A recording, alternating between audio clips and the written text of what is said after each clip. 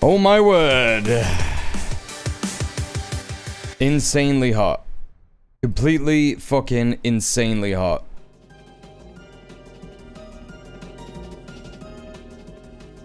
How we doing, chat? Welcome in.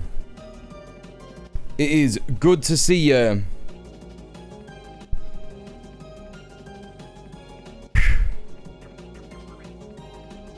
Ridiculous. Absolutely ridiculous. I went outside today. And it was like walking into an even hotter oven. I woke up. And it was like waking up in an oven. And then I went outside. And it was just an even hotter oven. Using the fan all day is giving muscle aches and headaches. Yeah. Yeah. Absolutely insane stuff. I got Melpo a little cool mat today, though, and he's been enjoying that, so that's good. That is good.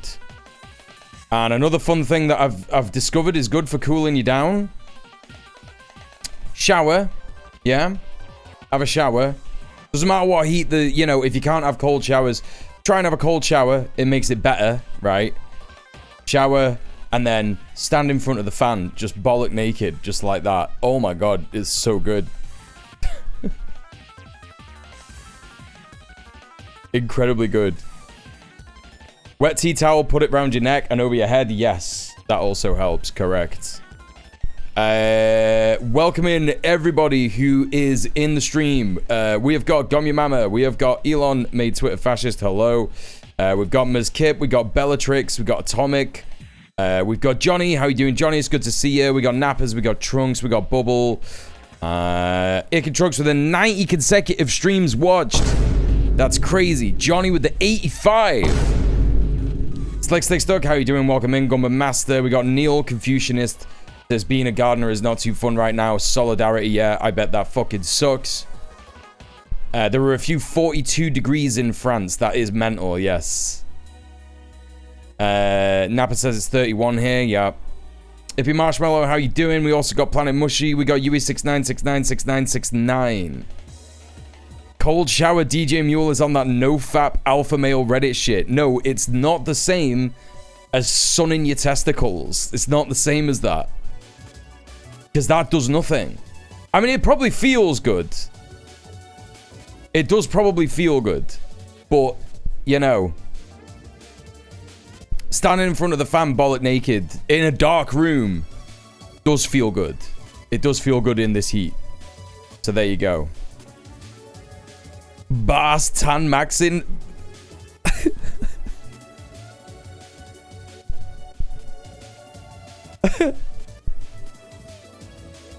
I think, in fact, it will do bad things. Sunning your normally unsunned parts, that is. Yeah, it'll probably give you a higher chance of skin cancer, right? I made the mistake of going outside yesterday. I thought I was going to die. Yeah, that's not good. Not good. I only went outside to get a Magnum as well. Like, I thought, you know, it's really hot. I didn't get any ice creams at the weekend when I went and did my shop. So I thought, I'll go to the local shop, get some Magnums. £5 for 2. I'm never fucking getting them again. I'd rather go and get a fucking £2.75. Well, that's about the same for even less, innit? Terrible stuff. Fucking rip-off. What was I even saying then? Yeah, I only went outside to get a Magnum because I thought I'll treat myself. If you don't have an ice block like hot water bottle but frozen, I highly recommend. I've got a homemade one. Don't be falling for it, chat, during this weather. Capitalists scamming you out of things you can make yourself, yeah? Empty bottle of Vimto. Shove it on your head. That's actually really nice. Okay, I should be doing that more. I should be doing that more. Should be doing that a lot more. Wet hands. Get that on my face. That's good. Oh, yeah. That's good. Yep. Magnum is in the... No, not condoms. Not condoms.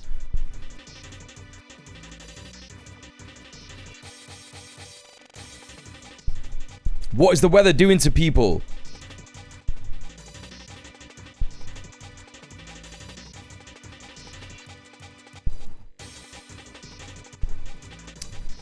B-Rat, how are you doing? Welcome in.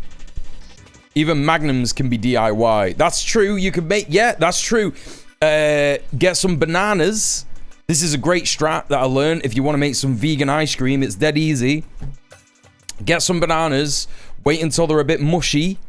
And then mash them up with a little bit of oat milk. Yeah, tiny bit of oat milk. Or soy, whatever you prefer. Non-dairy milk. Or if you're not vegan, you could just use... cow's milk. It's up to you, right? Just mash it all up, shove it in the freezer. When it's frozen, get the fucking scoop out. You make it, yep, nice cream. Nice little treat for you that you can enjoy. 70% humidity in your room is crazy, B-Rat. That's fucking mad. Soy, do I look like a soy boy to you? Don't be fooling... Don't be fooling yourself. Don't be fooling yourself and everybody else in the chat. We're all soy boys, soy girls, and soy thems here. That's how that works. Back from tenant support from the local org. Yo, let's go, Morgana. More and more chatters organizing. This is great. Hello, Emily. Welcome in. It's good to see you. Melpo's really enjoying his little mat. He was just lay on it and then he just moved immediately. It's like 90% humidity outside. That's crazy, man. If it was good enough for China for thousands of years, it's good enough for us. Chat, did I tell you I made like a pretty solid Chinese style chicken curry this weekend?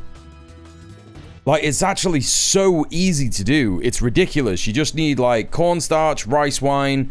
You could get very easily in Tesco Asda. I got mine from Asda Chinese chicken curry paste. It's not even chicken curry. It's just Chinese curry paste. Just like a bit of stock.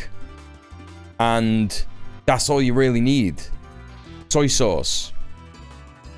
Just get them things. And it takes, like, fucking... I don't know, 20 minutes to make. Strat, if you're gonna do it, don't use red or yellow peppers in it. It's too sweet and it makes the sauce taste a bit insane. Just use green peppers. That's what I've learned. I found the goldfish Chinese curry sauce paste is an exact one-to-one for the Chinese takeaway. I need to find that goldfish shit then. You could probably, if you're lucky enough to have a Chinatown in the place that you live in, probably get a much better one at the Chinese supermarket. And I've got loads, and I've just not been to them because I wasn't particularly thinking about making it until I was in Asda and I just saw it and I thought, fuck it, I'll give that a go. I've got an ancient Ken Home cookbook, and yeah, there's a recipe in there, so it's good stuff. Crack open all the windows and hang wet towels over them. The apartment will cool down in no time. That's pretty fucking smart. That's pretty fucking smart. Okay. All right. All right. If you say so. I'll do some washing. No matter the humidity, I'm in Germany. We have 39 degrees right now. Yeah, I'll have to give that a go. Wouldn't that make it humid as fuck? That's what Elon made Twitter Fighters just said. Apparently not. Green peppers have always been my fave anyway. Need that crunch and a little bitterness, correct. It's very, very good. I finally got a disc player who can listen to all my discs again. Return. We must return to tradition. Meaning physical media. Own physical media. Chat, you heard about the Steam machine? That's crazy. $1,000 and it. People are saying it doesn't even run well. I haven't seen any like footage from it or whatever, but like it looks, from what people are saying, it looks terrible. Hardware prices fucked it. It's a fucking joke. Just so mad, man. Literally worse than my ancient ass computer, I imagine. Had high hopes and AI fucking killed it. £600 might have been decent. Yeah, like, why? Like, what's the point in buying that? What's the point in buying that? Hello, Star Spangled Shitlog. The only thing AI has achieved is just more expensive mid-tech. Yeah, literally. I'm so glad. I can't wait for quantum. I can't wait for the quantum investing. Definitely not a bubble. That's going to be so good. I wonder what kind of things that will inflate the price of. They shot for $750 US dollars price. Had to... AI meant they had to double that. Hell yeah. Prince with Stay cool, Muel. I expect some climate converts this week. Hell yeah, you know it. Thank you so much, Prince. Thank you for the 44 months. First sub of the day. How are you doing? It's good to see you. Enjoy your ad-free viewing and your emotes. Yeah, I'm doing all right, staying cool. I just learned from the chat that if I get this cold frozen water bottle that I was having in front of the fan to cool the air down, if I just like roll that across the back of my head, it's fucking unreal. So I'll be doing that a bit. I'll be doing that fairly regularly. The stuff I've seen about the current climate situation are, shall we say, not good. Yeah. I mean, this is the thing, right? Here's what will happen, chat. I will always redirect you to Sophie's "The World Is Not Ending" stream, right? The world isn't ending. Humans will survive the climate crisis, right? Now, what do I mean by that? Oh! Vagina. I am too hot, but seeing a cool cat would help. Oh my god, thank you so much, Emily, for the £25. We got Melpo Cam unlocked already. Thank you so much for the £25 donor. Thank you for subbing off Twitch. Thank you for supporting the stream. Appreciate you. Yeah, let's get Melpo Cam on. There he is. Look at his little mat. Look. Look.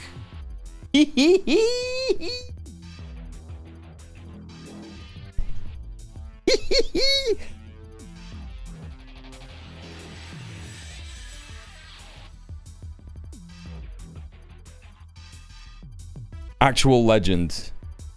Actual legend. It's logging o'clock. Hi, half a laptop. What else did I miss? People are so quick to blame AI, ignoring how Valve have always been pretty dog shit company. Also, prices and marriage just an elaborate way to cash out from CSGO knife gambling. Yeah, but it's also AI. It's also AI. I don't think at any point you have to hand it to AI. I think we can all just blame AI, and I think that'll be funny regardless. And you can also just like, I don't know, shit on Valve for the other stuff as well. I have to cool up a cold bottles near major blood vessels. Not sure if this is dangerous if you have a heart condition. Yeah. Always consult your doctor. Hello, Middle-earth Marxist. Everyone needs to stop catastrophizing. It only paralyzes progress. What I was saying was, I will always redirect people to Sophie's video, "The World Is Not Ending." Humans will survive climate change. And I don't mean that there won't be, like, you know, mass deaths, people struggling, all this kind of stuff. It will happen, right? However, climate change will just end capitalism. Like, it simply will just end capitalism because capitalism is unsustainable. You cannot survive without workers, right? You simply cannot survive without workers. You know, and that's the fucking end of it. If workers are being called en masse because of, you know, terrible heat conditions that people can't, you know, deal with, the ruling class, no matter how many bunkers they've got, just won't be able to survive in them because what are they going to do? Eat tin beans for the rest of their fucking life? So even if the current rate of doing stuff, continues, capitalism will still end. And we will have a socialist future. It'll just take longer. That's all it is. You know? Yeah, data center lobbies in Europe want to prioritize fossil fuel power plants for AI data centers over hitting climate goals. If you know any politicians or climate panels, please email or call them. Funnily enough, I have something for that. I have something not related exactly to that, but I have a related thing.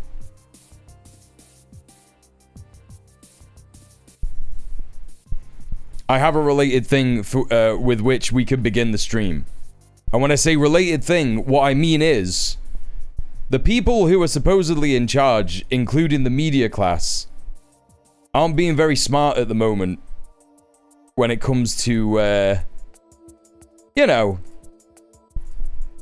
saying things to try and placate the masses. Here's Nick Ferrari on LBC. Let's hear what he's saying during the middle of this heat wave. As soon as the going gets tough in the United Kingdom, we just stop. I remember the summer heat waves of the past 50 years ago. And you know what we did? We had our lessons outside, in the fields. You do have outside areas at just about every school, let's be honest about it. It is a shocking lesson to our school children. It's horrific. It's not good for the children or teacher. Children fall asleep. It's so hot in the classrooms. Well, how do they manage in Africa and India? They fucking don't. You stupid prat.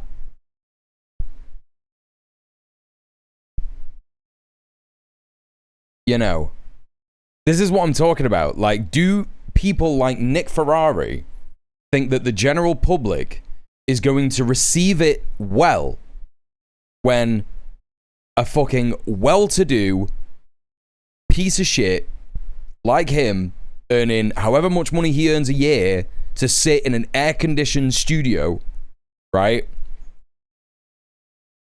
is sat there going on saying, oh, everyone should just like get tougher? How does he think that people are going to react to that, man?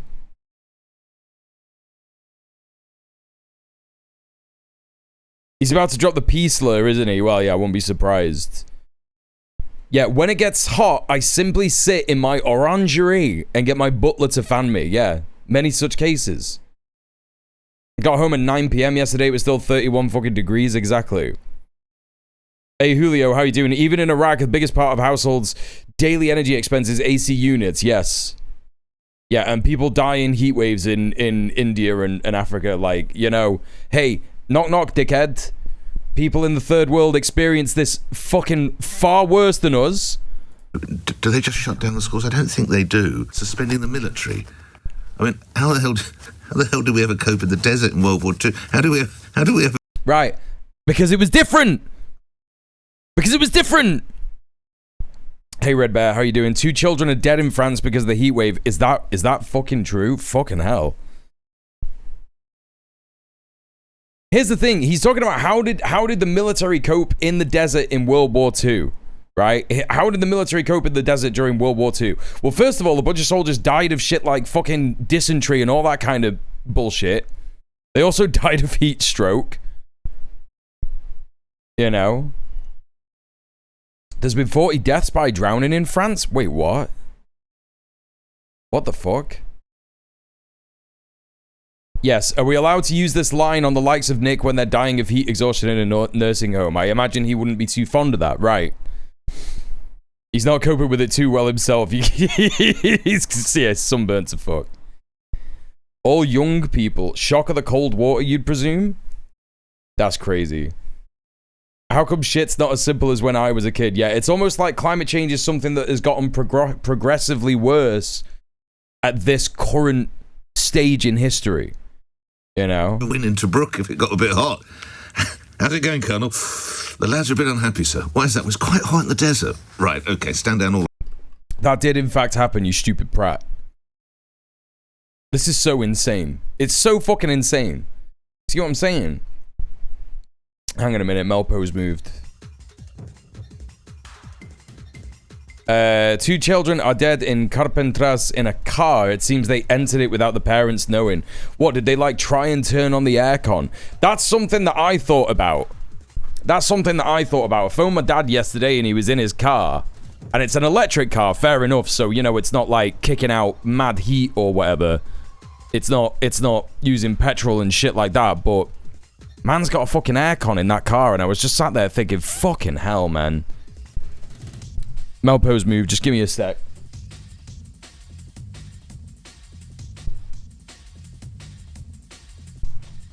In the tire gulag again. Oh, what's that?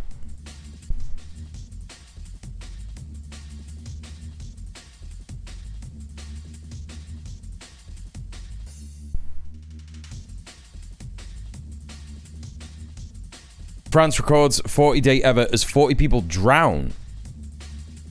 How have they drowned? Swimming in unsupervised areas, yes. Yeah, that I thought that's what it would be. Yeah, people were doing that in Salford Keys last two years ago, or maybe last year. Kids jumping in the Keys, right? And Salford Keys is basically an area that used to be like a dock, you know, like dockyards kind of thing, and they've developed it and gentrified it or whatever. So there's houses all over the place around there and flats, but there's also a bunch of estates, you know, at the back of the developments and stuff. And the kids would just, you know, come to Salford Keys, fish, have a little swim, shit like that. But some of them were obviously, like, jumping off fucking... Like, actually, like, enjoying it, which is, like, really sad. But, like, you know, jumping off the fucking bridges and shit and then dying by hitting stuff in the water and just drowning. Insane stuff.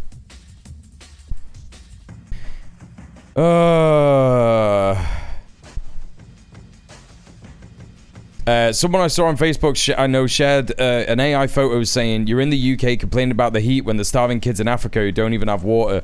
Like, first of all, if you have such a problem with kids in Africa having no water, then help them. Say, yes, the right thing to do is help the kids in Africa. And second of all, we are still hot. It doesn't change the fact that we are also still hot. It is terrible to be around in this heat. It's terrible to be about. We've had heat waves every year since 2018 with the exception of 2020. Wow, I wonder what happened in 2020, chat. What was it that happened in 2020 that was different? It wouldn't be that there was no fucking cars driving everywhere, would it? It wouldn't be that, would it?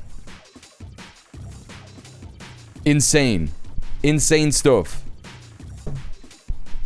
There are only 4 heat waves in the UK in the 20th century prior to the 90s. Yeah. Oh my god, Melpo is on the move.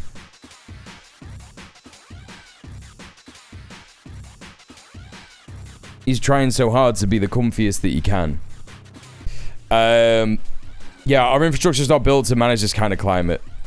He doesn't want to be filmed, it's so true. Nah, he's fine, he loves it. Yeah, so, there you go. Nick Ferrari saying stuff like that. That'll end well, won't it? Won't go really well for him.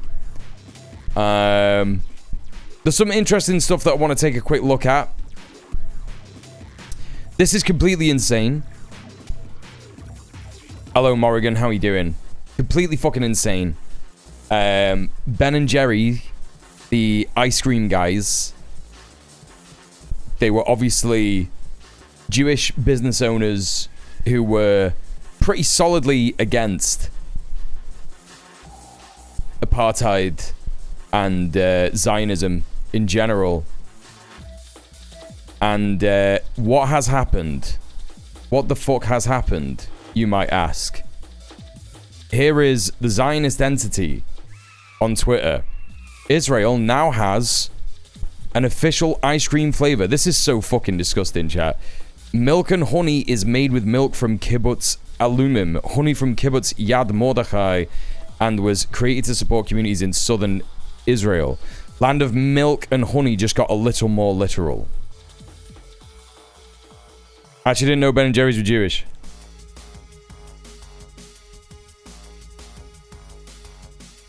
Hey, bride person.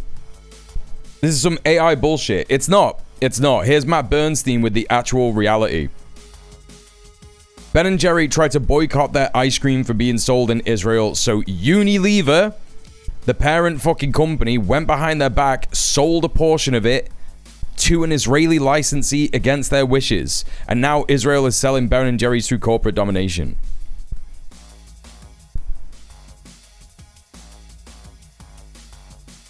So there you go.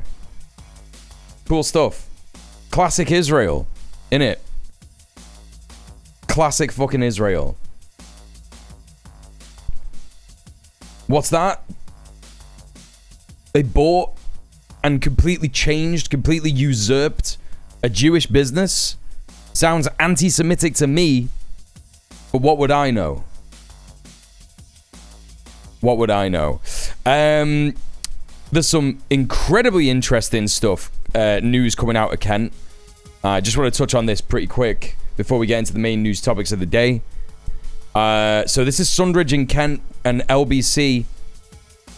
Some of you in the chat will know about the genocidal laws that we have in the UK against travellers, Roma, Gypsy, Roma and traveller communities, GRT communities in the UK, and how they do not allow those communities to have, you know, even permanent land to live on in their way of life, in their caravans and stuff, right? They don't have any permanent sites, and they are prevented from having even temporary sites where they move around, right?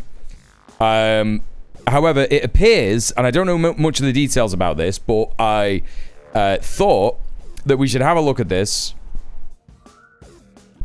because LBC are running a bit of a story on this, framing it as a terrible thing. Travelers stage organized land grab. Oh, that sounds fucking based, actually. that sounds crazy. Let's have a little look at this. Welcome to the village of Sundridge in Kent. This is often referred to as stockbroker country. Hello, Krill. It's affluent, it's beautiful, but recently there's been a bit of a disturbance in the peace here. Over a bank holiday weekend earlier this year, a traveller family moved in on land that they owned but didn't have planning permission to build on. It's upset some of the locals. Over a bank holiday weekend. Oh no! So it's not even a land grab? It's not even what's happened. They actually own the land. Okay, this has gone insane. The country has gone insane. What do you mean? What do you mean they moved in on land they own and residents are upset? Okay, so it's not as based as I thought it was, but this is just the most racist shit that I've ever heard in my entire life. People can quite literally just bulldoze a piece of countryside, take it over and move in. And it's one example of something that is happening. You just said that they own the land. What are you talking about? More and more, not just in this part of the world, but around the country too, of families moving in on land that they may or may not own. May or may not. After they've built on it. I'd love a house in the middle of... Oh, okay. Look who it is, chat. Do you recognize this lady, anybody? I'm not surprised that she's just, like, getting about in Kent. This is the Tory Minister for...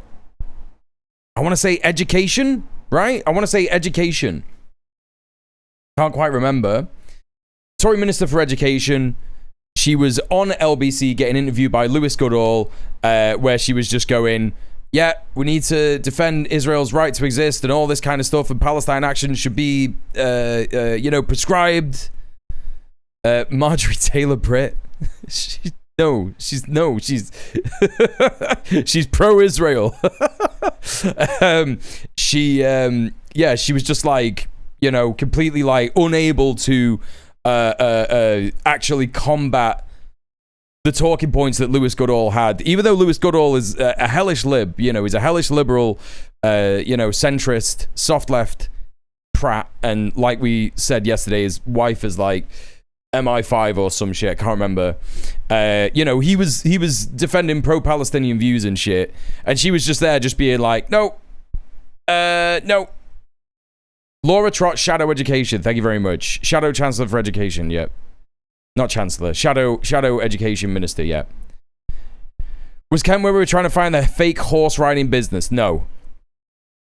So when Zionists settle, it's fine, but GRT live on their own land, it's a crisis. Yeah, I mean, well, this is why it's a completely perfect thing for her to be talking about particularly. Sundridge on the Greenbelt, right? I can't have one. We've Insane. come to meet John Evans, a local farmer in the area who lives close to where the traveller site has appeared. Did they even name drop her? That is her, right? That is her, right? Tone, and applying for planning permission after they've built on it. I'd love a house. Chat, we've got PMQs right here. She'll be sat next to Kemi Badenoch. It's not. It's not. Have you seen people talking about Burnham appointing Gary's economics? No, you can't be saying that. No, you can't just be saying that. Hang on, let's see if we can get... with the Prime Minister. She's not sat next to Kemi. Hang on, I've got to find out if this is her. Laura Trott. Oh no, it's not her. It just really looks like her. No, yeah, it just really looks like her. Okay, sorry. They all look the same to me. No, it's not your bad, it's my bad. She just looks exactly the same. No, it might be her!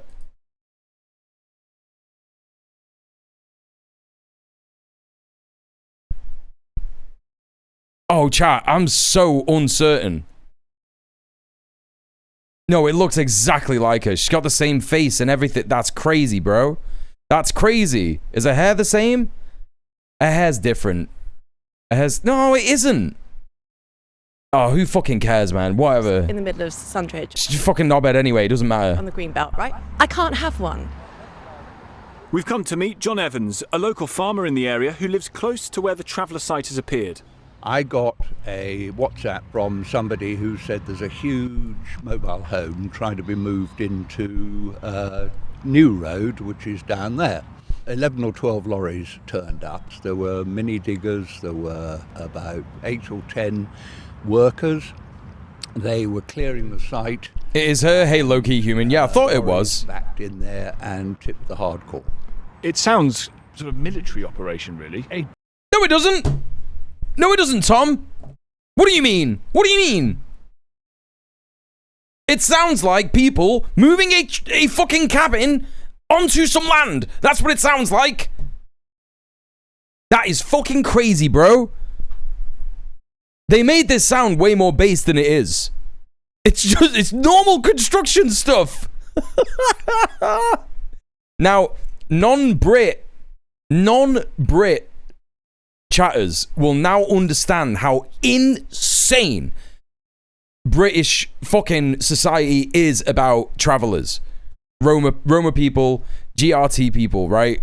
It's completely fucking mental. I mean, it's quick, effective. Very, very well organised, I have to say. All of Europe is like this, yeah. I imagine Americans will be a little bit like, what the fuck is going on here? What do you mean? We have the same in France? Yeah, I bet, yeah. Building on this land is Miles Martin Connors. He bought the land in question at an being auction. this bent over, planning permission issue because the Roma is so dumb, correct? You know?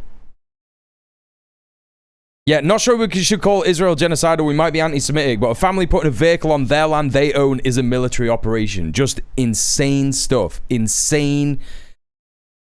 It's just at odds with reality. Last year for £167,000. This, he says, is land he wants to use to live a quiet life. So the issue here is... Why do you need that much land to do that? What do you mean? This is land that isn't his. It's his. Wait. Hang on a minute. Wait. Oh, this is the guy. Okay. No. Sorry, this is fine. If they're a traveller community, I'm fine with that. I thought they meant the fucking farmer. Connors. He bought the land in question at an auction last year for £167,000. This, he says, is land he wants to use to live a quiet life. So the issue here is not that this is land that isn't his. It's his. The issue is he needed to have applied for the planning permission to put the mobile home on there to... Bro, who fucking cares? Who fucking cares, man? Build over it. He needed to have done that before he did it. Which is my point in the fact that everybody else, there's a law for everybody else whereby you go through the due planning process. Do not... Bro is like, this is apartheid. This is why Kent needs to be like hewn off Britain, right? Needs to be hewn off Britain and just like put somewhere else.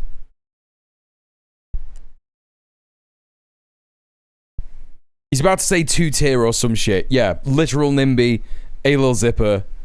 Yeah, fucking hot fuzz kind of bullshit for the greater good kind of bullshit. No, we can't be having those dirty travellers next door to me. No. It will affect the village's reputation. Yeah, they literally just don't want travellers to exist. That's what it is. My man is literally about to say, this is apartheid, and I'm a second-class citizen. There's one rule for them and one rule for me. What do you mean? What do you mean? Cross with the process whereby people can quite literally just bulldoze a piece of countryside, take it over, and move in. The local MP. I don't think there's anything wrong with that. It is local MP. Laura Chott, who's been very yes, it is. It's her. I was right. It is her. About the impact that traveller sites have had in the community. Oh yeah. Not just in the village. Can't wait to hear this. A terrible situation whereby we've had a number of incursions, generally over the weekend or bank holiday weekends, where travellers who purchase land then set up the sites, generally on a Friday when they know that the district council is not going to be around, and then they apply for retrospective planning permission. And it's been incredibly stressful for the local communities involved. It's also just really irritating because this is not how everyone else has to behave. I'll tell you what's fucking irritating. Now do Israel.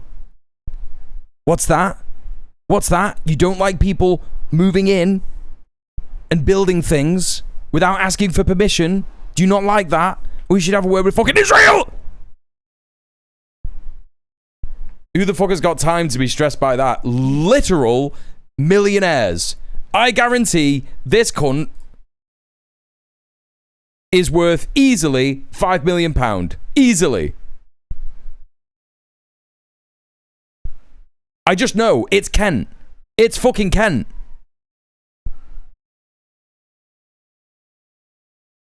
Do you know what I mean? Hey, Roshan. Good to see you. This man is like one of those retirees who's got nothing better to do. Literally, that's what it is. He's got nothing better to do.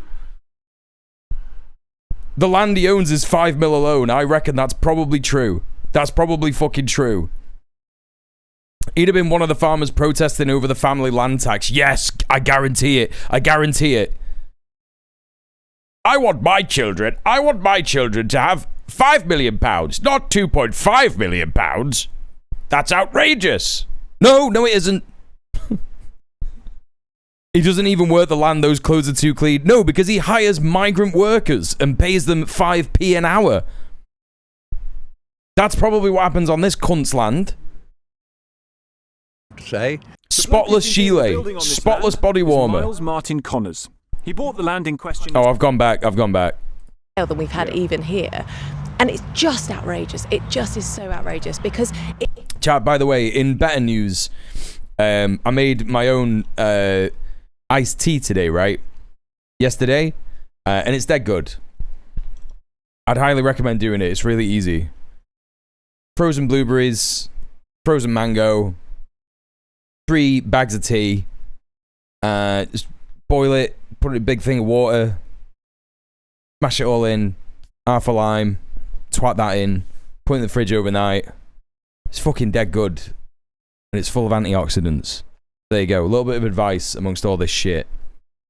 Anglopunk, hello. I had a neighbour just casually spouting off to me about travellers last summer. Put a stop to that immediately by being like, you know, the council could just assign them land to use and not treat them like shit and make everyone's life so much easier. And my neighbour saw reason very quickly. So many people in institutions treat travellers like shit. My nieces and nephews are half traveller. My sister and her husband, who's a traveller, are waiting until they're older too. Yeah, I'm descended from Irish travellers. You know, and like, I can't say that I experience even remotely a bit of... you know, the oppression that they faced, you know what I mean? But like, you know, travellers are part of Britain's history. They're part of Europe's history. They're part of humanity. Like, there are so many peoples who just like travel. They're like nomadic people. It's just people living a different kind of life. That's all it is. You know what I'm saying? It boils my blood how openly racist people are towards travellers. There was a traveller march in Manchester like a couple of fucking months ago, and barely anyone turned up. Like, no left-wing organizations, no fucking trade unions, no tenant organizations. Like, it's fucking insane. It's completely insane. They just want to securitize a big gated community. That is what it is, yeah. That is what it is. My sister's husband is has an Irish traveller accent, so racists very much clock him immediately when he speaks. Yeah, this is it, right? It's so insane. What was I going to do then? I've forgotten. It doesn't matter. It just upsets everybody, and it's just not fair. But it's outrageous that these travelling communities do... Oh, it just upsets everybody. It just upsets everybody. Shut up, you little fucking knobhead. Lesbian Hot Sauce, how you doing? Everybody, please go show some love to Lesbian Hot Sauce. Amazing Brit streamer who's also a legendary commie. How's it going? Don't have the sites available for them to live on, they would say. Yeah, how you doing, Anglopunk? Oh, that's what I wanted to say. That's what I wanted to say. Because okay. What you were saying was a success story. What you were saying was a success story about talking to normal people and very, very easily figuring out that most normal people are just like, yeah, sound. Emily posted a story in the chat today, and I hope you don't mind me bringing this out. If you want me to stop doing it, Emily, just let me know. But I just wanted to share this with the chat because I think it's so good, and it's more evidence of what I've been talking about on the stream, right? Where again we are experiencing RTE clearance. Thank you so much for the 5 months at tier 1. Thank you very much. Ridiculing Americans for their racism versus Brits, talking about Romani and travelers. Yeah, it's bad. Thank you for the 5 months. Enjoy your ad previewing and your emotes. What I was going to say was, Emily today in the Discord said, I had a chat with a standard normal bloke today who went into the conversation openly saying he hadn't really kept up with the whole Israel-Palestine thing. I just explained it all as best I could and as neutrally as I could, the various claims to the land, formation of Israel, support of from the West, Israel's actions since, Hamas's actions since October the 7th, how all that led into Palestine action in the UK and their actions, their RAF-based break-in, the Elbit break-in, the recent sentencing, the prescription, and the arrest of everyone holding signs. He took it all in and reacted in an entirely normal way, immediately not being impressed at the West just giving Israel a free pass, understanding why the situation was now so politically unstable and difficult to cleanly fix, being taken aback with what the UK had been up to was quite reassuring to see that A, people who aren't political can actually be told and be receptive to these things, and B, when they're told, they actually do react in a normal, human, and reasonable way. The internet is not real life. Most people are generally good. It's just about us doing the work. This is what I mean when I say that, like, when you interact with people in reality, in real life, you are going to actually just like be able to have conversations like this and explain things to them, and they will be like, oh shit, I'm on your side actually. You know? My normal mates are very free Palestine, even if they maybe don't like get the details. Exactly. Julio says, in my country, I got attacked by 10 dudes with telescope skits, barely got away, was able to identify some of them. A year later, the cops, the prosecutor, is still sitting on the ass. I know they'll face no legal consequences. Meanwhile, 2 Roma dudes punched a mayor at a village party and both got sentenced to 2 years in prison immediately. Yes. Absolutely. That's the way that Roma people have been treated in Europe since fucking like the 1800s, 1600s probably, you know? Insane stuff. Absolutely insane. Everybody wants a house, right? Like, I'd love a house in the middle of Sundridge on the Greenbelt, right? I can't have one. Okay, these are things that if you're... What is she talking about, by the way? I can't have one? I'm sure you could. You earn £90,000 a year. What do you mean? You're the MP of this place. What are you talking about? Nurse right now, and you're thinking, sorry, why do they get to illegally just go into a field and build a house when I couldn't do that? Right, they've not done that. That's not what's happened. Oh, why do they get to just go in and build a house and do that? That's because that's not what happened. That's why they get to do that, because they actually get to get a thing that is completely fine and normal to have. You know? It's their land. Like, they own it! It's a caravan!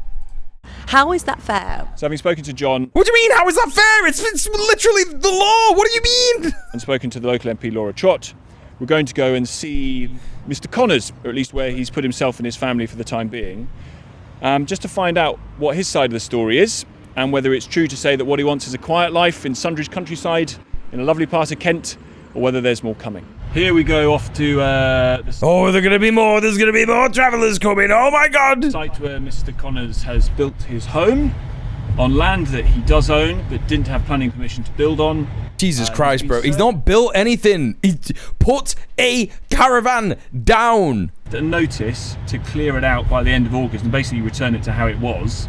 So plant some trees and plant some wildflowers or whatever. And we're going to Hey, Mama B. Hey, Pitsy. He wants to tell us what's been going on. He literally put a caravan down on a plot of land that he owns. Yes, that's what's happened. Look, you'll see it in a minute. I mean, people are saying that he's like bulldozed the land and stuff, and it's like... There's trees everywhere. What are these people talking about? There's trees fucking everywhere, bro. Look, it's literally a couple of caravans. There's somebody there. Bro! He's built a house. Needs planning permission. Okay, no he doesn't. No he doesn't. Literally looks fine. Hello. He might have took up a bit of grass. Oh, there's a pony. Oh. Tom Swarbrick revealing he doesn't know fucking anything about fucking travellers. He's like, oh, a pony! You fucking idiot! What do you mean? Yeah, we just wanted to ask about whether or not you were going to... We're just asking whether or not you're going to want to build more. And that, I think, is our cue. Tom trying to act like he's not a cyborg, yeah. What do you mean? That's your cue to leave. They're saying they're calling the police. Bro, what the fuck are you talking about? You saw how... No, they made that up. That didn't happen. She probably just went in the house to ask him, and then they left. How well developed that site was, actually. Walked onto the land unannounced. I mean, I wouldn't be surprised if they did call the cops, but like... She did say that, I heard it, but they don't want to be bothered. I mean, again, like, even if she did say that, that's fine. But, like, you know, they're framing it as this, like, oh. The gate there, the house looked pretty well set up in a beautiful part of the country. I mean, houses around there are very, very expensive, so that is a nice part of the world to be able to live in. Driving away from the village, we managed to get hold of Mr. Connors on the phone. Hello, sir. Sorry to bother you. He told us that he remains at the site because he needs somewhere to live. No, let him speak! But when we asked whether this was why he bought the land and built on it without planning permission, our phone call was cut short. Made up, didn't happen.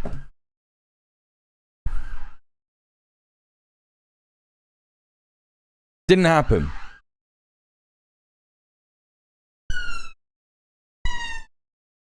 I fucking hate these cunts. I hate these cunts. Is it any wonder why people hate the media?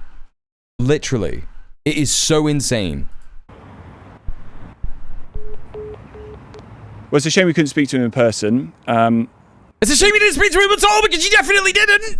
We didn't get longer on the phone with him. The phone line seemed to go for whatever reason. It's land that he owns. They bought it. They need the planning permission to build on it. That's obviously being sought retrospectively, which is the issue. But as you heard him say there, he needs someone. Can tell you for free, I'd tell Tom Swarbrick to fuck off as well. I don't even think it's anything to do with anything. Yeah, I think they just did it because it was Tom Swarbrick. They recognized him straight away. They were like, phone the cops. You should be illegal. Not even just like, we think you're breaking the law. Like, you should be illegal. It was a nothing burger.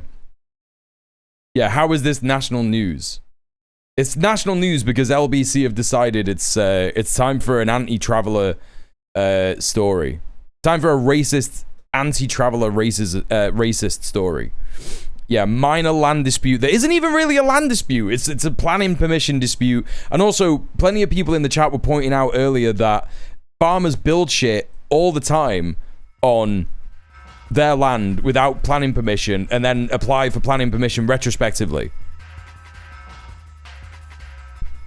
The only acceptable traveler for them is the one from Birmingham that inhabits all the Sigma edits on TikTok. I've not seen that. Yeah, yeah. Well, again, like you make a good point, right? Is that like, you know, if travelers integrate into society, and what they mean by that is like completely erase any part of them that, you know, retains their culture or anything like that. Just completely abandon all of that and just become a colonized individual. Do you know what I mean? Like, you know.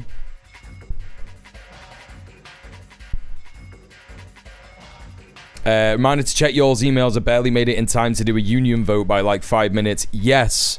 Good point. Good point. Yeah, they basically want him to completely assimilate. Yeah, when I was at GMTU, I got a call from an anti-racist activist who basically said, told us about this traveler who was rehomed in social housing as a, like an effort to like get travelers into society. And she had, you know, like 7 kids. None of them have been schooled in that because, you know, they're getting like bullied at school and all this kind of business, and, you know, a bunch of that shit. And the landlord was just being completely fucking insane. The building that they were living in was basically like a slum. I was on the phone to her and she was telling me that there were just like rats crawling over her fucking kids and shit like that. And it was just absolutely fucking insane. I don't know what happened as a result of, you know, the action that like the anti-racist activist was, you know, helping her with, because I left the union before any of it could progress. But like, yeah, it's just completely insane the way that they get treated. You know, and that's when they're trying to like integrate travelers into society. It's like they just treat them like the most insanely persecuted second-class citizens of all time. It's completely fucked. Hello, Nellis. How you doing? They did that here too. It was gross. Yeah, it's terrible stuff. Chat, we've already got an amazing dono from Emily straight away in the stream today, which means that we're halfway to the dono goal already. Lot of heavy lifting already done for the Wednesday stream. I just need 5 more people to donate £5 each, or 10 more people donating, wait, what is it? £5, 10 people donating £2.50 each in order to get that dono goal reached. I've been streaming for about an hour. This is my full-time job. You know the score. Please consider subbing off Twitch, supporting the stream. I know that the Streamlabs tip link is a bit shit. I'm working on it. I'm working on figuring out some more, you know, easier ways to donate, for people to donate and stuff. So, yeah, we'll figure that out. Melpo, please don't lick your fucking battiole on camera. He looked like he was gonna... It looked like he was lining it right up for the fucking shot. It was gonna be like a money shot. Yeah, please consider doing that. You can also sub on Twitch if you like. Subbing on Twitch means that you get ad-free viewing and a bunch of emotes that I'm sure you'll all enjoy very, very much, including the famous djmuel jam emote, which is Melpo doing a little head bob, and everybody enjoys that. So you can enjoy that together. But yeah, there you go. There's the call to action for the first hour, and I'm pretty chuffed with us getting the halfway point to the donut goal already today. Thank you very much. And thanks for the 2 subs. Also, just need another 3 subs in order to hit the sub goal for the day. So consider that as well. Alright, you know what it's time for? It's time for Keir Starmer's first Prime Minister's questions since he resigned. Let's take a little look. Hang on. Sorry, I've just completely fucked the Chatterino window. There we go. Let's take a little look at how things went, yeah? Should we have a little look and see how things went? Be fun, won't it? Train. His family death. And it's something.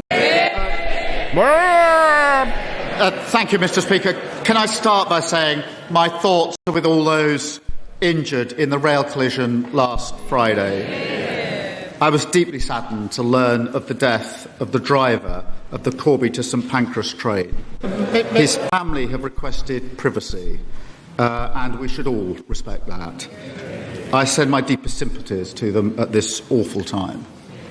My thoughts are also with those injured in the appalling attack in Edinburgh, which appears to be motivated by anti-Muslim hatred. Mr. Speaker, let's be clear, in this country...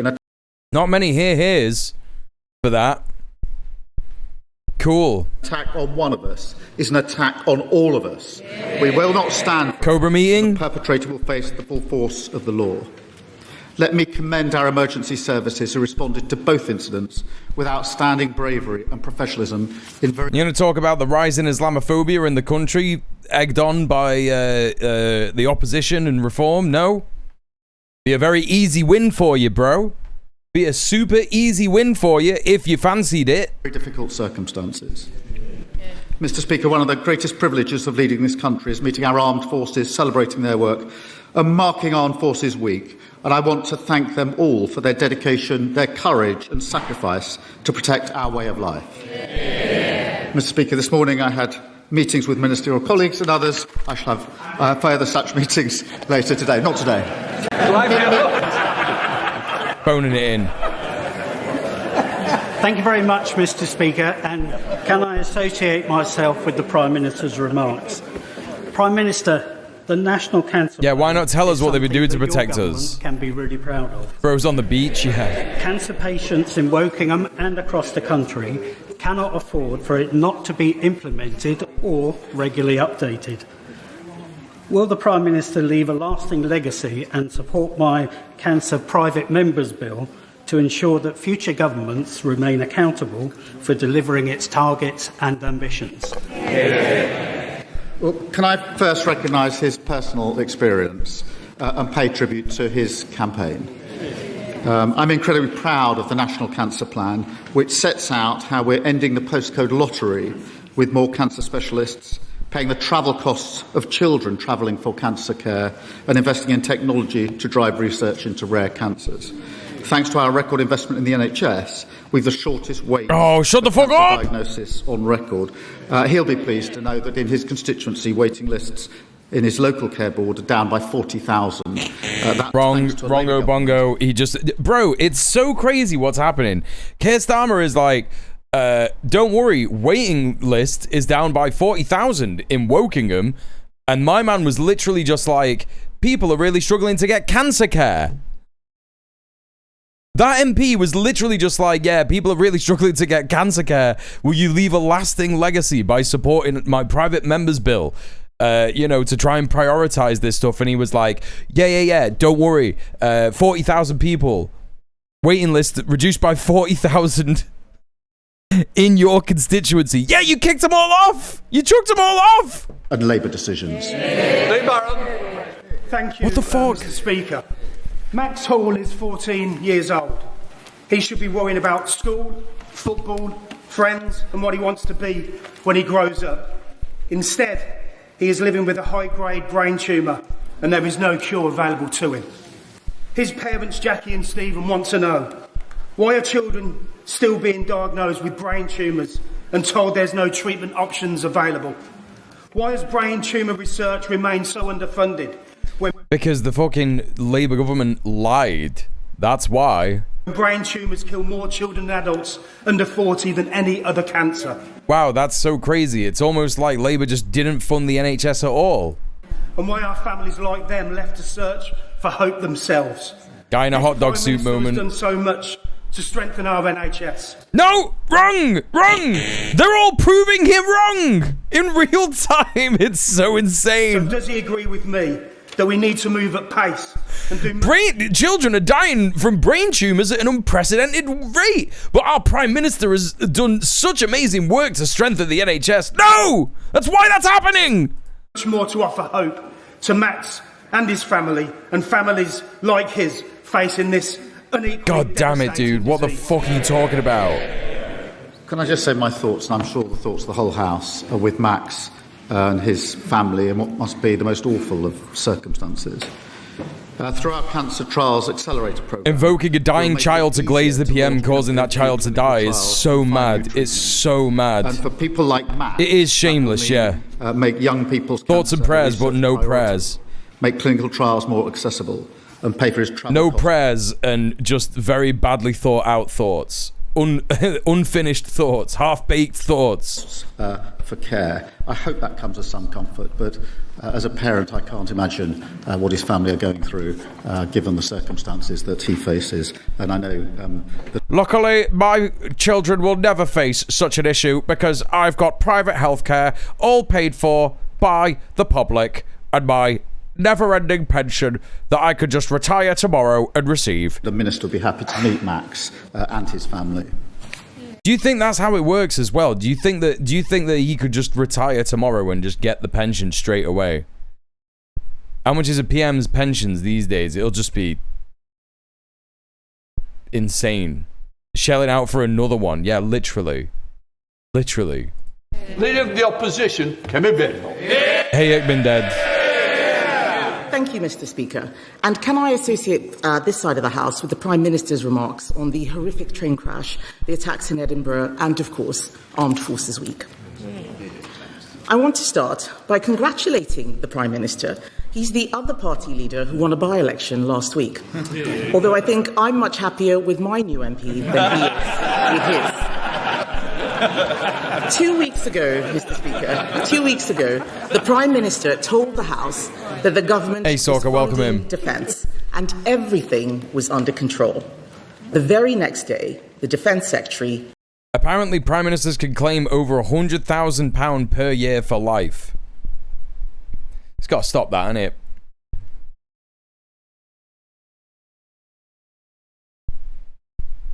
It's got to stop.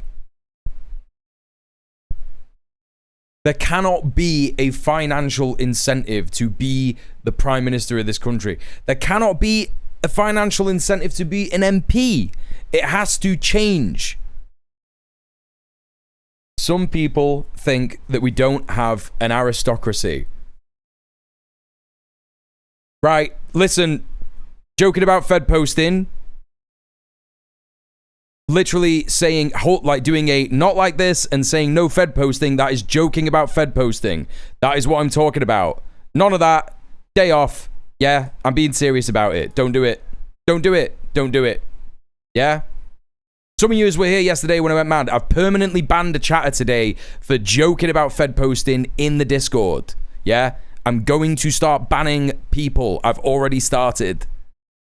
Stop doing it. Resigned. You are going to get me in trouble. It's very easy to not do it. Also, I do also want to just mention a thing that I talked about in the Discord today as well. Right? If you're in an organization and you go to an action, whether it's a protest or anything like that, and you get picked up by the feds or you get put on a list by the feds come to your door, arrest you, they're trying to build a case, right? You know what, you've seen the Palestine action stuff, you've seen everything that goes on in this country, right? No matter what country you're in or anything like that, they'll ask for shit like your Twitch logs if they get your laptop and see that you're like a Twitch user and shit, right? They'll ask and they'll get that shit. They'll get all that information from Twitch and they'll read your fucking shit out that you've posted in Twitch chats in court. It will happen, right? So... you know, can you imagine being on the fucking stand? I know that some people are thinking that this is probably like an insanely extreme, you know, and I'm like worrying too much about it and I'm being paranoid, but I guarantee in like a year's time, we're going to hear about someone who was on the stand in court and a fucking prosecution lawyer has said to him, yeah, hello, so-and-so, can you explain what Fed posting is? You know? Like, just think about it. Just fucking think about it. Not only are you endangering my income, you're endangering any organization that you're endangering yourself. Stop doing it. It's not worth it. Saying the Prime Minister was unable and the Treasury unwilling to fund the defence of our country. What changed? Well, Mr. Speaker, she references the by-election. I'm very pleased with our new Member of Parliament. Someone on Gremlo's stream said a neighbour got arrested for it. This is what I'm talking about. This is what I'm talking about. It just already fucking happens. You can't just be there being like, oh, don't Fed post, don't Fed post, don't Fed post. They know what you're saying. They know what you're saying. Just stop it. Can I I also say to in Gorton and Denton... Hey, Soph, how you doing? Welcome in. Everybody, please go show some love to Soph, my co-host on Red Planet and great friend. It's scary times we're living in. You got to protect your income source. Chatters have got to protect themselves as well, right? Chatters have got to protect themselves. Oh my God. Is Keir Starmer about to talk about Gorton and Denton as a fucking insult to Kemi Badenoch? That's crazy, bro. What do you mean? Changed. Mr. Speaker, she references the by-election. I'm very pleased with our new Member of Parliament. Can I also say to her, in Gorton and Denton, the Tories got 1.9% of the vote. Bro, you lost in Gorton and Denton. You can't just bring that up. That's fucking crazy. Can I congratulate her? Because in... Krill, thank you so much for gifting a sub to Morrigan the Fae. Enjoy your ad-free viewing and your remotes. Thank you, Krill, for the 338 gift subs in the channel. Thank you very much. He is insane. Like, what is he talking about? He can't be sat there, like, posting the Labour Party's L's as if... Do you know what I mean? He's already stepped down. Traditionally, this is when politicians are allowed to show more of their own opinions. Yeah, and he's just, like, not. He's just not. Because he doesn't have any of his own opinions. They don't exist. Percent of the vote. Just edging past Count Binface. She says they're winning everywhere. Count Binface mentioned in Parliament is crazy, actually. 500 years to get back into power. Mr. Speaker, meanwhile, back on these benches, we've delivered the biggest sustained boost to defence. Hey, Soul Chicken, I can't take this level of weak patter. Yeah, it's dead bad. £170 billion over this Parliament. That, Mr. Speaker, is a record. The Defence Investment Plan will take that even higher. That's about facing the future. We'll finalise the plan with the Defence Secretary and we'll have it published before the NATO summit. Mr. Speaker, I think the Prime Minister forgot to mention that in Aberdeen South we got 50%. And he says that he's funding defence. The truth is, he wouldn't be in this mess if his Chancellor had found money. If I understand correctly, they can't talk to each other. They have to talk to the Speaker. Yeah, basically, yeah. That's why they keep saying, Mr. Speaker, Mr. Speaker, Mr. Speaker, yeah. For the Defence Investment Plan. The Prime Minister gave her the second most important job Aberdonians will vote for anyone who says good things about oil. Yeah, it's not exactly a dub, right? In Britain. Mr. Speaker. First female Chancellor. She lives next door to him. Full of landowners as well, yeah. To stand by him during his resignation speech. She was too busy getting ready for a selfie with the new leader. That's pretty funny. Let down by his Chancellor. Mr. Speaker, someone shat in my pants. Somebody shat in my pants. Hey PvP, how you doing? Opening stream early on PC, decided to stop working. Sorry to hear about that. That fucking sucks. This is the Chancellor who ended austerity inflicted on our country for 14 long years. This is the Chancellor who got the economy growing, Mr. Speaker. She doesn't normally want to talk about the economy. That's because in the first quarter of this year, the UK had the fastest growing economy in the G7. Growth was upgraded by the IMF and the OECD. Yeah, it's so good that austerity's over. Like, this is what I mean. Like, you know, it's like what Sophie was saying up there, right? Traditionally, prime ministers are allowed to say, like, more of their own opinions. And what we're learning about Keir Starmer is that it is just true. All the things that we were saying about him, that he doesn't have his own opinions, he's literally an empty vessel for lobbying group money.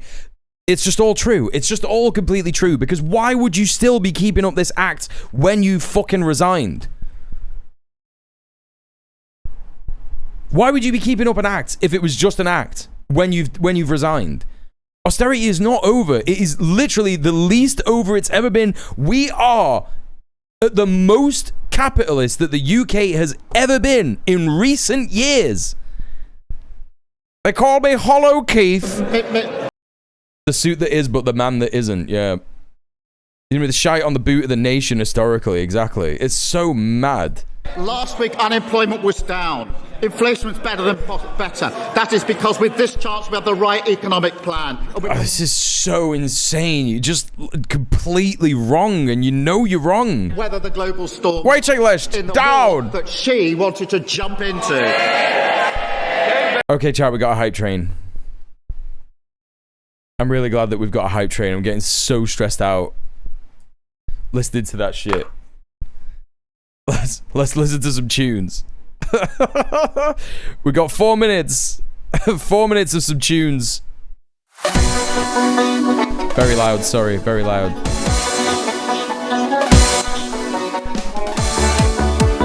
Alright, you know the score, chat.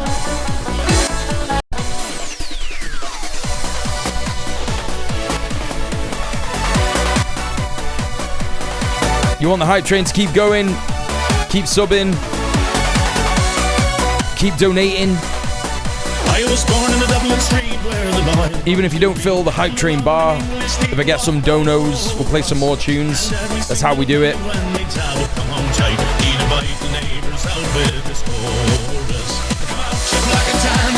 Hey Ninny, how's it going? Welcome in.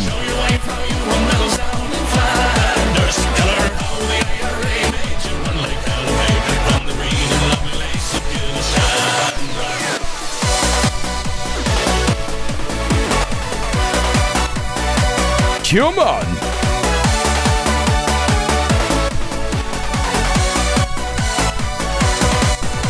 Come tell us how you slew them all Arabs 2 by 2.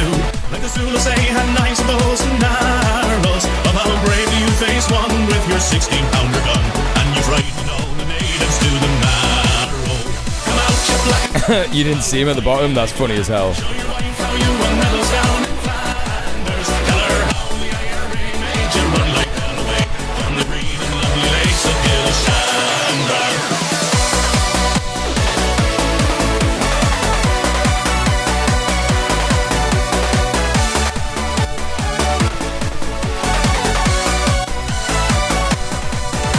Come let us hear you tell how you stand. 2 minutes 50 on the hype train, chat. You want to keep it going? Let's get some donos, let's get some subs. There's people in the chat without subs. Not many of them, but there are.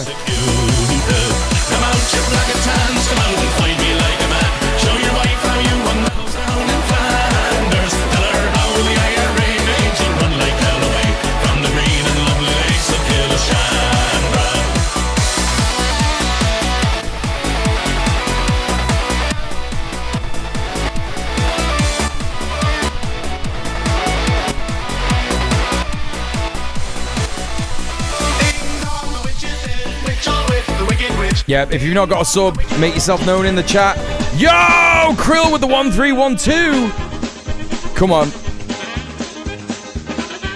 Is it Krill? I think it is. I can't fucking see.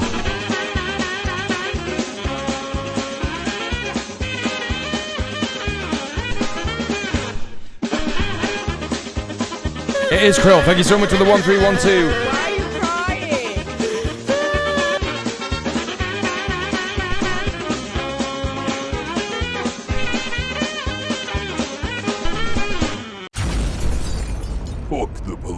Krill, thank you so much for the 1312. Thank you for the dono subbing off Twitch.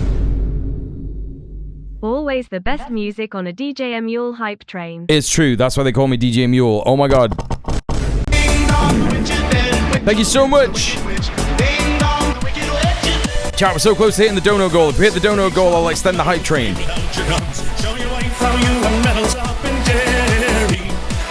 Aslan, welcome in. Aslan needs a sub, someone. How can you dance in this heat? You'll notice that I didn't dance very well. 50 seconds.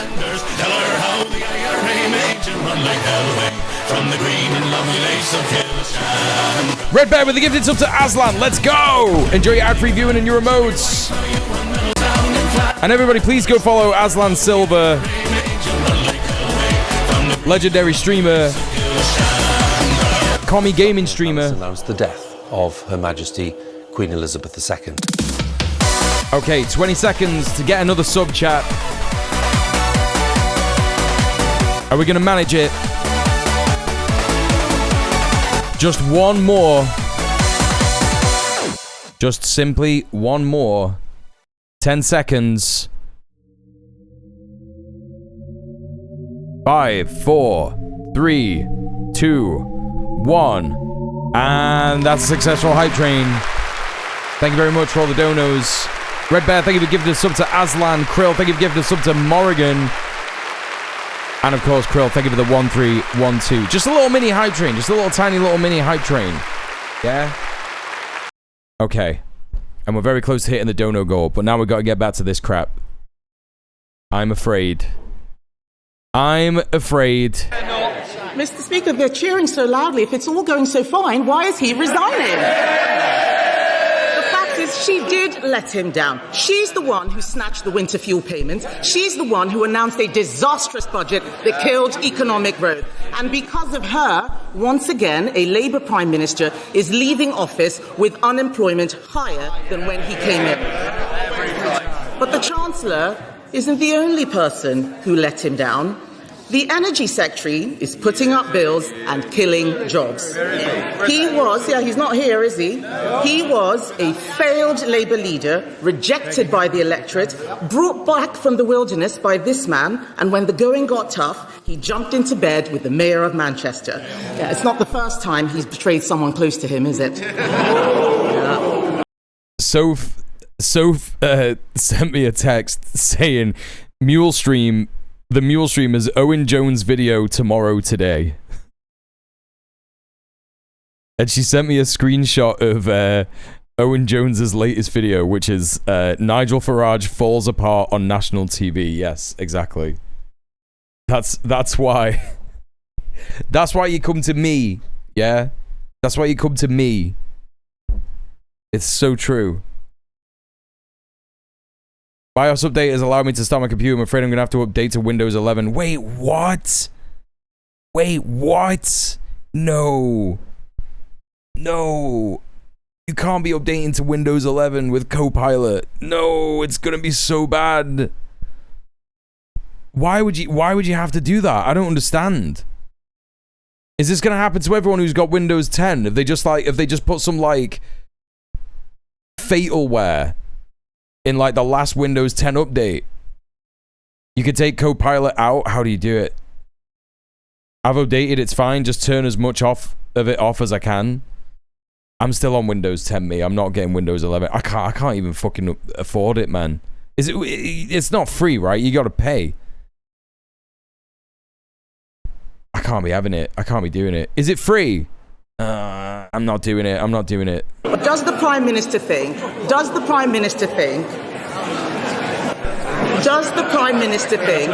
bucks for the home version? Yeah, fuck that. Should be no, I gotta figure out how to learn Linux, yeah. Chancellor. Mr. Speaker, the Chancellor and I... Security updates are important. Yeah, but like, how important? Can you not just like have a VPN or some shit? 6 years ago, from the worst defeat since 1935. We turned it around and we made it face the country. And we won a landslide general election, giving them the biggest drubbing in their history. Thanks to this Chancellor, we've delivered the fastest fall in NHS waiting list for 17 years. With the money for new rights for renters and working people. And we're lifting 500,000 children out of poverty. Mr. Speaker, the test for every Prime Minister is handing over the country in better shape than you found it. I know I can do that. Right, but you haven't. Right, but you haven't. Please tell me you joking. What about the VPN? No, I don't know anything about any of this stuff. That's why I am genuinely asking. Like, can you not just have like a VPN? Like, I don't get it. Like, what are you supposed to... Like, what are you supposed to do?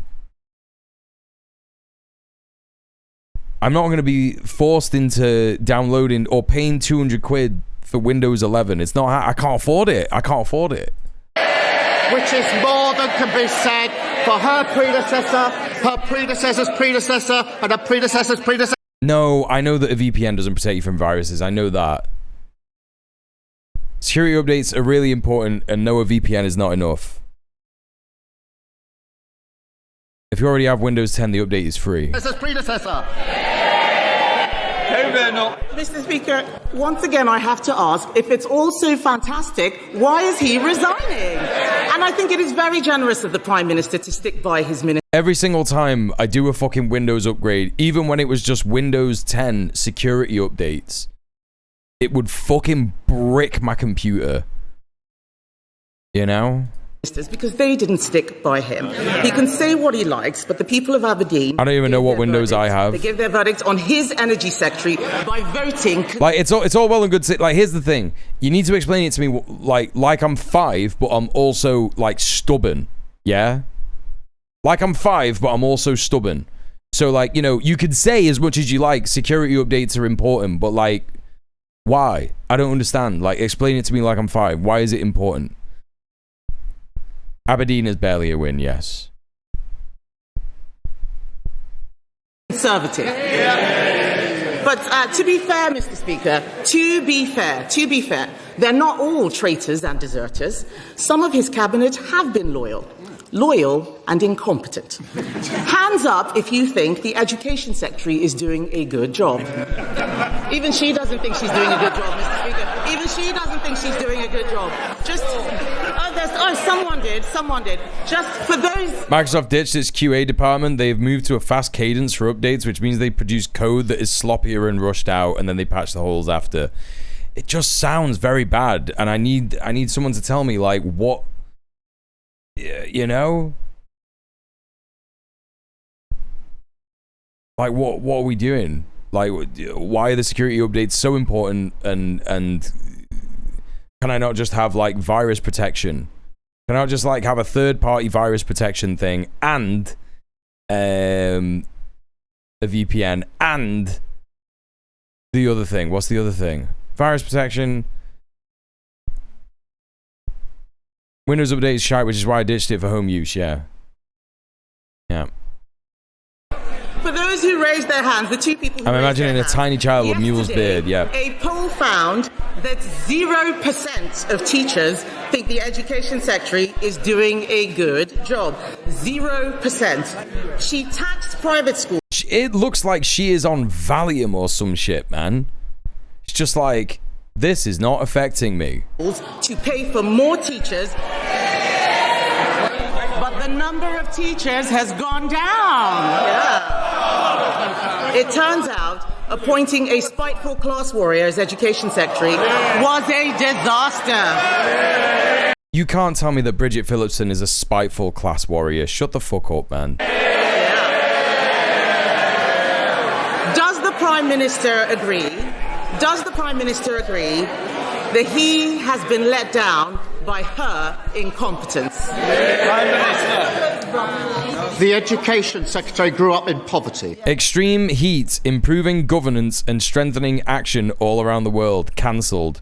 We regret that this event has been cancelled due to the red extreme heat warning issued by the UK Met Office. That's insane.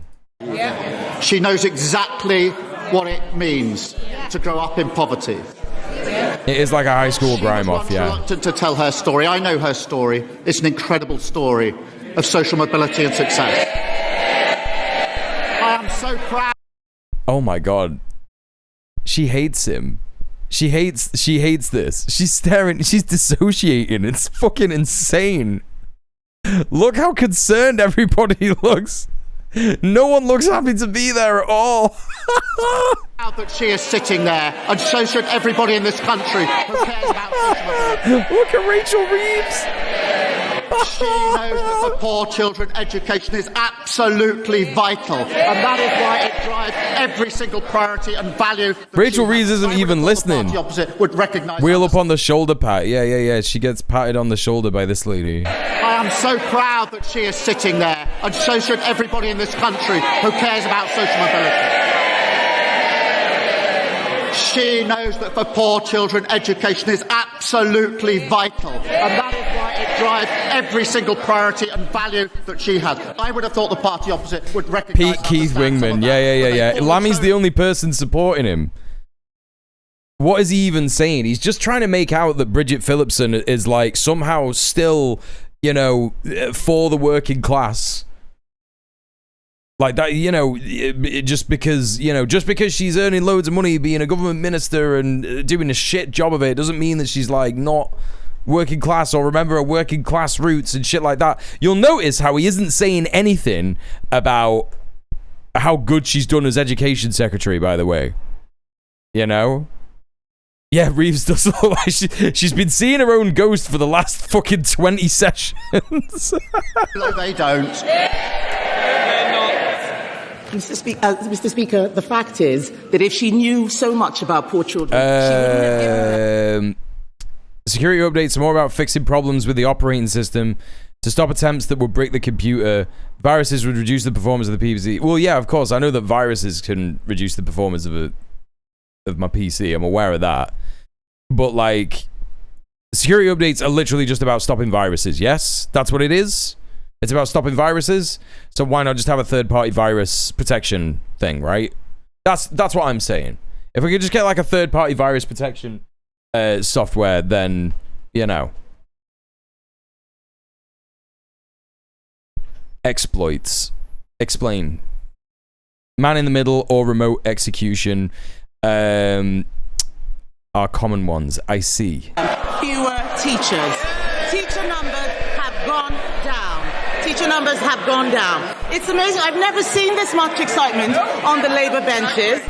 Yes, cheering so loudly while one of the first pieces of malware I came across when I started in IT, the first thing it did was turn off the third-party antivirus. Oh, for God's sake. 400 knives stuck in his back. Shame on them. Shame on them. They don't like it up them, but they know that what I'm saying is true. And Mr. Speaker, there were times when the Prime Minister tried to do the right thing. He did try to cut welfare. And who stopped him? Those MPs behind him. In the words of the Welfare Secretary, his MPs only want to know who they can tax to fund more benefits. They are not Labour MPs, they are welfare MPs.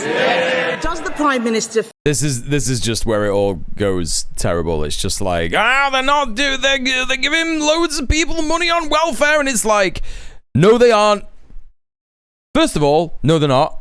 That's not happening. They are cutting the welfare bill. Second of all, they're just not cutting it as fast as you'd like, and you're horrible. Every single person in this room is horrible, except for all the fucking Green Party MPs, the Plaid Cymru MPs, and, you know, some of the SNP MPs, and obviously Sinn Féin don't take the fucking seat. Feel betrayed by the people he got some independents as well. Melpo's back. Sorry, Prime Minister. Can I just say, let us think about the language we're using. I think that'll be the first to leave, please.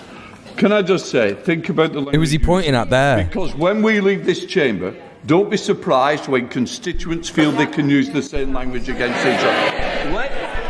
Let us show a little bit more decorum and respect to each other. Prime Minister. This is ridiculous, bro. What about all the policies that are being decided on? It's just fucking insane. It's so insane. Oh no! Words.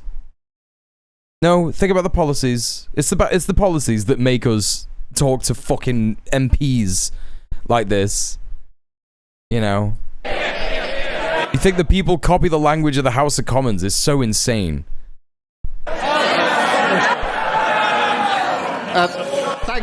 Thank you, Mr. Speaker. I was trying to do all of this with as much good grace as I could, but I shall certainly miss these exchanges. I'm very proud of every one of our MPs. I'm very proud of everyone. Coming from all different backgrounds, from all different places across the country. We inflicted the biggest loss on the Tory party opposite in the history of their party. We picked up our party, we turned it around. We had to. No, you didn't. You got less votes than Jeremy Corbyn. Shut up. We turned it around. We won a landslide victory. She won't even address or even talk about their failure after 14 long years. Bollocks. Mr. Speaker, he is the one who is resigning. Kevin at the pub just referred to his mate as his honourable friend, yeah. Because of his MPs. There's no point trying to distract from it. And let's be honest, Mr. Speaker. Hey, Zoo, how you doing? Welcome in. Has made many mistakes. Otherwise, he wouldn't be going. But he has also been let down. I'm only saying what his staff have been briefing. He has been let down by an energy secretary who is killing industry, let down by a chancellor who is killing jobs, let down by backbenchers who don't understand that government is about tough choices. He U-turned again and again. And while, you know, I'm cracking down on Fed posting and joking about Fed posting and shit like that, I don't know if peeing in the reflecting pool is, like, I don't know, illegal or whatever. It probably isn't. I don't know what the rules are in Washington, D.C. But you should consider, like, maybe not joking about that, even still, because they're arresting people for fucking anything, man. Do you know what I mean? Like, so, you know, just please mind yourself, yeah? I'm just going to remove it from the chat just in case, I don't know. I'm not doing it for my benefit, and you're not going to get banned. That's not going to happen, but, like, you know, please look after yourself. Please think about, because I know that you're in the States, right? So please don't get arrested. We're gonna go into some insane shit talking about the Prairie Land anti-ICE folks in a minute. So, like, hopefully that will make everyone just, like, realize what I'm talking about. You know, how insane the fucking states is going in terms of, like, putting people in jail and shit and, like, arresting people. But yeah, anyway. Again and again to appease them, and now they've abandoned him. And what for? A pair of eyelashes. Public urination is always illegal, is it? Isn't the truth that whoever is in charge, Mr. Speaker, isn't the truth that whoever is in charge, the real problem is the Labour Party? Labour has to pick a replacement before Starmer finally fucks off. That's literally the reason why he's fucked off, because someone is now in a position to challenge him as the leader, and that's why he's resigned. He was all Billy Big Bollocks until someone who could actually win him in a leadership election got elected as an MP last Thursday. Mr. Speaker, 2 years ago, I walked into Number 10 and found a broken economy, broken public services, and broken trust in politics. Because of our Lightning shut down my GED testing center. God himself said no. What the fuck? My decision. That's crazy. Hey, HBB. In the right direction, a stronger and a fairer Britain. You get put on the sex offenders register for public urination here, what, in Scotland or the whole UK? That's crazy. For having a piss in the alley. Everybody does it. Everybody does it. What do you mean? That can't be right. That happens in the US as well. That's fucking nuts, bro. That's fucking nuts. That's nuts. You get put on the sex offender list for public urination in the US. That's crazy. That's crazy. Because you get your genitals out in public. It's so insane, man. It's so insane. Considered indecent public exposure. What if you just really need a wee? Officer, have you considered that I just really, really, really needed a piss? And I didn't want to piss my pants, right? So I pissed on the floor, harming no one, by the way, and encouraging the growth of local plant and wildlife. So, you know... Austerity, investing in our public services, the fastest fall in NHS waiting list for 17 years, more rights for work. Al said earlier, why do some stand up? Is there not enough seats for all of them? Yeah, that's literally why it is, yeah. More rights for renters, standing with Ukraine, Britain's reputation restored, and half of... It's all just nonsense. And children being lifted... It's fucking crazy that he's just sat here the whole time just being like, yeah, lie. Out of poverty. Change promised by a Labour government, fought for by a Labour government, delivered by a Labour government. Delivered by a Labour government. Never let anybody tell you the Conservative Party is the same as the Labour Party. Never let anybody tell you Labour government the same as a Conservative government. Thank you, Mr. Speaker. My Hendon constituency is proud to sit at the heart of the UK's largest Jewish community. Modern human waste is not great fertilizer because our food is crazy nonsense now. Some hiking trails ask you to bag it like doggy do. Yeah, but I eat dead good and healthy, so it's fine. In the London Borough of Barnet. But today... He gets his wife to cradle him and say these things to him as he tries to fall asleep.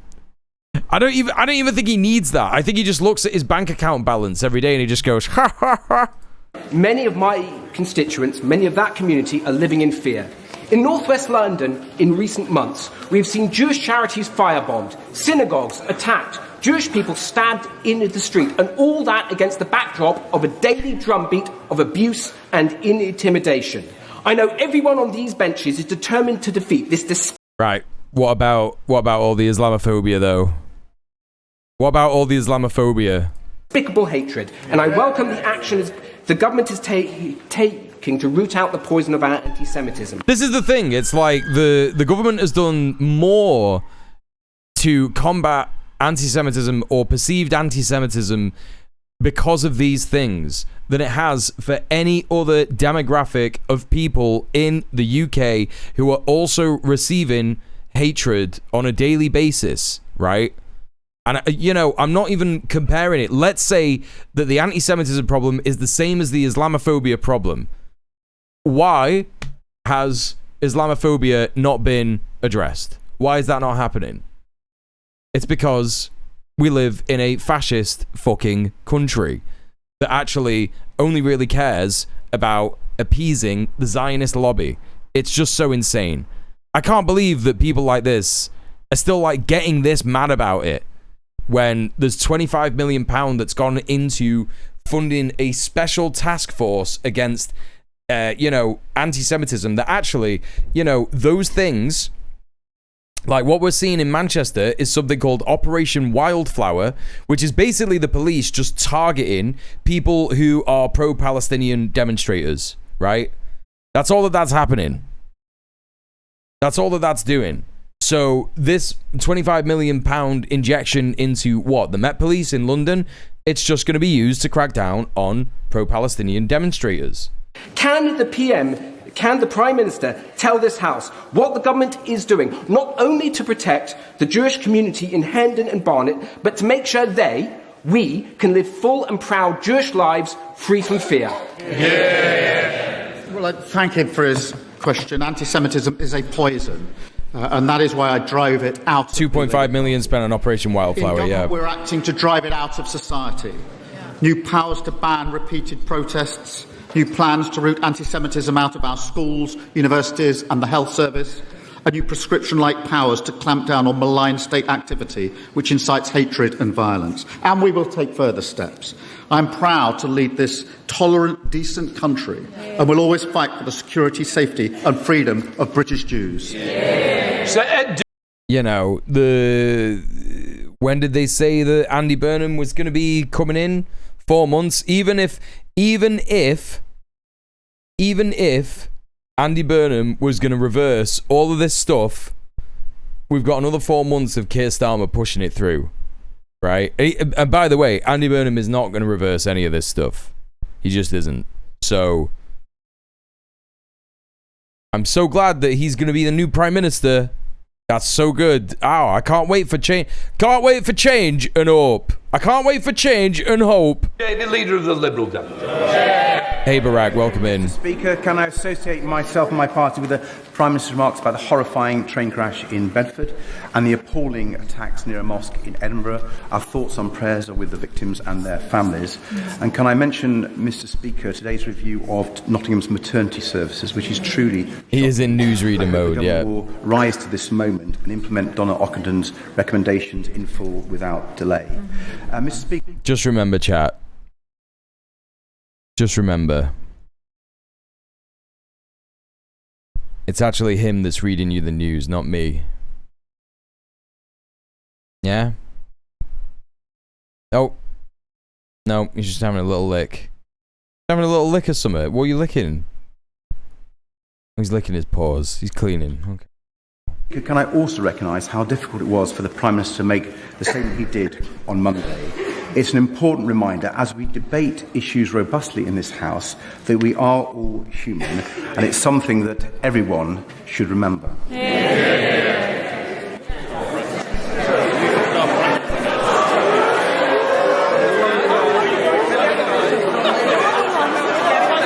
What fucking happened then, bro? What fucking happened then? We are all human, and it's something that everyone should remember.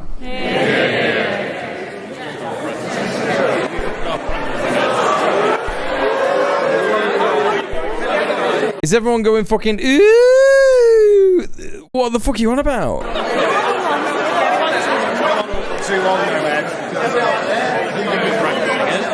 Mr. Speaker, as we all know how hard it is when relationships break down with close friends and allies, when even our next-door neighbour barely speaks to us some of the time, has the Prime Minister's experiences opened his eyes to the need to rebuild Britain's relationship with our European friends and allies? Oh my god, it's so fucking stupid, man. It's so stupid. Does the Prime Minister think it's time to rejoin the EU? Shut the fuck up, bro. I'm so sick of this reframing of Brexit being this like horrible thing. It is quite literally neoliberalism. Neoliberalism is the problem. If we had a socialist government, everything would be fine. We could have the Norwegian type deal in terms of trade, and you know, we could have diplomacy with the EU in the same way that like other countries that aren't in the EU has, and we could also have other trade freedoms, like we could trade with China more openly on our own terms. We could trade with Latin America more openly on our own terms, you know? Yeah, we literally could always have had our own trade deals in the EU. It's just like, you know, it's just so absurd. It's just so fucking absurd. I mean, you say we could have always had our own trade deals in the EU, but would the EU have been happy with us doing more trade with China, you know?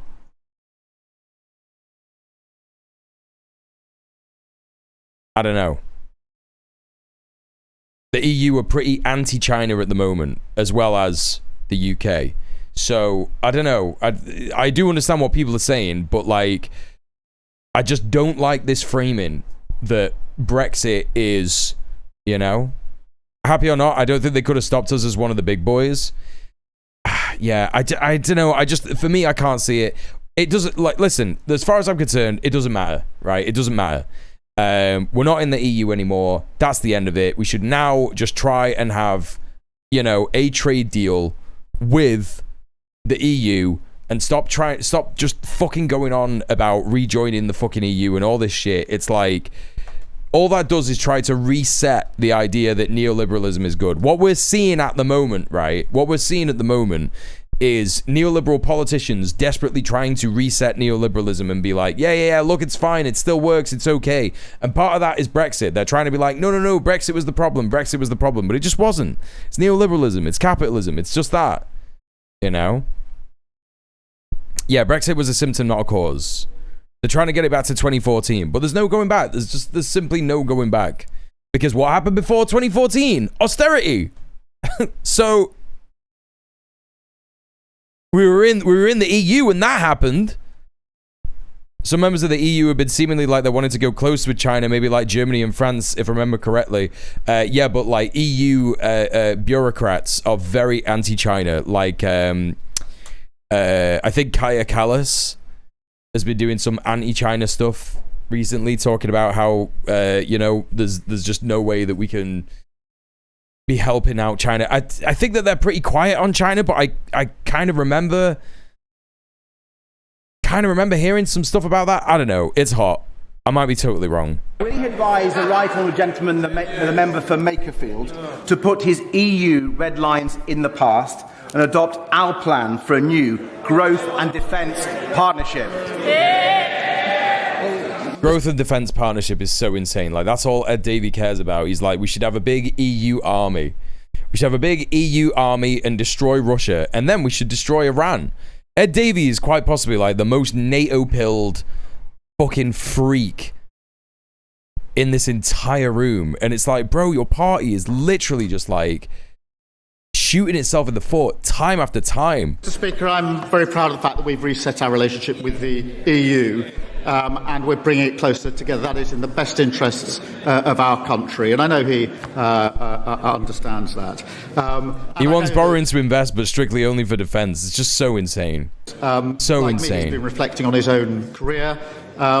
Given that he has also, hi, Brody. Turned down a job with Hope you're feeling better. I think the whole House will be wondering what might have been. Double O David. That was pretty funny. Double O David. That's the only bit of personality that he's shown so far. That's crazy. Respond to that by signing the Official Secrets Act. But I have to say, on Europe, when history looks back at the Prime Minister's time in office, I fear that clinging to those old red lines will be judged a mistake. 007 but Trump. Mr. Speaker, moving on, as we swelter through this dangerous heat wave, we see the damage caused by extreme weather and climate change. Schools closed, travel chaos, lives at risk, massive costs to our economy and society. And with our Met Office already warning that future summers will regularly break 40 degrees at even greater human and financial cost, is he alarmed that some parties in this House still follow Donald Trump with policies to send temperatures soaring even higher? So will the Prime Minister warn his successor not to listen to Conservative and Reform voices and instead back our plans to cut bills and tackle climate change? Can I thank him for... Yeah, he's begging for more military funding and also talking about the climate crisis. It's so ridiculous, man. Raising climate change, because it is one of the most significant... We want jets screaming across the skies, but also solar panels. What are you talking about, bro? Challenges of our time, and the weather today reminds us just how important it is. And it used to be common ground across this House, actually, that climate change was the generational challenge, and common ground that the UK... Why haven't you done anything about it then, you fucking prat? ...be a leader globally on it. And I remember not so long ago, the party opposite leading in the COP summit. Here's the thing. This is what I mean about money in politics. This is what I mean about MPs' wages. This is what I mean about fucking Prime Minister's lifetime pensions. If they didn't have any of that, yeah, if they had literally none of that, even if it doesn't even have to be none of that. Let's say Prime Minister's pensions, reduce it to 30 grand a year, right? So like London living wage or London minimum wage, right? Even if you just reduce it to that and reduce every MP's salary to £30,000 a year, they would immediately be like, we gotta do something about climate change, bro. We gotta do because they'd be in the same fucking shoes as us. Not that everyone here gets fucking 30 grand a year or whatever, but you know what I'm saying, right? They'd be in a similar position. Kemi's taking donations from an anti-climate change, pro-fossil fuel think tank. Yeah, of course she has. I wouldn't be surprised if that same fucking think tank is worming its way into Labour. Because they keep talking about North Sea oil contracts, you know? Hey, Follow-Stan, how you doing? Yeah, this is so important, says Guy, who never did shit about it. Something that we were able to support. It is a shame that in order to chase reform votes, they've changed their mind, and we haven't got that consensus across the House. But I will always maintain that we must be global leaders on climate change, and we always will be. Like, here's the thing. You know, the UK has definitely got a whole bunch of, green energy production, right? And that's great. But it doesn't matter if people are talking about drilling in the North Sea for oil. It doesn't matter about fucking, you know, if they're literally just like wanting to increase shale gas fracking stuff. You know what I mean? It's so similar over here. Climate goals have all been scrapped for more oil to flow. Yeah.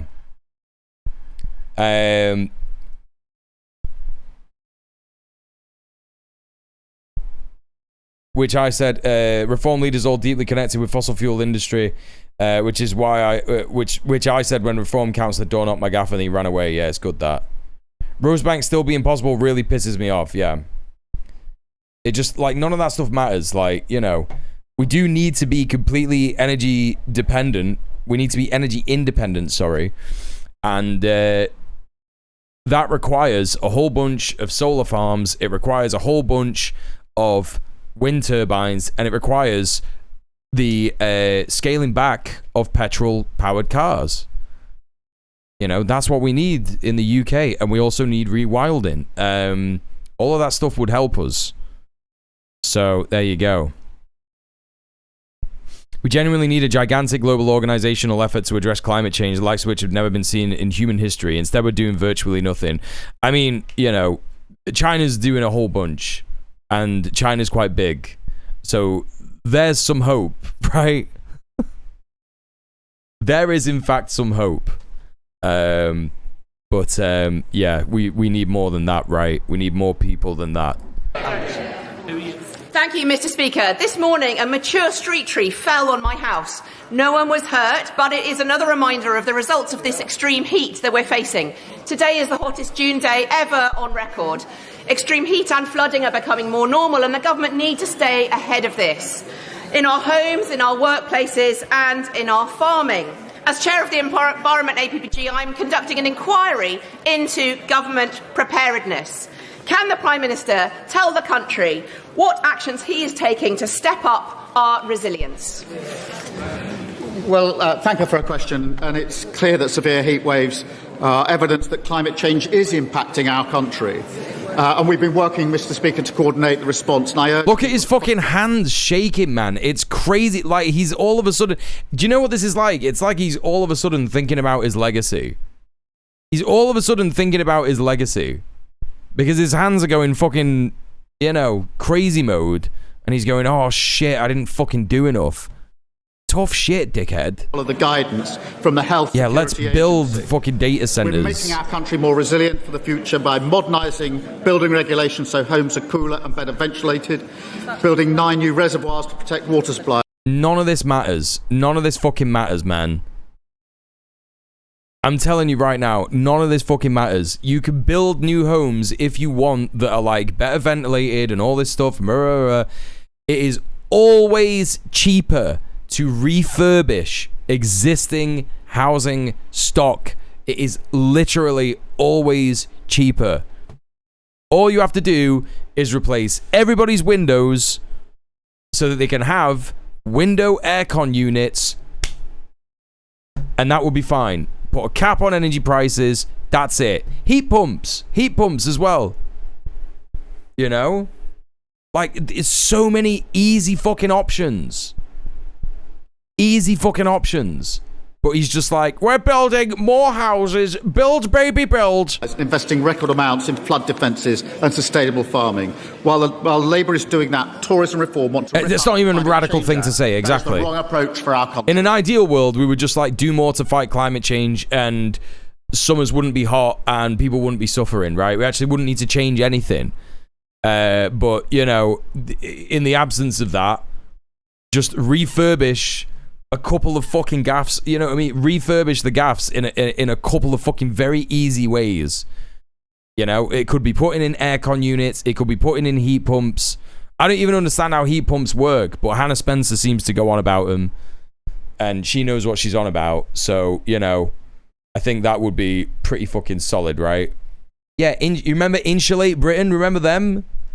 Do you remember them? And all the fucking gammons, the fucking absolute ragged gammons, just going like, get him arrested, get him off the roads, get him arrested, and just running him over with cars. Yeah, brilliant, bro.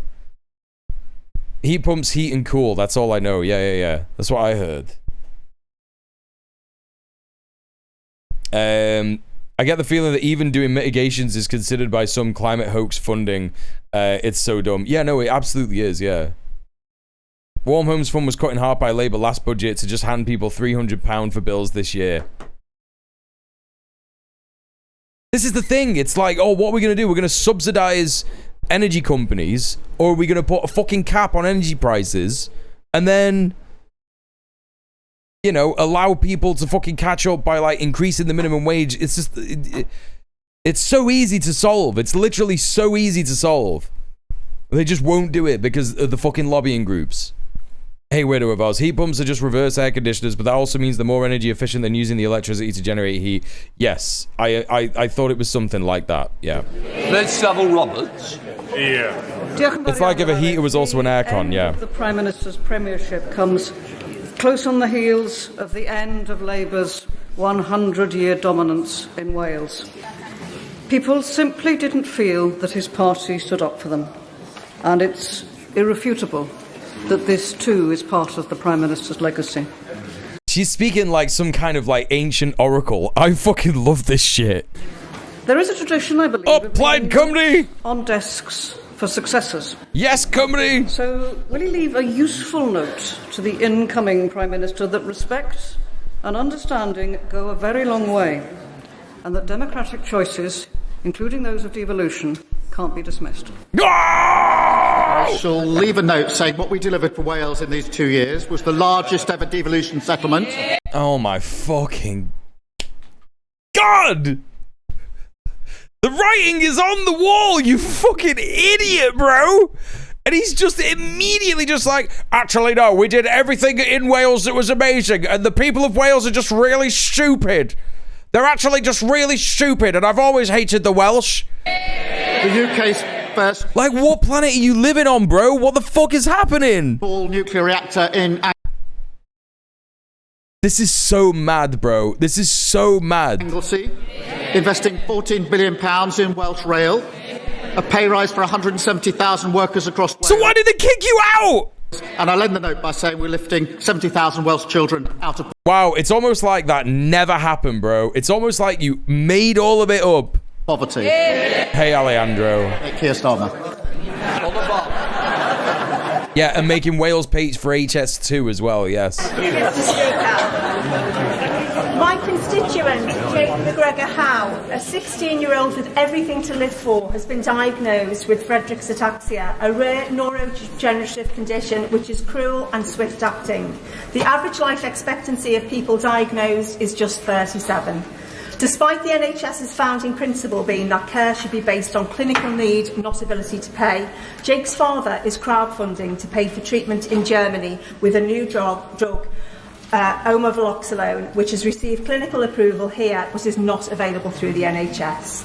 Assessment by NICE has stalled. The condition is not classed as an ultra-rare disease, yet is rare enough that any drug to treat it will struggle to meet NICE cost-effective criteria. So the family constantly have to raise enough money to pay for each round of treatment. And shockingly, Jake has recently undertaken a PIP assessment and... That's crazy. How can all this be true? When Labour have funded the NHS more than they've ever funded it before. It couldn't be anything to do with the fact that they didn't fund primary care or fucking pharmaceutical acquisition.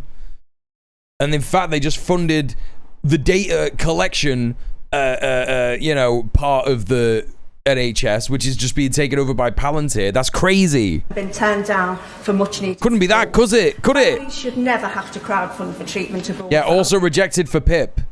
Also rejected for personal independence payments for disabled people. Yeah, cool stuff. Well done, Labour.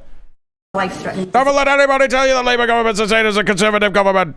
So will the Prime Minister arrange for me and other colleagues who have constituents with this cruel condition to meet the Health Secretary and discuss a way forward?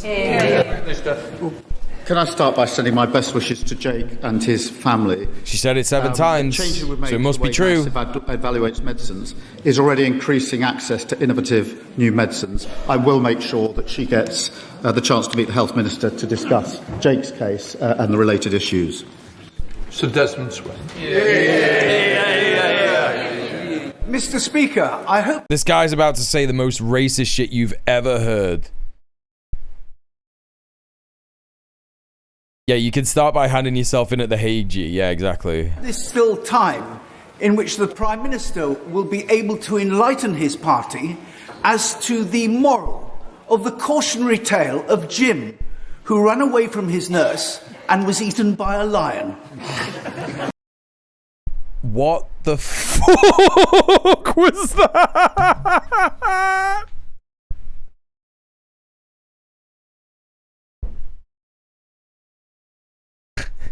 Bro, what the fuck was that?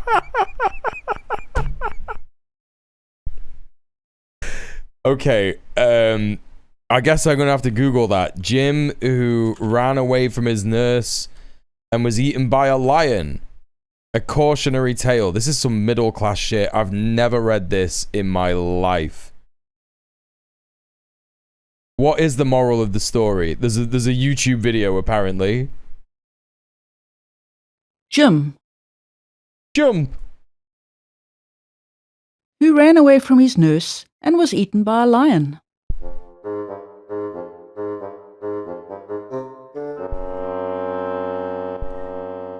There was a boy whose name was Jim. His friends were very good to him. They gave him tea and cakes and jam and slices of delicious ham, and chocolate with pink inside and little tricycles to ride, and read him stories through and through, and even took him to the zoo. I've just realised what this accent is. I was like, what the fuck is this accent? It's fucking South African, mate. It's fucking South African, mate. But there it was, the dreadful fate befell him which... I'm just a little bit racist. I think we're all just a little bit racist, you know. That's why I like to talk about Belloc here and the lord that ate Jim. And now relate. He ate him because he wasn't doing enough apartheid. At least you ought to know, for I have often told you so, that children never are allowed to leave their nurses in a crowd. For this was Jim's especial foible. He ran away when he was able, and this is from 1907. What the fuck? On this inauspicious day, he slipped his hand and ran away. He hadn't gone a yard when, bang! With open jaws, a lion sprang, and hungrily began to eat the boy, beginning at his feet. What's the cautionary tale here? What do you mean? Now just imagine how it feels when first your toes and then your heels, and then by gradual degrees your shins and ankles, calves and knees are slowly eaten, bit by bit. No one... Don't get eaten by a lion? Never leave your nurse? Don't leave your nanny like Jacob Rees-Mogg. This is so relatable. Warning, lions eat you from the toe up for some reason. I mean, this is just inaccurate. Everybody knows that lions start at the genitals first. Everybody knows that starts. That's how that goes. Doomed Oxymoron says the moral of the story is that the lion is a foot fetishist. That's true. That is true. There's also a famous lion problem in the UK, isn't there? Yes. Wonder Jim detested it. No wonder that he shouted high. The honest keeper heard his cry. Though very fat, he almost ran to help the little gentleman. Ponto, he ordered as he came, for Ponto was the lion's name. Ponto, he cried with angry frown. Let go, sir, down, sir, put it down. The lion made a sudden stop. He let the dainty morsel drop, and slunk reluctant to his cage, snarling with disappointed rage. We're not gonna figure out why this guy said this, are we? We're not going to figure out why this guy said this at all. But when he bent him over Jim, the honest keeper's eyes were dim. The lion having reached his head, the miserable boy was dead. When nurse informed his parents, they were more concerned than I can say. His mother, as she dried her eyes, said, "Well, it gives me no surprise. He would not do as he was told." Okay, right. So this is the moral of the story, right? So what's happened is that old racist conservative man who's an MP for New Forest has been reading this racist South African poem, cautionary tale, to his grandson over the last few weeks, and that's why he used it as a reference in the House of Commons, because Keir Starmer needs to understand why you need to be more racist. Got a little bit carried away, but what I mean is, this guy is just, he's saying that Keir Starmer isn't doing what he's been told. He's saying that Keir Starmer is an unruly child, right? But everybody knows that's not true. Everyone knows that's not true. Everyone knows that Keir Starmer does exactly what he's told. This is his entire shtick. He's an empty vessel. His father, who was self-controlled, bade all the children round attend to James's miserable end, and always keep a hold of nurse, for fear of finding something worse. Terrible, terrible, absolutely terrible analogy, terrible stuff. Can't expect anything else. Like, look at this guy's face. Is it the same party of him? And he's like, what the fuck did you just say, bro? This 100-year-old man just said something that no one understands and no one gets it. There's only one person who's like going, yeah. Well, can I thank the right honourable gentleman? He's always most generous. And, Mr. Speaker, I'll never forget that just a few years ago, I went on holiday. If he was any kind of normal person, he would literally turn around and just be like, the Conservatives are showing how detached from reality that they are. Nobody fucking knows what book you're talking about, bro. Nobody knows what fucking book you're talking about. In his constituency with my family, and I was in the kitchen of the place we were renting when somebody leant through the open door, and it was the right honourable gentleman with a bottle of champagne saying, welcome to the New Forest. And then he took time to speak to my family, including my wife's elderly father and to my children. I thank him for his generosity. What the fuck? What the fuck are you talking about?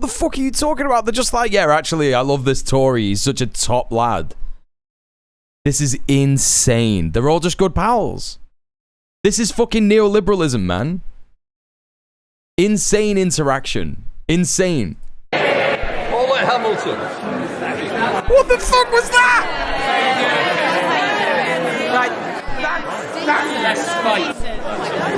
Thank you, Mr. Speaker. I would like to thank the Prime Minister for his leadership.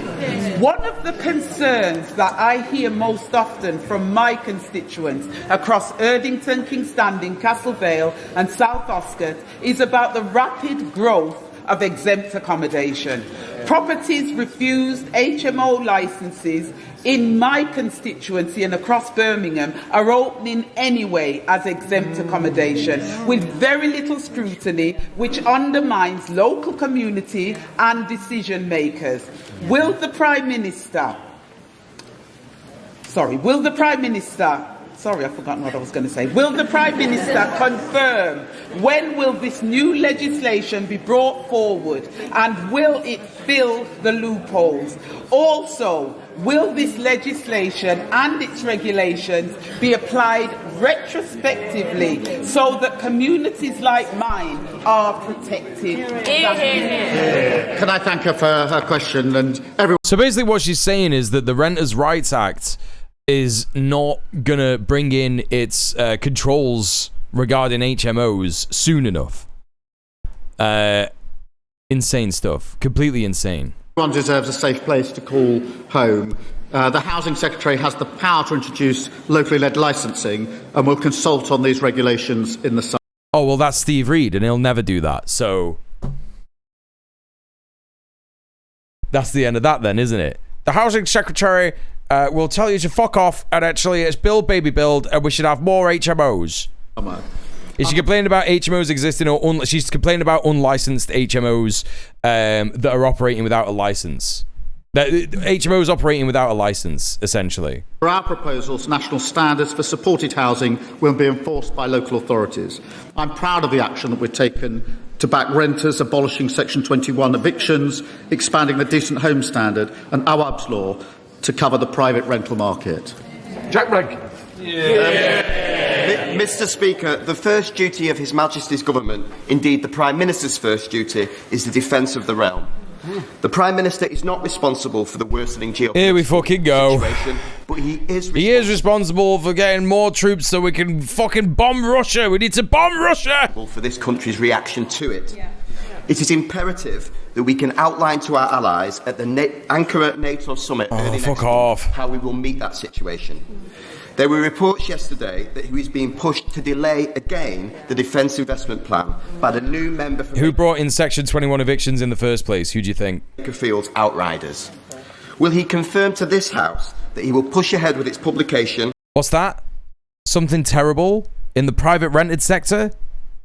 Who do you think that? Who do you think did that? Gave more lights to... I'm pretty sure it was Thatcher. Yeah. An HMO is a house of multiple occupancy. So basically what it is if you have a house and you're a landlord, right, you could basically, say for example, it's a 2-bedroom house, right? A 2-bedroom semi-detached house, yeah? You could turn that into a 5-person rented accommodation, yeah, by like basically just like not having a living room and just having a shared kitchen and a shared bathroom, as long as you have like a couple of different sort of like fire protection stuff in there and all that kind of business, yeah. Basically that's what a lot of landlords do in this country. They basically turn houses into unlivable fucking shit dens, where basically you have to pay like, instead of having 2 tenants who are renting a house together and it's got like a living room, a dining room, whatever, this, that, and the other, you can then have like 5 tenants who are just renting a shit fucking gaff, and it's just like, you're tripling your rent, times it by 5 instead of by 2, it's fucking terrible. So HMOs suck, basically, and that's why councils have licenses for HMOs, and landlords should be paying a license for HMOs because it does increase the risk of fire, it does increase the risk of all other kinds of things for various different reasons, and a lot of landlords just like to not pay the license and they get away with it, right? Confirm that it is fully funded to the level the Chief of Ours didn't even have working heating, yeah. And not to the level his former Defence Secretary resigned over, and in doing so, fulfil his first duty to defend the realm. Yeah, no one is up at night stressing about the military being underfunded, literally. But Muel, then there'll be no houses for people to rent. Yeah, that's so true. I always forget about that. That's the first duty the last government spectacularly failed at. Because they hollowed out our armed forces. We've already delivered... And we did it loads. We've done loads better, and it's so good. It's so much better now. The biggest sustained boost in defence spending. Biggest sustained boost in... £270 billion over this Parliament. We will increase that with the Defence Investment Plan, which will be published before the NATO summit. Rachel Hopkins. Thank you, Mr. Speaker. Following last Friday's train collision south of Bedford, the emergency response from Bedfordshire Police, British Transport Police, Bedfordshire Fire and Rescue Service, the East of England Ambulance Service, Magbas Air Ambulance and other counties' air ambulances, our local NHS hospitals and, of course, railway staff. Their response was swift, professional, compassionate in supporting those who were impacted, especially in such distressing circumstances.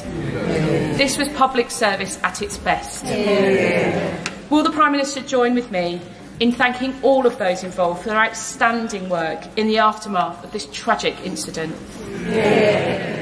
Can I thank her and the thoughts of the whole House with the family of the driver who lost his life and those that were injured, some of them extremely seriously. Mr. Speaker, on Saturday, I spoke to the CEO of the East of England Ambulance Service to thank his team for their professionalism in responding. And we talked through the nature and the scale of the challenge that they faced in relation to that crash. They were outstanding in the most difficult of circumstances. And by the time I called him on Saturday morning, he assured me they were all back at work and they were all back on duty, dealing with whatever else might happen that weekend, having delivered those that needed to be delivered to the hospitals. I found that humbling. and it is a real tribute to those that responded, as they always do, including, I must say, the local community in this case. But I also want to thank the brilliant NHS staff who are still caring for those who are seriously injured. Speaker, my children, like million others, are kicking every ball of the England World Cup campaign. But I, as a parent, are really concerned about their security in this country, along with other... Scott Ward, thank you so much for the tier 1 for 2 months. Thank you so much. Enjoy your ad-free viewing in your remotes. What have I missed? It's very important. Throw money down the killing people hole. Don't ask me about the feeding people hole. And if I'm going to put money there, that's so true. Muslim parents. Let me explain why. When a Sikh lady got raped in Warsaw, the perpetrator... Oh, here we go. Okay, I want to listen to all of this. I want to thank the brilliant NHS staff who are still caring for those who are seriously injured. Speaker, my children, like million others, are kicking every ball of the England World Cup campaign. But I, as a parent, are really concerned about their security in this country, along with other Muslim parents. Let me explain why. When a Sikh lady got raped in Warsaw, the perpetrator repeatedly called her an effing Muslim bitch. Whilst there was no condemnation from the minister from the dispatch box, no outcry from members in this chamber who openly call out these matters when the perpetrators are of a different colour. When we had the Unite the Kingdom march calling openly for the expulsion of Muslims in this country, there was no ministerial statement condemning such statements. When this weekend we had 5 members of the Muslim community stabbed on the streets of Edinburgh, there was no ministerial statement of condemnation, no Cobra meeting, and no solidarity.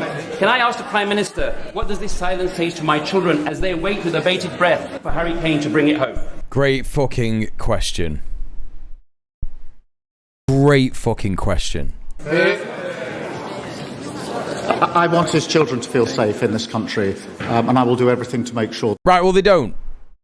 He's just told you that they don't, so... that they are. We will all fight anti-Muslim hatred with everything that we've got. How? How are you going to do it? One is attack on all of us. That is what I said at the top of... that was Shokat Adam. He's independent from Leicester. PMQs, and I hope you heard it. You said it at the top of PMQs, and it was nothing. You said nothing at the... You just said, oh, yeah, an attack on one of us is an attack on all of us. Doesn't mean anything, bro. Yeah, but he said they wanted him to feel safe, so call it a draw. This is just insane. It's completely insane. You, Mr. Speaker, the coal industry. Hey, yo, RTP.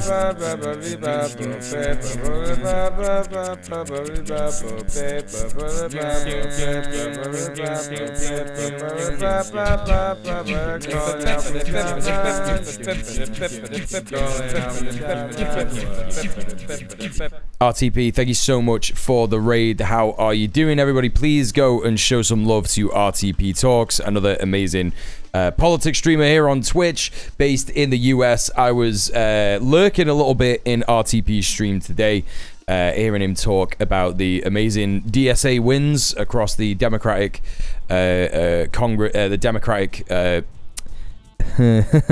Democratic Party primary elections last night.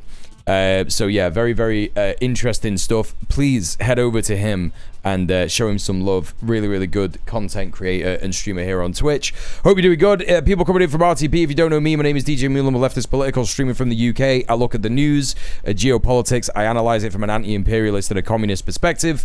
That's what we do over here. Thank you so much for stopping by and welcome in. Hello, Susie. How are you doing? Welcome, Raiders. Bella's Free, how are you doing as well? With the 30 consecutive streams watched. Let's go. K giving a nothing burger as per. Yeah, absolutely. Complete evasion. Yeah, he basically said, that's a bit bad. Anyway, moving on. Insane stuff. Raiders, yeah, we're taking a look at Prime Minister's questions. The first Prime Minister's questions since Keir announced his resignation. And I think we're about to hear another whip question here. It's a miners' charity that was established in the 1920s to support the miners in their communities. Actually, this might not be a whip question. This could be someone who's waited for this opportunity to have a bit of a go at him, talking about, you know, an organization that was created in the 1920s to support miners in their communities. You know, this is a solid labor issue, but will it be taken seriously? Probably not. It's carried out some incredible work with some incredible employees, but the current leadership team is increasingly detached from its founding principles. Miners' welfare, sporting facilities, community facilities have been allowed to rot, they've been allowed to close with little or no support from CISWO, the charity. And at the same time, CISWO has amassed £30 million in the bank. 30 million, Prime Minister. Does the Prime Minister agree that it's time that the charity faced not only a Charity Commission inquiry, but also a serious reform into the policies, the practices and finances, and should benefit the former mining communities it was founded to serve, instead of constructing a £30 million ivory tower for the future? Can I thank him for raising this important issue? I know members across the House have raised issues with the organisation directly. It is imperative that these communities are listened to. Melbert looks awfully cute today. Yeah, it's because he's happy with his nice little cool mat that I got him, yeah. I understand that the Charity Commission has opened a complaint. I understand. I've heard the concerns. I understand why the voters rejected me at the ballot box in the local elections. They need to see the change that we want delivered further and faster. Like, it is insane that every single time that, you know, the people have spoken regarding Keir Starmer's governance, right, where he's literally sat there and he's gone, I understand that everybody doesn't like me, so I'm going to do the things that I'm doing even more. Right? Like, that is the level of distance between the establishment and working people. Like, it is just nuts. In this case, I'll get We're going to do more of the stuff that you don't like, faster, and loads more of it. For him. I'm proud that this government stood up for mining communities, including ending the injustice of coal pension schemes, increasing the pensions of over 150,000 former British coal employees, and I thank him for raising this case. Thank you, Mr. Speaker. US big tech has exploited us for far too long. So I'm delighted that the Met Police followed my advice and pushed Apple and Google to implement the stolen handset blacklist, curbing resales and cutting mobile theft by almost half. Likewise, does the Prime Minister agree it's time to stand up to social media companies and reclassify them from platforms to publishers, holding them responsible for the harmful and addictive content that they recommend, promote and profit from? Well, Mr. Speaker, I thank him for his question. He will have seen the action we're taking in relation to social media. The social media ban for under-16s, which has been welcomed by families across the country, strengthening the Online Safety Act to tackle intimate images, abuse and cyber flashing, and closing loopholes in chatbots, and taking on Grok. But there's more to do. Thank you, Mr. Speaker. In Aldershot and Farnborough, thanks to this Labour government, this week we are bringing the National Armed Forces Day celebrations back to the home of the British Army. But in a week when we salute... They're just speaking over him. Wait. Oh, Weirdo of Oz, have you not seen any of these before? This is how the House of Commons goes. When someone stands up that the establishment doesn't like, they all just yell over him. They just go... It's insane. Those who have... I've seen these before, I'm still upset. Okay, I was going to say, yeah. Just so you know, that's how it goes. I was going to say, you've been here for these. You've been here for these. And are serving you know how it goes. Elderly Gurkha veterans were assaulted in the park by our war memorial and told to go home. Will the Prime Minister and the House join me in standing against this despicable attack and commend... No, he probably won't. He probably won't. ...the heroism of our Gurkhas. And does he agree with me that now is the time to resolve the long-standing issues on Gurkha pensions, as we have been working towards, because the Gurkhas have given so much for our country? Can I thank her for her question? She's a great champion for our armed forces, and the fact that the national celebrations are returning to Aldershot this week are a testament to her campaigning. The racist attack she describes is utterly disgraceful, and I condemn it, and I hope the whole House will condemn it. I condemn it, but I'm going to do nothing about it. Stand with our Gurkhas, who have made an incredible contribution to our armed forces and continue to do so. Mr. Speaker, on Gurkha pensions, ministers have met her, veterans and the government of Nepal for constructive discussions. Can you, look, man, I've said it before and I'll say it again. This fucking disparity that is so clear when it comes to Sikhs and Muslims being attacked, right, in just as much or even more violent ways than we've seen Jewish people be attacked, right, and having the response be so different, it is only going to end up creating genuine anti-Semitism in this country. That's all that's going to happen. It's going to just create more genuine anti-Semitism.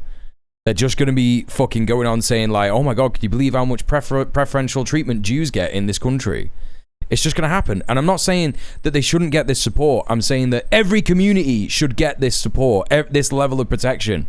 Do you know what I mean? But of course, the money isn't even going towards protecting Jewish people. It's going towards persecuting pro-Palestinian activists. So again, it is also just not going to be protecting Jewish people. It just isn't.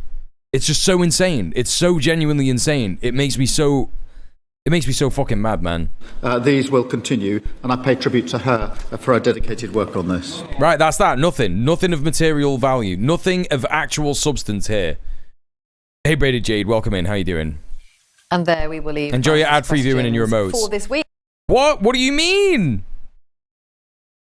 BBC just fucking cutting us off. What the fuck? We'll keep an eye on it and bring you anything of significance if and when that happens. Let's introduce my guest for this part of the programme. We are joined by Baroness Jenny Chapman, International Development Minister, Andrew Griffith, who is the Shadow Business Secretary, and Henry Zeffman, the BBC's Chief Political Correspondent.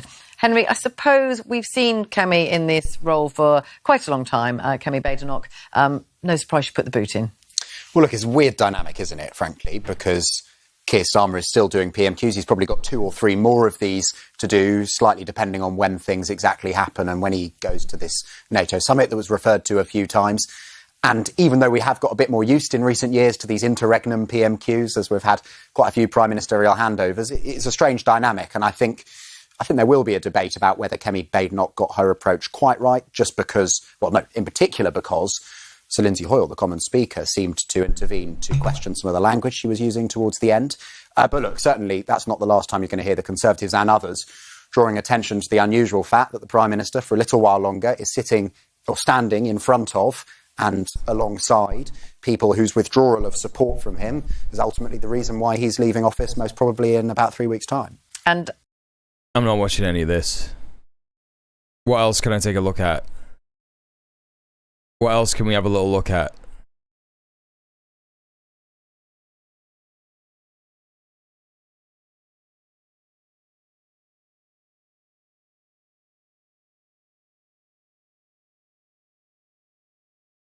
Let's have a look at this. We're moving on. That was Prime Minister's questions. Just because I'm having something to eat, we're going to take a look at this video from The Hill. This report from The Hill. Talking about New York City voters choosing progressive Democratic Socialists over establishment party candidates in the USA. The Democratic Socialists are taking over New York. Insurgent leftist candidates. What am I having? Chicken and rice with gravy. Establishment candidates backed by Democratic leadership. The challengers were all supported by New York City Mayor Zohran Mamdani, and that proved to be decisive. Indeed, it was a good night for anyone that did have Mamdani's endorsement. City Comptroller Brad Lander, who endorsed Mamdani in the mayoral race last year, beat incumbent Dan Goldman for New York's 10th district primary. Meantime, in New York's 13th, incumbent Adriano Espaillat lost to the Mamdani-endorsed Darialisa Avila Chevalier. Practice that earlier. Darialisa Avila Chevalier, fellow Democrat socialist. Both incumbents were endorsed by Jeffries. And while Jeffries did not offer an endorsement for New York's 7th, the Mamdani-endorsed Democratic Socialist won state assembly member Claire Valdez. Yeah, so it's a total rout. 3 out of 3. Mamdani won all his races. He basically got his socialist friends into Congress. Congratulations to him. I find this terrifying. These are deeply radical people. These are extremists. They are not normal Democrats. They're not even like normal Democrats. Avila Chevalier. Okay, we're gonna get it right. Daria-Liza Avila Chevalier. Yep. That's her name. I think we're gonna be hearing it a lot in weeks to come from conservative media. They are gonna fixate on her the way they fixated on AOC. No, these people are being deadly serious.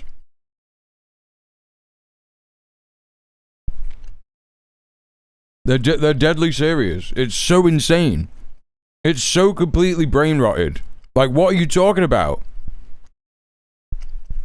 She's about 10,000 times more. That only radical propelled than AOC. Oh yeah, it'll be good for her. Yeah. Sure. This is New York, so whether any of these people would be electable anywhere else, it remains to be seen. I think the answer is probably not. But she is part of a. I'm actually going to do probably a radar on her tomorrow. Boy, can she win in peace? Can she win? Don't touch. Can she win in peace? Can she win in peace? Like, why do you have to do a whole radar on her? She doesn't need. Can I live in peace? She wants. My man was like, "Can I live in peace?" For someone like this is the same as like Trump getting elected. It's absolutely fucking insane. It's like I can't have brunch anymore. You know, admitting that while Trump is in power, you know, this is like brunch to someone like him. Wants Western civilization to be wiped from the map. That's of the organization. You don't pull up. So I'm confused. She was involved. I'm now confused because you're not even in the Democratic Party, but when it came down to Graham Plattner and me bringing up his old posts, you're like, I don't look at Reddit. That doesn't mean anything to me.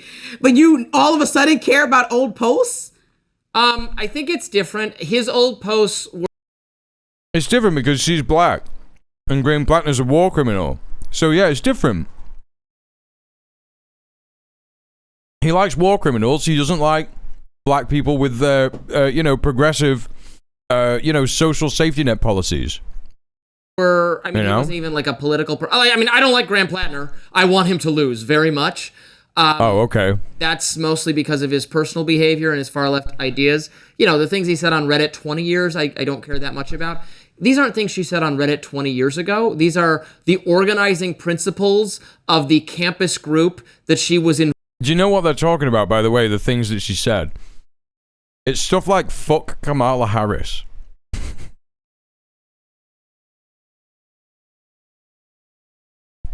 Who's this Revenge of the Nerds looking creep? I know. It's just so insane. Involved in 5 years ago? 5 to 10. All these statements that they pulled are 5 to 10 years old. Okay. That's different. So you haven't changed in the last decade.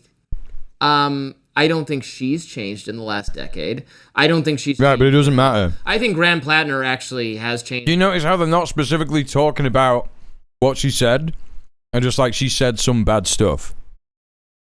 And he's like, I actually think Graham Plattner has changed. That's crazy, bro. Probably about 1,000 times because he was not a political person. He decided to run for Congress recently. He was not a political person. He's held all sorts of ideas. Daria-Liza Avila Chevalier is a political, radical, Marxist socialist. She was 10 years ago, she was 5 years ago, and she is today. We know that. Okay, come on. So sometimes when and she's only one of the three. The other two are just as radical. Maybe not. This is like watching like left-wing Israeli TV, right? This is like listening to like so-called left-wing Israelis. Yeah, just word salad. Not Brad Ladner. Brad Ladner is still a very, very far left person, but please, not a Islamic Marxist, I guess. But sometimes when good for him. That is so insane.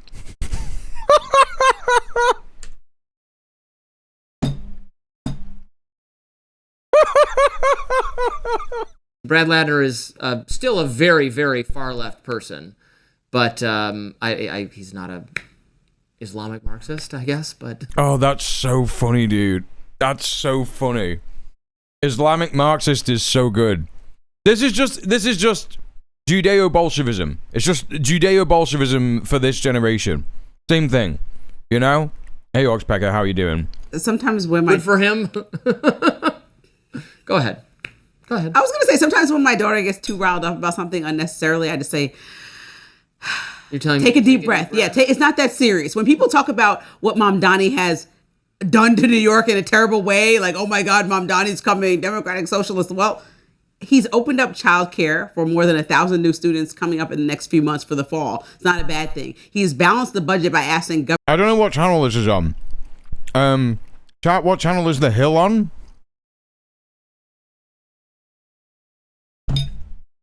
Is it like, I don't know.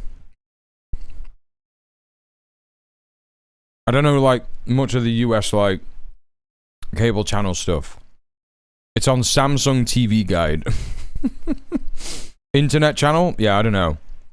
The Hill is its own channel, okay. Middle Earth Marxist said earlier...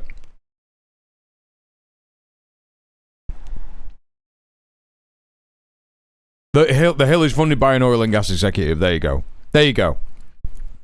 Stickers for Cookers says the DSA is the Democratic Social... Okay, Stickers for Cookers, you're talking to another American. Just so you're aware. You might be in a Brits channel, but RTE clearance is also a yank.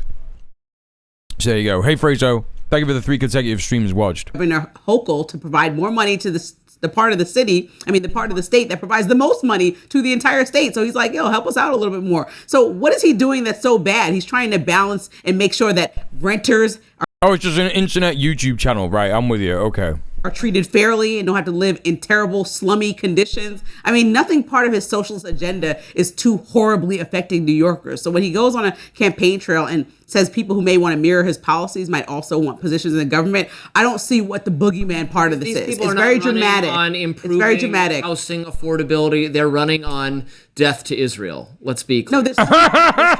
Yes! I mean, I condemn.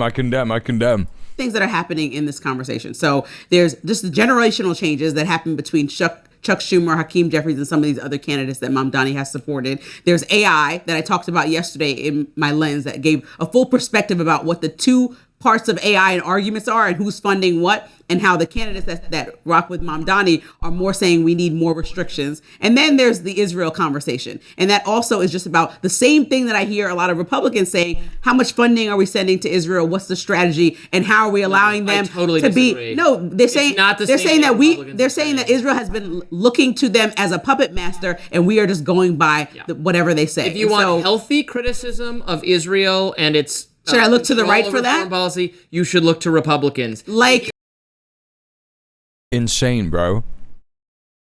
Republicans are literally saying things like Zionist occupied government.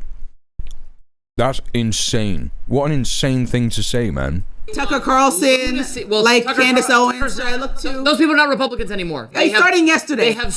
Yes, they are. What do you mean? Starting yesterday. The coalition. They left yesterday.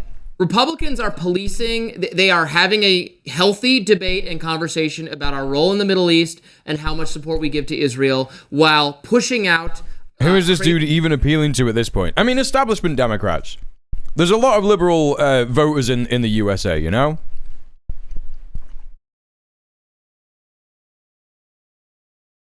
The same Republicans who've accused the left of being George Soros puppets for almost 30 years. Yeah, exactly, yeah.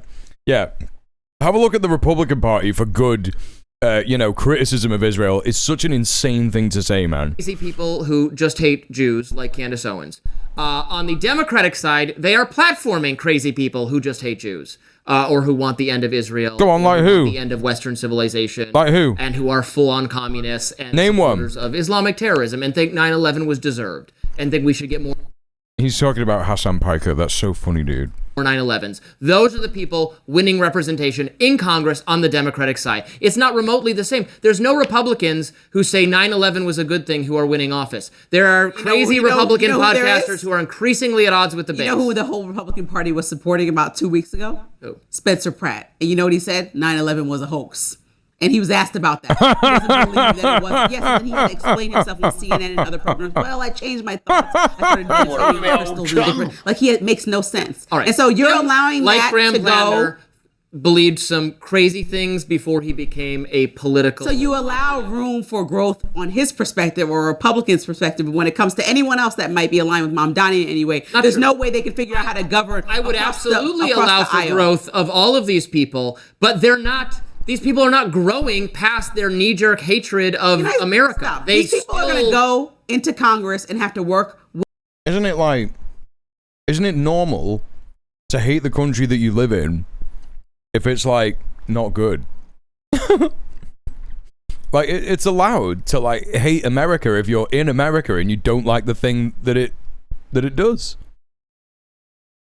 Like, it's normal for me to hate the United Kingdom because it's bad. It's just completely normal. It's just so insane. The James Baldwin quote. This is the thing.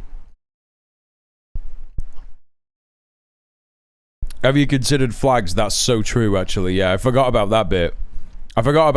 With not only other Democrats who they disagree with, which I think is a healthy thing, they're going to have to argue their point and also perhaps be like somebody like a Fetterman who people praise. People loathe Fetterman or praise him, but they praise him for Hey, Dr. Maggot. Yeah, they don't say 9/11 was blowback or your words, the US deserved 9/11. I think 9/11 was done by Israel and an occupied American government because they're insanely anti-Semitic, yes. Voting with them most of the time and standing up when it counts most to him. They also people like Lisa Murkowski and other Susan Collins that stand up in the times that count most to them around healthcare and other issues. And so if there's somebody in the Democratic Party that's weirdo, yeah, voices that are saying, hey, we want to support Israel in these ways and not in these ways. That's important since the status quo with the Democratic Party has been to let Israel do whatever it wants, especially under Chuck Schumer. The Democrats are going to evict John Fetterman from the party the second they get a chance to do so. He should... What's the problem with that? How on earth how does anybody think that like shilling for John Fetterman is like a good idea? That's crazy, man. That is absolutely crazy. He's like, what about John Fetterman? Have you thought about John Fetterman's feelings? Have you thought about how good John Fetterman is? No, because nobody has ever thought that. No one has ever thought that. Absurd stuff. Completely absurd stuff. Take note of that, make a deal with Trump now, and join and be an independent Republican identified. The Republicans are doing the same thing because Trump makes the decisions. He wants to evict folks out of the party who say anything bad about him. So it doesn't really matter. Anybody can do that to any party. It depends on who the president is and whether or not they're willing to listen to the part of the party that echoes the voice of Mamdani that exists right now. Well, because they weren't listened to in the last election, that's why they lost. So they're going to have to listen to some of these voices. And every time you listen to them doesn't mean that they're radical. These people are radical. I don't know what to tell you. The primary system, I have decided, is deeply unhealthy and bad, and that's a both sides problem, that crazy people get selected by primary voters. I'm forced to conclude that the people who most vigorously participate in inter-party debates don't have the best interests of the party or the country or anything. That'll work. It's the people who are wrong. It's the voters who are wrong. That'll work. This famously works. While the neoliberal center is collapsing across the board in the imperial core, what famously works is blaming the voters. Just keep doing it, dude. That will definitely help. You know, every single person will turn around and go, oh yeah, do you know what? We should vote for someone who just like wants to do endless funding of Israel, endless fucking like war in the Middle East, endless US imperialism, and doesn't offer anything good, for the working people of America at all. Mad stuff. Just absolutely mad stuff. Is their highest calculation? They're just like little balls of rage and hate, where you get people like this on the Democratic side and you get people like Ken Paxton on the Republican side. No more. Undo it. We got to redo. That was the same conversation. You want procedural changes? I want no more primary systems. That was the same conversation around Mamdani even winning. It's like nobody wants that far left. People wanted it. He won a general election. He didn't only win the primary. He won a general election. So why did they put a Republican? Whoever has a D next to their name is going to win the general election in New York. Just like whoever has an R next to their That's not true. Cuomo got a significant amount of the vote, man. name is going to win the The general only election people complaining about Mamdani were millionaires and billionaires who didn't end up fleeing New York. We see several people, the stories about Los Angeles, and people have been fleeing Los Angeles. Yeah, tell you what, pal, why don't you just pick, right? Let's make it up to you. You just choose who's in charge. Why don't you do that? I haven't left New York because of Mamdani. I haven't seen stories about companies whole leaving New York. Well, wait till they find out that their new congresswoman. Also, hi, Sam Killer. Congresswoman wants the extinction of Western civilization and the empowerment of the global South, and is pro-Russia and is pro-China. You are. None of that stuff is bad, bro.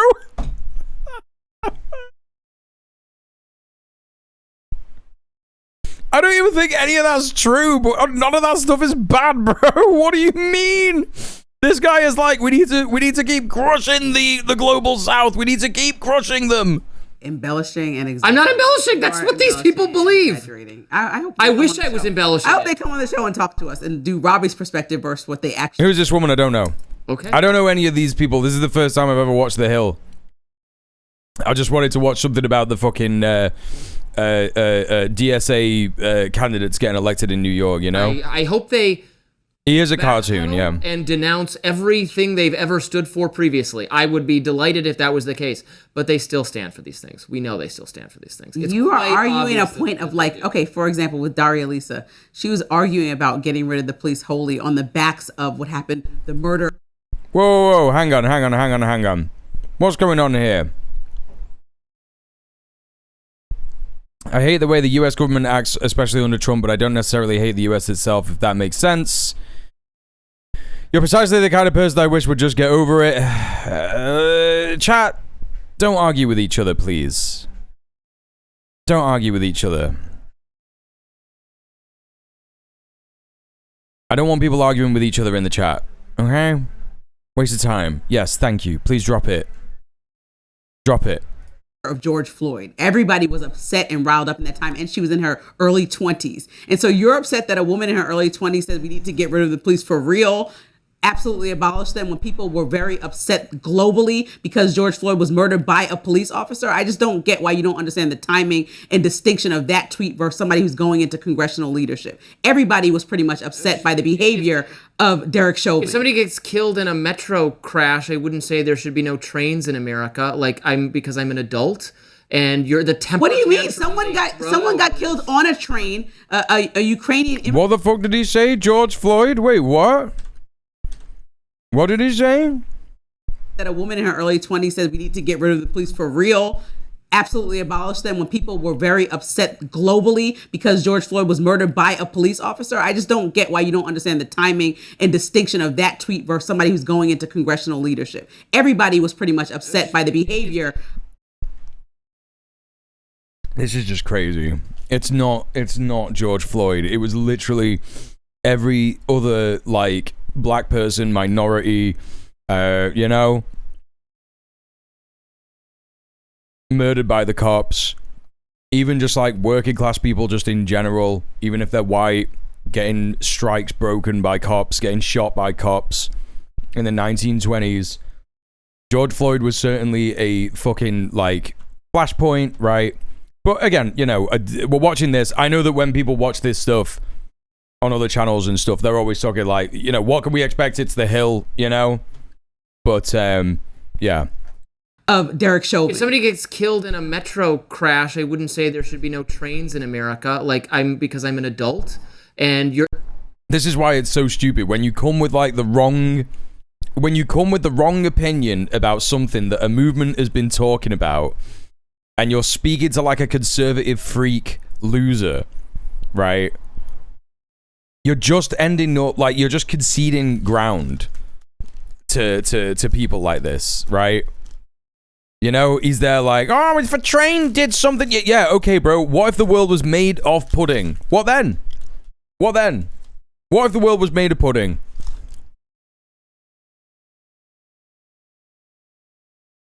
Yum.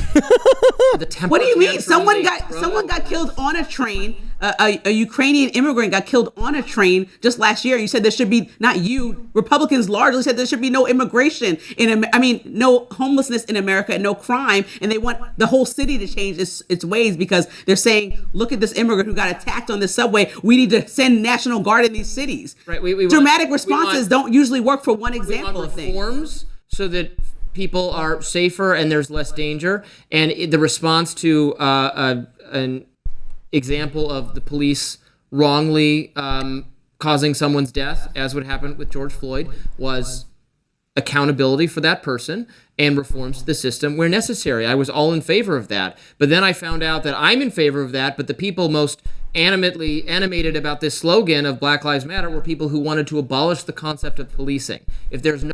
That is literally not true for the broader movement.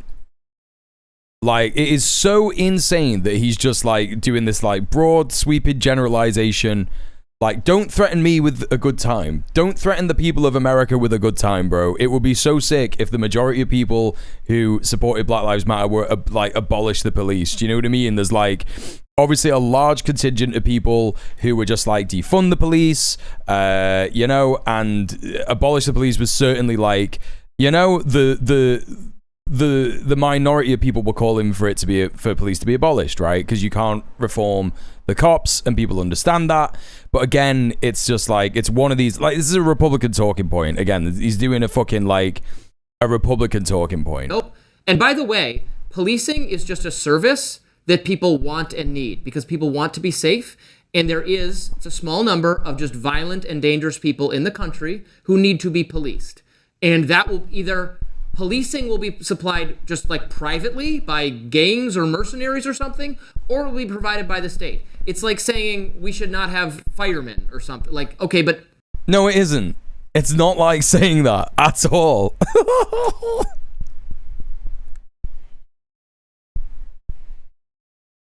It's literally not like saying we shouldn't have firefighters. What do you mean? Okay, Susie, I was literally telling you to drop it, yes? Susie, please don't reply to Weirdo of Oz anymore. I don't want people arguing in the chat. Yes? That's what I was talking about. I was talking about you and Weirdo of Oz having a disagreement in the chat. Yes? Thank you for apologizing. Yes. If you want an idea, if you want an idea of whether you should have an argument with someone in the chat,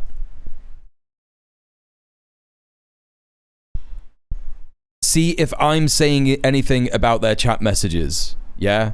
If I am not taking an issue with someone's chat message, then neither should you. That's how it works. Unless I just haven't seen it, right? Catches fire and someone needs to perform firefighting services. Maybe no, don't worry, Susie. It goes both ways as well. It goes both ways. I'm talking about both of you, but also everybody in the chat. Services can be supplied privately rather than by the state, but they're going to be supplied. So when you say there's going to be no policing, you're incorrect because people have a need for policing and someone's going to provide it. If you don't think it should be the state, then I guess you're like a anarcho-libertarian or something. That's so funny, dude. You're an anarcho-libertarian. Hell yeah, man. This guy knows politics. This guy knows politics. Famously, anarcho-capitalists, you know, think that there should be no police. What does he think libertarian means? That's what I mean. Like, he doesn't... Anarcho-moderate. Hey, pretty bye, goof. It's just fucking crazy. But someone will provide it, which she doesn't seem to have considered at all. And I will have more to say about her. Clearly. In many days to come. Clearly. Up next, a coffee shop banned a Democratic... Oh my god, the way that they just fucking, like, he just relaxes into, like, normal presenter mode. It's so insane. So fucking insane. But there you go, chat. That's US politics, almost as good as UK politics. Hello, Xander Wilby. Who let Timu Zach Morris on TV?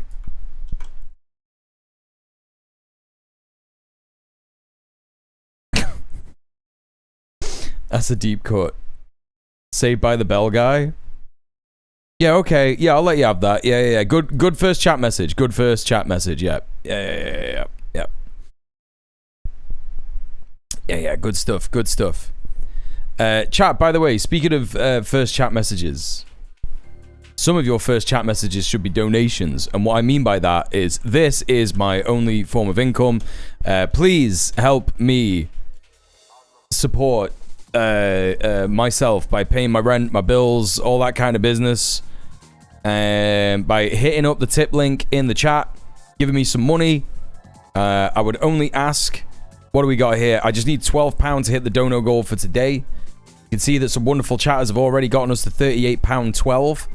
So we just need £12. So I just need 4 people donating £3 each in order to hit that dono goal for the day. We've already unlocked CatCam. So there is Melpo. He is in fact very tired and very hot today. So you should feel sorry for him about that. But we already unlocked that. And we've just got £12 to go in order to unlock that dono goal. So please consider doing that. Just need 3 of you to donate £12. No, 4 of you to donate £3.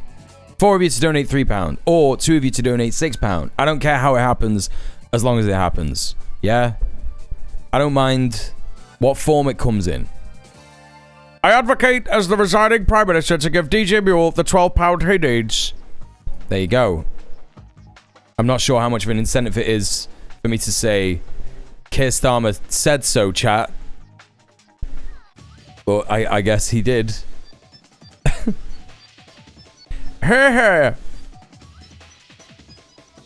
Maybe 100 people could donate £0.12. Yeah, that's another option, isn't it? That's certainly another option. Dr. Maggot says, as a prolific paragraph poster, I can say that if you find yourself typing more than 5 lines of text and it's not directed at Muel or the topic, you should give it a second thought. Yeah, sure. That made me not want to donate. Yeah, exactly. That's what I'm saying. I appreciate the effort, Soundkiller, but I don't think it's worked. I think I'm going to have to come back in an hour and ask people in an hour again. Okay, let's have a look at some Andy Burnham stuff, yeah?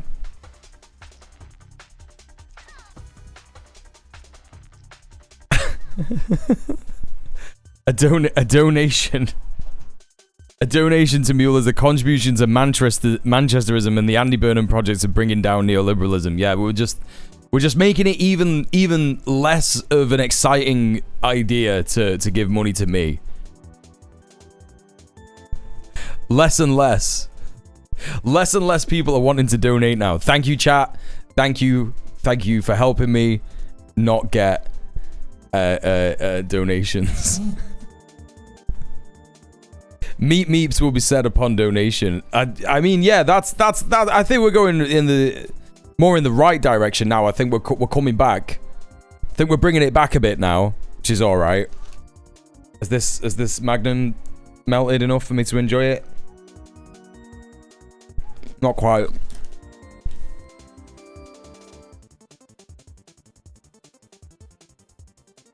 Andy Burnham is really good, chat. You can't be saying that.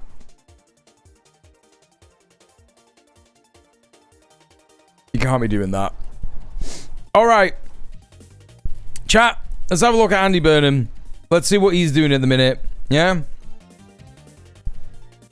Oh, anti-Burnham. Oh! Okay. Yeah, you got me. You actually got me there. Okay. That was a close one. Yeah, it was, wasn't it? It was a close one. Well, I see there's no donations happening. So anyway, let's move on. Andy Burnham, he's coming in, isn't he? Now, let's have a look at some of the stuff that he's doing. What's going on here? Some on the Labour left. This is Megan Kenyon. She's from the New Statesman, the political correspondent. Some on the Labour left are looking on cautiously as Andy Burnham assembles his team. As I wrote yesterday, there is concern within the Socialist campaign group of MPs around the potential that Burnham might give a job to Josh Simons after his involvement in the Labour Together scandal. One source said it's a bugbear for the left of the party. Damn, I'm not surprised. Other sources have been privately critical of the appointment of former Cabinet Minister James Purnell as Burnham's Chief of Staff. One described it as a red flag. Damn. What's going on there, chat? Could it be things that I've said about what are going to happen coming true? Members are watching out for Burnham's predecessor as Makerfield MP Josh Simons being given a formal role. Simons resigned as minister after stories broke about a think tank, Labour Together, investigating journalists who published stories about its donations while he ran it. Labour Together is also seen as having been involved in factional infighting against the left wing of the party, particularly during the final years of Corbyn's leadership. There you go. James Purnell, who is he? Who, in fact, is he? Andy Burnham has chosen his Blairite former colleague, James Purnell, as his chief of staff. The Makerfield MP has picked his former cabinet colleague to be his right-hand man in Downing Street in one of the most significant decisions he's made since returning to Westminster. Purnell has indicated he will take the job, though he's understood to still be negotiating terms. If he does join number 10, it will be a remarkable return to government. Former Work and Pensions Secretary who resigned in protest against Gordon Brown's premiership in 2009. Purnell made his name as a young minister under the government of Tony Blair and Brown. He resigned as Work and Pension Secretary in Brown's government after the 2009 local elections in an ultimately unsuccessful attempt to unseat the Prime Minister. He later joined the BBC as Director of Strategy before becoming Chief Executive of the lobbying firm Flint Global in 2024. Let's have a little look at them, chat, shall we? Flint Global.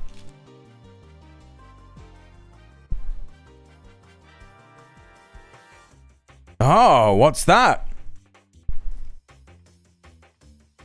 Flint advises international businesses and investors on policy, politics, regulation, and competition. RMB internationalization, Hong Kong's opportunity and its ceiling. Wow, that's crazy. Geopolitics advisory. Competition, regulatory, and economic advice. Fund and asset management.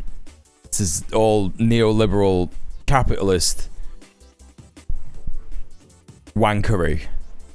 So that's who this guy is. Burnham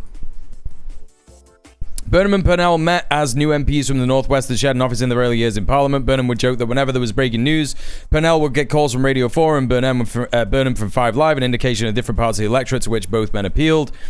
Both served as Culture Secretary and Purnell also at the Department of Work and Pensions. After the 2010 election loss, Purnell was offered the chance to be Chief of Staff to Ed Miliband, the leader of the opposition, but turned it down. Wow, Ed Miliband was too left-wing for him, chat. If finalised, Purnell will become the first major appointment to a putative Burnham government. The former Greater Manchester Mayor re-entered Parliament this week and is expected to become Prime Minister next month after winning the support of his most likely rival, Wes Streeting. Oh, it's going to be next month. Labour figures are still jostling, however, over who would take senior roles in Burnham's cabinet, especially that of Chancellor. Many of those around the Makerfield MP wanted to choose the Energy Secretary, Ed Miliband, though others warn this would anger the business community and some unions. Those on the right of the party argue Wes Streeting would be a more sensible pick, who would be able to pressure the bond markets. Bro, Wes Streeting as Chancellor would be insane. What are Burnham's more radical policies? What are you talking about? Insane stuff, man. Insane. Purnell has described disabled people as people who scrounge from the system and says that they are falsely claiming benefits despite being supposedly fit for work.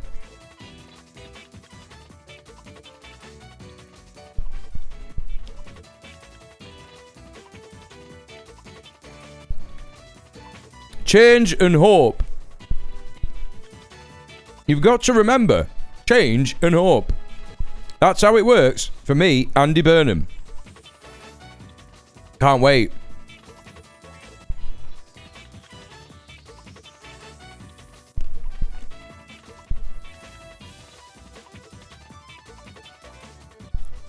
Some more evil news from the UK today. You know, while all this is going on, and Andy Burnham hasn't made any solid policy statements about trans people in his government, all transgender prisoners will be moved out of women's prisons today, the Justice Secretary has revealed. Now, you better believe they won't be trans men, will they? They'll be trans women, won't they? Ministers confirm they will not appeal the decision. Ministers confirmed they will not appeal Lady Ross's decision on the petition for judicial review of the Scottish Prison Service policy the management of transgender people in custody operational guidance. Justice Secretary Neil Gray said, following careful consideration, we accept the ruling and decided not to appeal. This case involved important considerations of ministers' legal obligations, as well as the serious practical implications arising from the issues before the court, including the risk of suicide recognized in the judgment. The Scottish Government has frequently asked to make difficult decisions which balance the different interests and rights of individuals in complex situations. This was one situation. Bollocks. No, you didn't have to think about it at all. It wasn't complex in any way.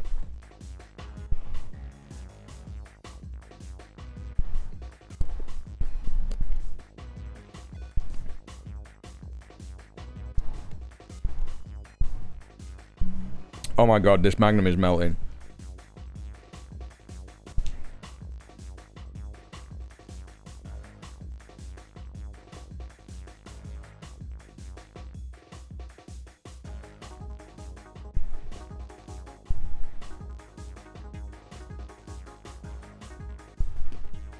Yeah, it's proper fucking evil. Proper fucking evil.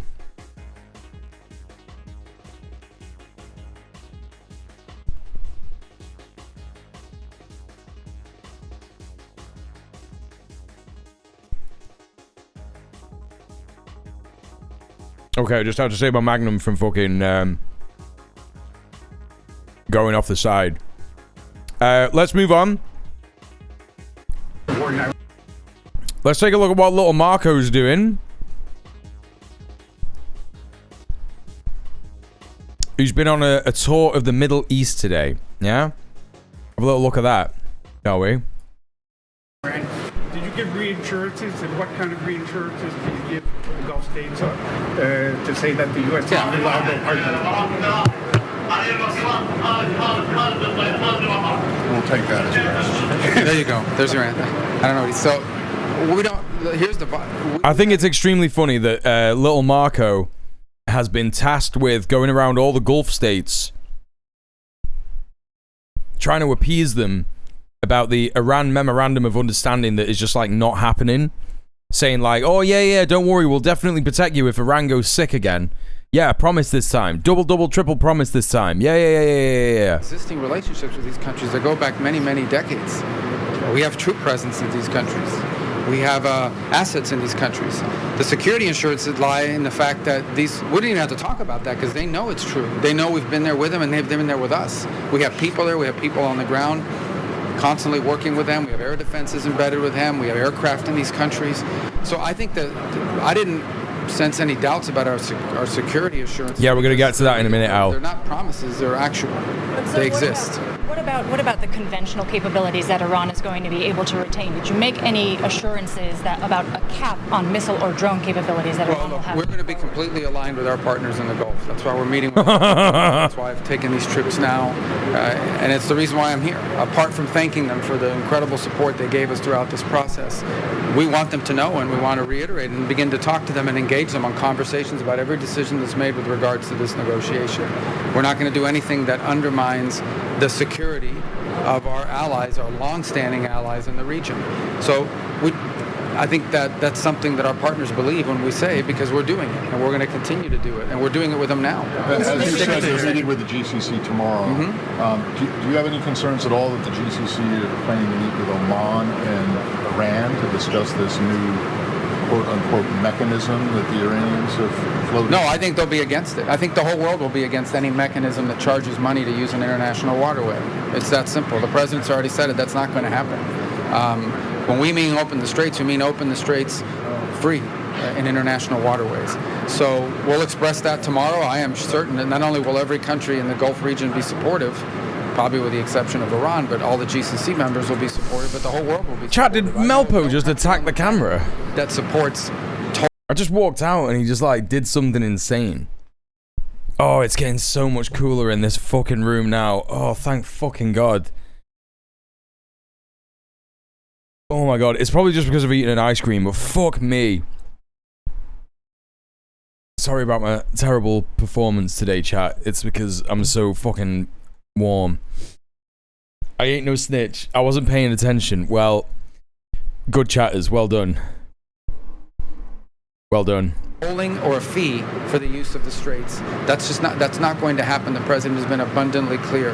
Yeah, that's how you do it. What concerns, if any, did these Gulf allies share with you in private? Thank you, RTE, for the blue fella. You asked me what concerns our allies shared with me in private, and you want me to tell you that well, okay, I understand. Your performance is fine. Thank you very much. These are long-standing relationships with these countries, so we speak very frankly. Here they are prioritizing fixing fossil fuels. Exactly. That's what we're here to do, to get their input. They're our partners. I'm not here to tell them. I'm here to hear as well. And so I'm here to hear.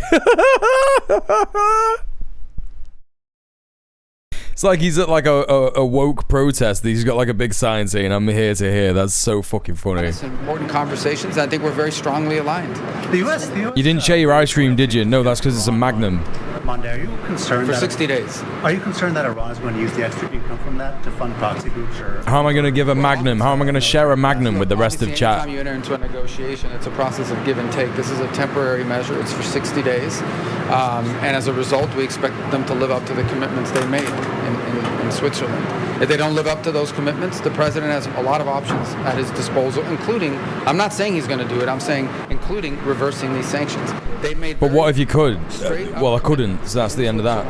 And the president has been very clear they need to keep those commitments. If they do, I'm here to care. The president will have options at his disposal for what to do about it. Let's hope they keep those commitments. Why have the Americans who have been detained in Iran been released? Have you been pushing for their release, including 2 wrongfully detained Americans? Yeah, we're always concerned about. Wait, what? This is news? There's Americans who've been detained in Iran. That's crazy, man. Wrongfully detained Americans everywhere in the world. There are wrongfully detained Americans everywhere in the world. Yeah. The spies. You're talking about CIA. It's always an issue we'll raise in every forum that it becomes available. But I don't want to discuss any specific cases that complicates them. And that's not just true with Iran. That's true. Aldi does a box of mini Magnum style ice creams. I couldn't go to Aldi in the heat today. The issue of wrongfully detained Americans, we have an entire office that's dedicated to that. We raise it. Yeah, I bet you do. Every opportunity we get, and we make it our highest priority. And this president, by the way, has a. They melt on the way back. Yeah, they would. That's unparalleled. The number of Americans that we've gotten released from around the world as a result of the efforts of the SPIHA office, as it's called, and of course of the president. So we'll always prioritize wrongfully detained Americans everywhere in the world. Mr. With oil price dropping and diplomacy advancing, is the administration dropping the idea of issuing new waivers for Russian oil? Potentially. I mean, that's a decision the president will have to make as we get closer to the expiration date. But that was, as I said, that was temporary. That was designed to help stabilize the global market. I'm not going to get ahead of the president on making announcements with regard to what will happen with that waiver once it expires.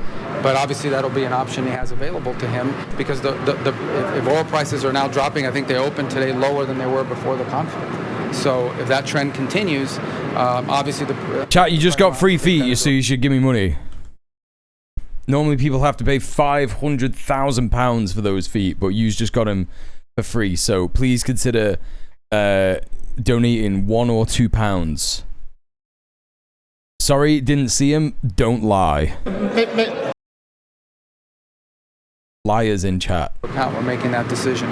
Israel-Lebanon talks. Israel signaled that it's reluctant to withdraw its forces back 10 kilometers from the buffer zone. Is that something that you would support as these talks go on in Washington? No, Israel withdrawing from some zones in southern Lebanon? Well, the whole purpose. Buffer zone. Yeah. A buffer zone in southern Lebanon. Hell yeah, dude. The only reason Israel's in. I will negative dono take money for feet shots. People, go donate to Prince Infidel, everyone. Is because Hezbollah launches rockets and drones from there. They've made that clear, and the talks continue today. They started yesterday. They'll go on today. I don't blame you. And that's exactly what they're talking to the Lebanese about with our mediation, and that is our hope that the Lebanese armed forces and the legitimate sovereign Lebanese government will continue to be able to. Yep, they're definitely sovereign, aren't they? Yeah, just keep saying it, I guess. Control and secure more and more of their own territory, because that's who needs to control Lebanese territory, not a terrorist group like Hezbollah. So that's the goal, and I think the Israelis have been clear. They don't have any quarrels with the Lebanese people. They don't have any claims on the territory of Lebanon. Yeah, they got no quarrels with the Lebanese people except for when they bomb them. Except for when they're just bombing apartment buildings. The reason why they're involved there is because territory of Lebanon is being used to launch drones and missiles against Israel. But the more of that area the Lebanese armed forces is able to secure, the less of it's in Hezbollah's control, the less Israel will be in Lebanon. But obviously that's the process we're working through right now. That's at the core of these. Thank you for following at that moment particularly. Armed forces today, as it stands, are capable enough, trustworthy enough to actually... Well, that's what we have to do. Look, we have to build up that capacity. That's been a long-standing challenge. I think the willingness is there. I think we need to help build up. That shit goes fucking crazy. And one of the issues that's been discussed. That shit goes crazy. Is about the creation of pilot zones, specific defined areas where the welcome to the stream, Couscous. Can go in, take control, and secure that territory. Food so nice they named it twice. So it'll be a process. This is not going to happen overnight. I remind everybody that Israel was conducting operations in southern Lebanon well before this operation happened, and this is something we all want to see resolved for the future of Lebanon. We want to see a Lebanon that's in the control of their legitimate government, where there is no foreign government encroaching on their territory. And I want to reiterate that the Israelis have told us, and that is the only reason why they're there is because Hezbollah is launching against their people. If Hezbollah wasn't launching against them, they wouldn't be there. So how soon should nuclear inspectors be allowed into Iran? As soon as possible. And the president said that yesterday. They'll be there when they need to get there, but that needs to happen. That's a commitment they made, and it's one they need to keep. Sure, the president has continued to threaten to bomb the street. Long live Trump. Wait, Napoleon. Because Napoleon Bonaparte, I'm sorry, you can't be in the chat if you're under 18. Sorry about that. On Iran, if it doesn't comply with some of his requirements in these negotiations, is that sort of, in any way, shape, or form complicating these negotiations? No, what the president stated is very clear. We expect chat was just a kid. If they want to get into a negotiation, we'll do a negotiation. There's literally nobody over the age of 18 that would try and make some kind of a joke like that. That was just literally a child. If they make commitments at the negotiation, they need to keep them. If they don't keep them, the president has multiple options at his disposal. Don't start discussing people's age in the chat. Don't do it. Don't do it. Sanctions and includes other things. So I think the president's been cleared. If we're going to get a deal, it has to be a real deal and it has to be a good deal. If Iran wants to make a good and real deal, the United States is open to that. If they're not, then of course the president has options. We want this to work out. We hope it works out. But if it doesn't, the president knows what his options are, and I'm not, that's all I'll say about it for right now. Sir, do you think Pakistan just announced next phase of Iran talks for next week? I think the technical group will be back, I believe, on the 29th or the 30th. They've broken up into work groups on various subjects. I believe they're going back to Switzerland, if I'm not mistaken. But either way, the technical group will reconvene again on, I believe it's the 30th. Don't exactly quote me, but they've broken up the negotiation into separate work streams on separate topics. It's Melpo News Hour again. Time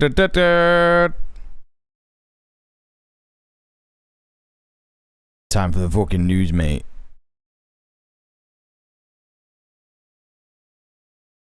Today, I need pure bickies. That's the news. See you again at 11. And the technical group will return on the 30th next week to continue those talks. Sir, do you believe that? Do you believe, as some elements of U.S. intelligence have assessed, that Israel is interested in undermining the current MOU? I don't know what intelligence are you talking about? It's been reported. But it's being reported, then it's fake. It's been reported, then it's fake. Yeah, man. It's just so easy to just be a fucking fascist, right? You just say whatever you want. Just whatever you want. Nothing's real. Up is down. Left is right. Do you I haven't to be true. Reports just not. No, it's not real. We're working on this. The Israelis are exactly know what we're working on. All of our partners in the region know what we're working on. No, they don't. What do you mean? What the president's red lines and positions are on this. Nobody knows what anyone is doing. What are you talking about? Is it your view that this regime is more reasonable than the one that preceded it? Are they easier to deal with? Oh my god, these questions are so fucking insane. I can't be bothered. Oh my god. Now, are they providing unified? Well, I'm not going to comment on their internal structures and whether they're unified or not unified, because it doesn't matter. What matters is what they do or they don't do. They either do the things they claim and agreed to do, or they don't. And if they do it, then great, we'll keep moving forward. And if they don't, the president's been clear about what's going to happen. Listening to them talk is like watching brain rot. It's so mad. What could happen? But let's hope they do. Let's hope they mean it. In the technical talks? No, the technical talks are at the staff level, experts on nuclear energy as an example, on sanctions and so forth. So the technical level will be, there's individuals from the State Department that will be involved in those talks, along with people from the Department of Energy and so forth. That's what the technical level is. Can I ask one on Sudan, sir? You were just in the UAE. Did Sudan come up in your discussions with the officials? Were you pushing the UAE to stop its support for the RSF, especially with the... Well, we've pushed all sides. You know, we had great momentum coming out of Berlin in terms of some agreements that were... That's very interesting. This is the first time I've ever heard any of these cunts be asked about the RSF. That's fascinating. What's with the air sound coming from that room? It's like the hyper fucking air conditioning in Kuwait. Valkyrie says, hey folks, remember defense and then got some drinks. Had a wee social outside the setting sun afterwards. Yeah! Organizing chatters stay winning. Let's fucking go! Great job, comrade. Great job. Hello also, Crescent Moon and Star. Welcome in. Everyone go follow Crescent. Giant AC is the only thing that keeps the building from spontaneously combusting. Yeah, true. Reach now, we need to make sure that those are organized. We continue to engage. Masad Boulos, our special envoy, and every go donate. Great sentence, man. Every opportunity we get, we'll raise it again tomorrow. You did it. We'll be there as well. Is it? So we raise. Is it hot as fuck in Chicago as well? You got like an insane climate change heat wave in Chicago as well, and you can't think. With all of the parties that are involved or have relationships with the parties on the ground, but we want to see a ceasefire combined with the opening of humanitarian areas so we can get humanitarian. Chicago, relief, you jag off. We want it to lead to a permanent peace, and we don't want. But our number one priority is to get the fight. Nearly 200. 200 what? Because what we're facing there is a catastrophic humanitarian situation. A historic record amount of tornadoes. Wait, whoa! 200 tornadoes. And that can't happen. So we've continued to pressure, and I wouldn't even use the term pressure. We've continued to raise this topic with all of the countries, particularly the 3 other countries. Use jabroni if you're pretending to be from Philly. I know that because of Always Sunny, even though that's filmed in LA.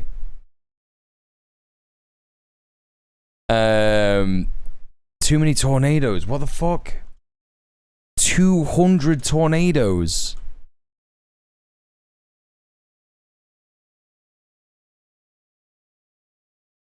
Apparently there was one in 2011 as well. Tornado Alley ain't getting nothing. The UK gets the most amount of tornadoes of any country in the world. They're just tiny. I can't wait for that to change. I can't wait for that to increase in size and veracity. I'm not going to type anything. I will essay in chat. Wait, what do you mean? If tornadoes is your special interest, I'm keen to learn about it. But maybe I won't read all your chat messages. It's the gamble that you're just going to have to take. You're going to have to take the gamble. If you want to info dump special interest tornadoes, that's on you. Whether or not I have a look at it is another question. Next thing you'll know, we'll be moving the country to a tectonic plate line. Yeah. Just watch the 90s film Twister. I don't think that'll help. I've been obsessed with extreme weather ever since I saw Twister. What's going on? Hello, Dirty Bird Distiller. The only tornado I'm concerned with is a titty twister.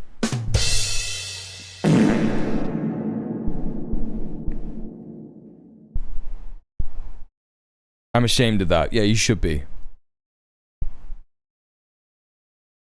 And autism. You don't want this energy in the chat. Okay, that's fair enough. That's up to you. You make the decision.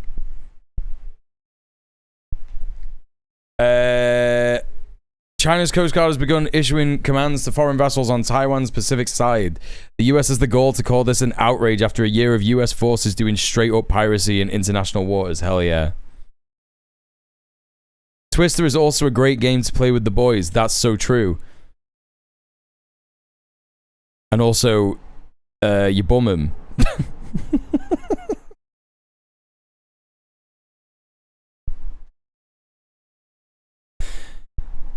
I don't want to speak for Muel, but this is an autism positive stream. Why would I be an autism negative stream? You're implying there that I would be an autism negative stream, which is incredibly incorrect. Because two of my, like, literally, the other two co-hosts on Red Planet are autistic. So, obviously, I'm an ally. That's how that works, right? When you know autistic people. This is true. I'm a well-documented ableist. More and more people are saying this, yeah. More and more people are saying this. Chat, did you know? No, I've already said this before. I've already said this before. Maybe some people in the chat don't know. One time, like maybe fucking 5 years ago or something, right?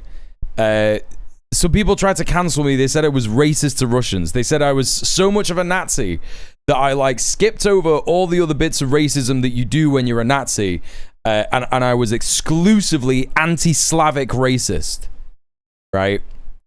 And that was because I used to take the piss whenever there was like a Russian person coming into the stream, typing like Cyrillic or whatever, you know, Eastern European, type in Cyrillic or whatever.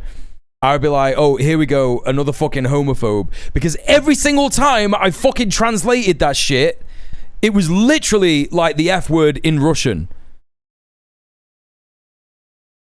That's the thing that happened. People were like, Muel is secretly a Nazi and he hates Russians, and that's because he's anti-Slavic. It was just so insane. I was like, this is so stupid. This is so fucking stupid. So yeah, that was crazy. So there you go, a little bit of lore for you there. Michael Boulos was today. Michael Boulos? Oh, he was there to see his brother lives here. He was just there to see me and catch up. Was he? No. But there was a working lunch, right? So there was, but he wasn't. But the conversations around him had to do with he was just here because his brother lives here, and I'm a good friend of Michael's, so we had a chance to catch up. Okay. If you read this, say it in the Trump voice. I love the autistics.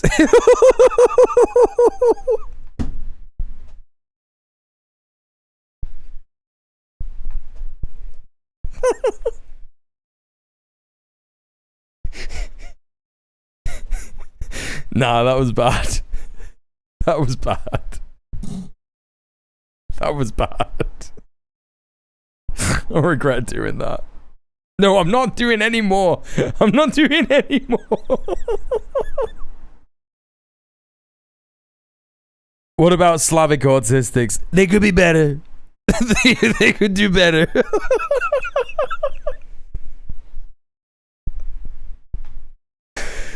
It's too hot. It's too hot today. It's too hot today. Not sending their best.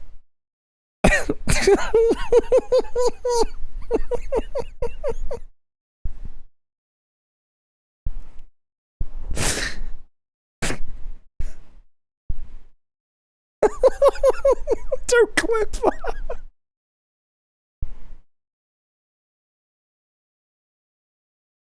I'm so ashamed. I'm so ashamed. I wish I'd never streamed today. I should have never streamed today. I was sat there before I was playing Minecraft and I was thinking I could just play Minecraft all day and it would be fine. I would be happy with that. Just play Minecraft, sit here, beat the heat. But no, I had to stream. I had to stream, didn't I? Kind of dying from this as a half Russian autistic.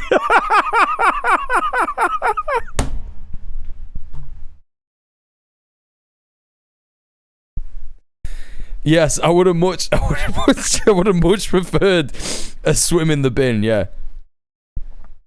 I would have much preferred a swim in the bin. That's our culture. Teleport me to the North Pole before he spirals even further. It's true. It's very true. Have you seen that clip with the Oblivion music over the top of it? Let's just get that on. Let's just get that on. The stream's in the bin anyway. Do you know what I mean? I'm not talking about anything, good. I'm not in a good way. I'm not doing. I'm not. You know, I'm not gonna turn this into like a YouTube video or anything. I'm just.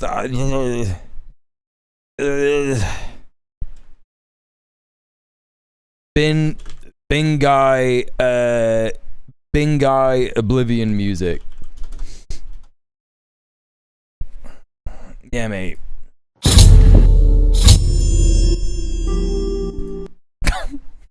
What does this say?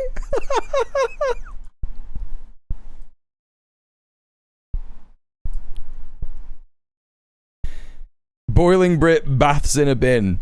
I've encountered a Breton who appears to be bathing in a bin. I must see if this NPC is glitched out due to the hot weather. Are you enjoying the weather there, mate? What? Are you enjoying the weather there? Is he smoking a ciggy? I never noticed he was smoking a ciggy. I never noticed he was smoking a cig. I've watched this so many times, I've never noticed him smoking. Are you enjoying the weather there, mate? Are you enjoying the weather there? What are you talking about? I said, are you enjoying the weather? I'm enjoying it. Am I not allowed? Yeah, but you're in the bin. Oh, Jesus. The moment you try and do anything, someone comes along and tries to stop you. I'm not trying to stop you, I'm just saying you're in the bin. Right, if you want to fight about it, be a man, come out and fight about it. What? I'm trying to stop me doing whatever I want. I'm not trying to have a fight, mate. I'm just saying you're in the bin. You're having a cocktail. Listen, knobhead. If I want to have a swim in my own bin on the hottest day that we've ever had in England, then I'm entitled to do so. No, I'm not trying to stop. Who are you to stop me? I'm not trying to stop him, mate. The thing is, yeah, like this is some little known law. Where's the cig? He ditched it a minute ago. Yeah, he dashed it off a minute ago. This is a bit of little known law about the UK, yeah, is that you will find some people, especially men of his age, who do wash their own bin. Yeah? So, even though people might be thinking, oh my god, I'd never get in that, I reckon this cunt washes his bin. My granddad washes his bin. It's insane. Do you know what else my granddad does? I didn't know this, right? I didn't know this. My granddad. My granddad puts liners in his bin.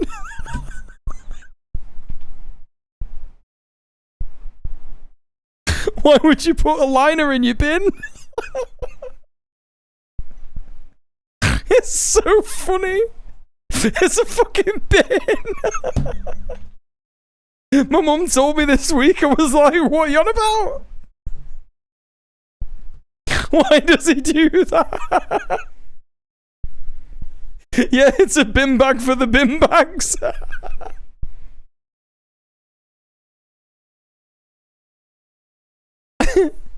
What's a liner? A bag, like it's like a bag inside. You know, your bin inside. You line it with a fucking plastic bag. It's a bin bag. A bin bag in the bin for the bin bags to go in.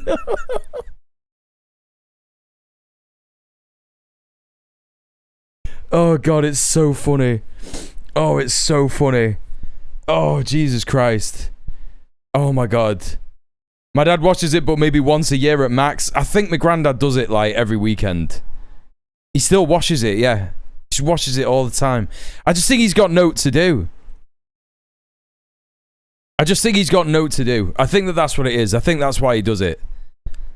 Once in a blue moon is fair enough. I'm pretty sure she said he does it every weekend. Every time it's emptied. Which isn't every weekend. It might be every 2 weeks. Good for him. Yeah, at least he's not going Unite the Kingdom rallies, innit? Do you know what I mean? Like, it could be worse.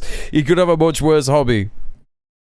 We do that at work because people dump full drinks in there and liner reduces gross nasty build-up. I don't know about y'all, though. I mean, that's work. That's different.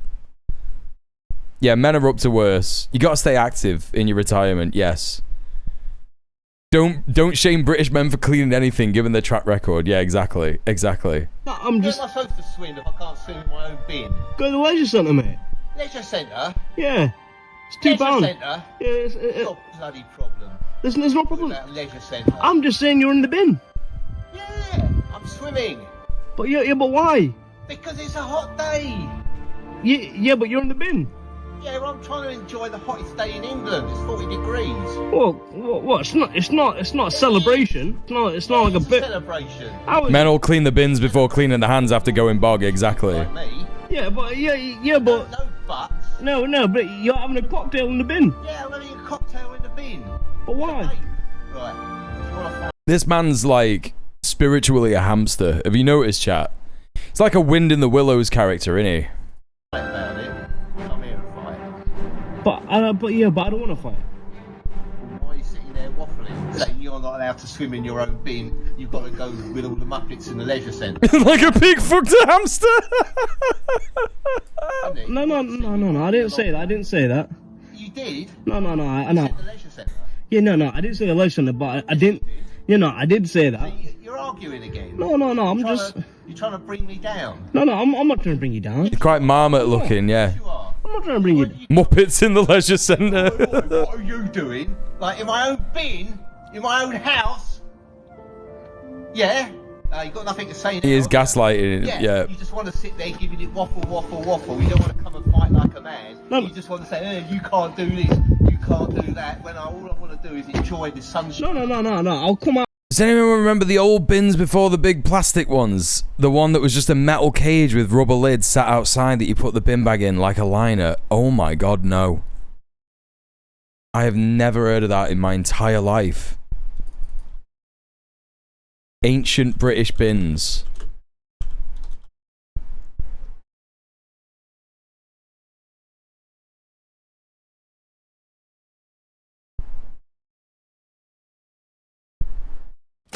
The bins. Red Bear, thank you for the £1.88. Thank you for subbing off Twitch. Thank you for supporting the stream. Chat was so close to hitting the dono goal for the day. Just need £10. 5 people donating £2. We could do it, chat. I would wait until the bag got took away and pretend I was in jail. What do you mean? Hang on. How do I get a picture of this? The bins before the plastic ones. I can't find a picture of this anywhere.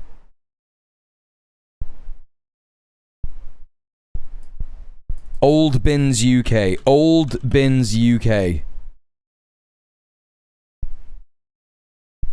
Before wheelie bins. Oh my god. Yeah, these! Yeah! Oh my god, I do!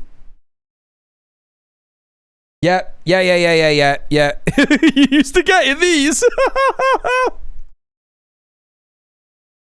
Nah, you didn't used to get in these. That's so funny.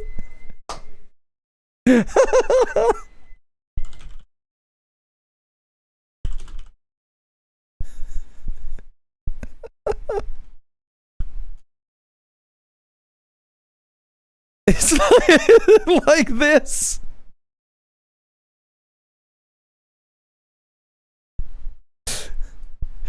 Like this.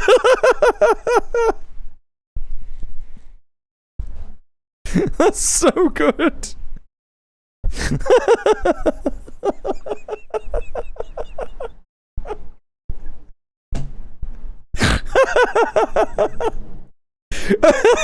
That's so good.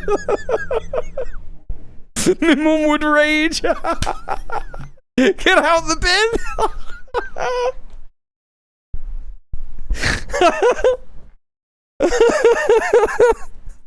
We used to be a proper country. But like, I don't want to fight. Come out then. Don't just say, I will come out. All right. Oh, fucking hell, that's funny as fuck. Yeah. What's your problem? You gotta go to the No. I'm not trying to fight. What are you filming me for? No, I just want to see what you. Well, you're pervert. No, I'm not perfect, man. Pervert. You want to see my naked body? Yeah, man. Yeah. He is naked. He's naked in there. Cough, I'm not interested. Alright, sorry. Yeah, you should be sorry. Off you toddle. No, come on then. Come on, if you want to fight. No, come on then. Fight. Don't say, come on then. I'm going to toddle off. Oh, no. I want to see your body, because I'm a Alright, man, come on then, come on. He's like a Banjo-Kazooie boss, isn't he? You know, like a boss in Banjo-Kazooie, just like a fucking, like a hamster, like stuck in a bin. You know, going mental, like wobbling around and stuff. And it's like playing this tune. Hang on a minute.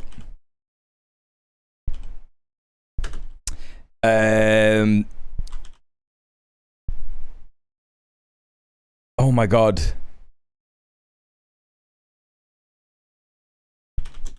What's the right fucking music I'm thinking of?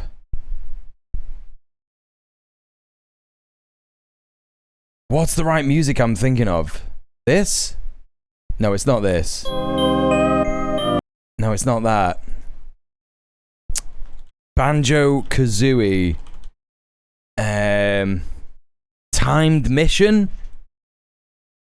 You know the one I'm thinking of? I'm thinking of the one that's like na na na na na na na na na na na na.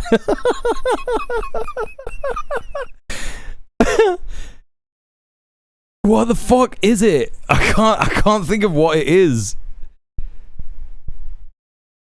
This one's got timestamps. Hang on.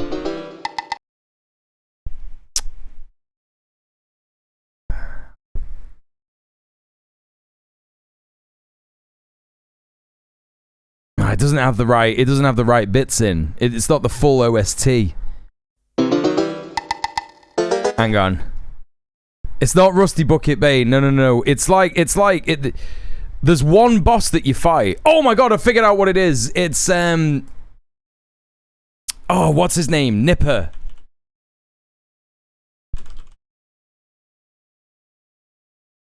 It's this, right? Yep.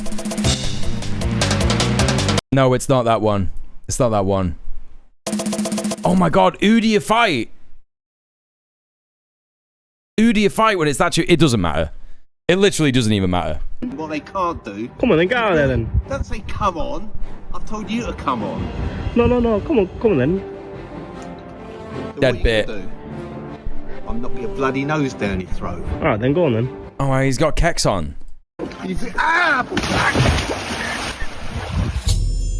It's got to be a setup, this. I don't believe it's real. It's got to be a setup. Has to be, doesn't it? That's just too perfect. It's not real. Yeah, I didn't think it was. It's too good, innit? It's just too... What the See Melpert dart off then. It is still good. Love this clip. What's this?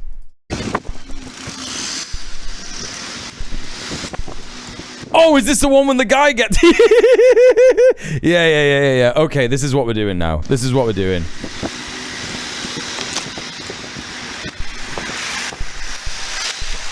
that close enough? M478GFJ. Sounds like Alan Partridge. M478GF8A. This is the best fucking genre of video because both people in it are just dickheads. Do you know what I mean?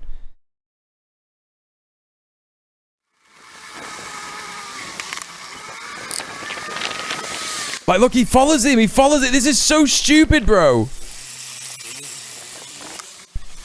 Why would you do this? It's proper Partridge, this. Is this in London? No idea. Too close, mate. You passed me way too close. Mate, how fucking big is that bicycle? Do you need to drive in the road? Well, you're fucking lucky that I didn't hit you then, didn't you? If you'd have actually had the decency to go over one side instead of taking the whole fucking road. Into the door side? No, are you a fucking... Val...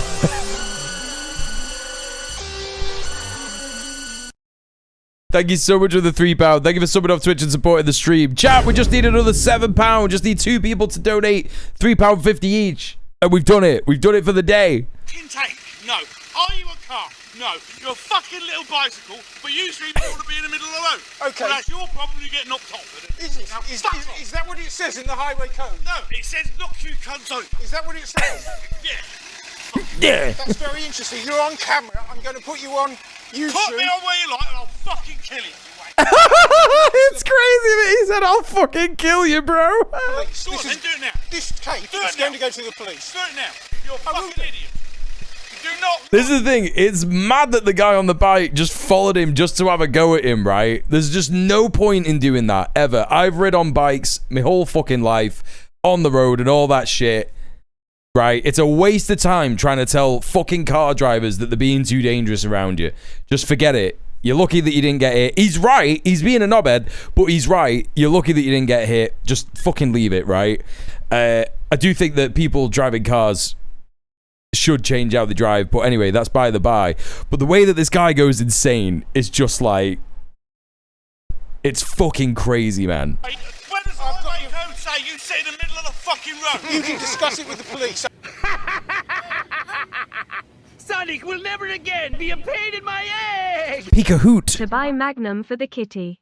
Thank you so much, Pika Hoot, whoever you are, for the £10. Thank you for subbing on Twitch and supporting the stream. Chat, we did it.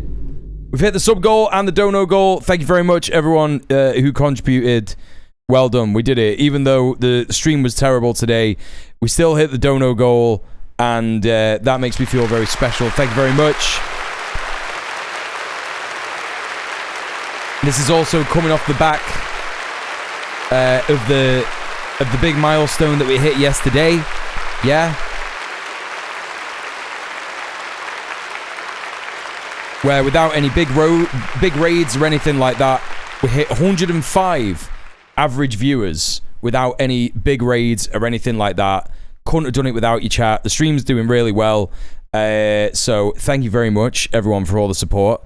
Of course, in classic Muel fashion, I had a look at why there was such a big drop-off here. You'll see that we hit 105 average viewers and then there's a significant drop-off, yeah? The reason for that is because I went on a Be Right Back screen. So you know when I do this and put Be Right Back up and put some music on, just like 20 people fucked off, right? Which is stupid because how often do I do that? How often do I do that? Not that often anymore. I used to do it loads, but never mind. Anyway, it is what it is. It is what it is. You're not allowed to have a break when you're a React streamer. You know, you just have to... I should have left a video on for people to watch as I was getting some food and stuff. But anyway, thank you so much. Really appreciate your chat. The stream's going great. The community's growing. It's really, really good stuff. Just got to stop people from Fed posting now and everything will be perfect. There you go. Eating, drinking, disgusting, unfollowed. Yeah, literally. Well, it wasn't really that. It was more that, like, you know, there wasn't really anything happening on the stream. You know what I mean? You make partner soon? We'll see. Yeah, we'll see. See how it goes. If it continues like this, we probably will. Yeah. I'm reporting you. I've got your registration. I've got you on camera. And it's Peugeot 405. I know what it is. Yeah. And by the way, have you got insurance on your bicycle? No. Yes. Have you got a helmet on? No. I don't have to wear a helmet. No. But are you a sensible person? Are you wearing a seatbelt? Are you a sensible Are you person? wearing a seatbelt? No, you're not. No, you are not. No, because I've just took it off. No, exactly, and you're on the road. So there it's. I've got you for two offences. Go two offences. I'm gonna fucking get. You're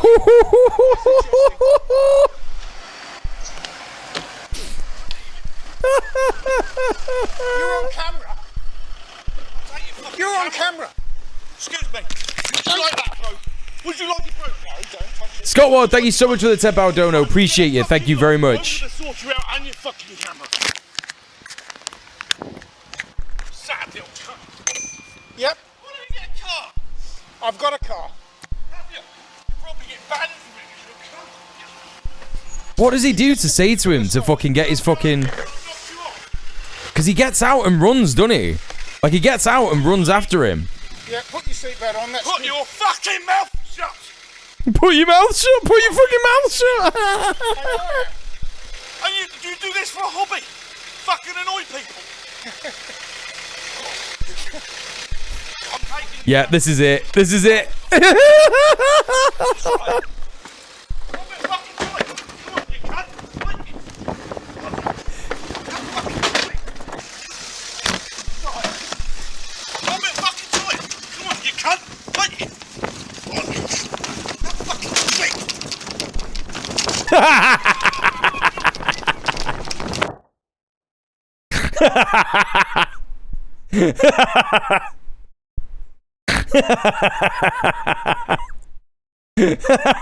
Right on his fucking Swede.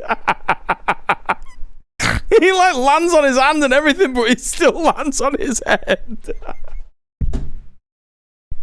That's so good. How do you manage to land on your hand but like still hit your head?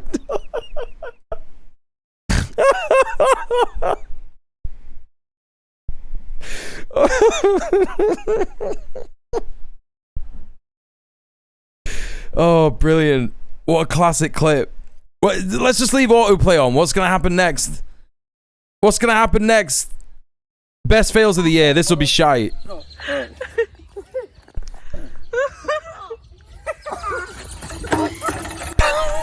was pretty good. Need the lads kissing before the chair smash. Yeah. Yeah.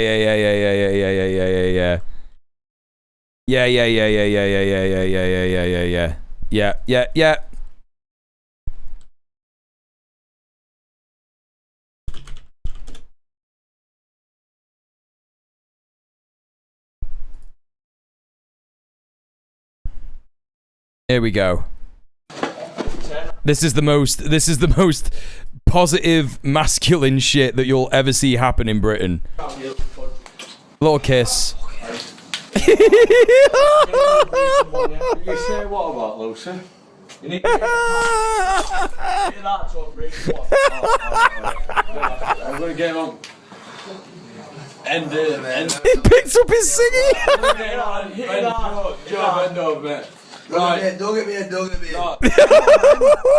What's that stance? 2, 3.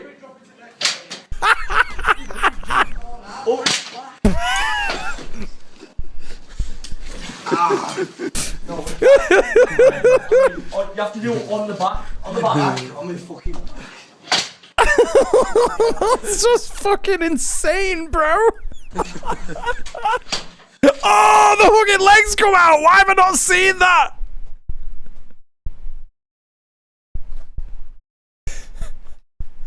Oh my god.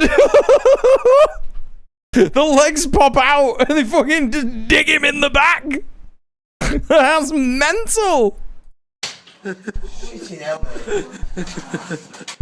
Oh, fuck me. I'm not doing that again. He's fucking dead. He killed him. What the fuck? Might not translate for non-Brits, but Hulk Hogan fancy dress. Yeah, no, this is fucking mint. This is fucking so good. This is one of the best things that I've ever seen in my entire life. They're in the back carriage of 2. Someone wearing fancy dress. One is full carriage. Someone's wearing fancy dress.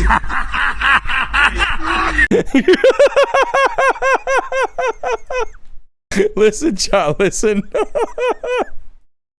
They're in the back carriage of 2. Someone wearing fancy dress. One is full carriage. Someone's wearing fancy dress. Someone's wearing fancy dress. She's dead. Look all the cameras I've got. Give me Canada. That's the funniest thing, isn't it? You think he's fancy dress? He comes out like that all fucking time.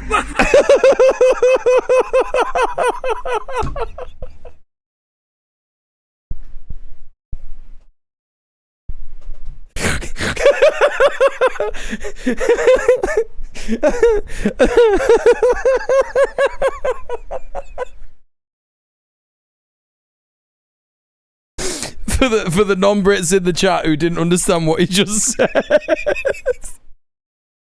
He said, you think it's fancy dress? He comes out like that all the time. He just dresses like that normally.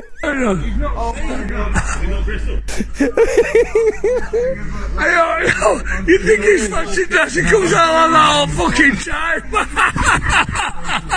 He's not dressed up. I've never known it's funny enough. I'm gonna film you. Some man. I can't breathe. Some man in fancy dress. I can't breathe. He's been very abusive. I can't breathe. Just tell me your name. Listen, tell me where you've come as. Just tell me where you've come as. Martin, you're in fancy. Tell him who you've come as.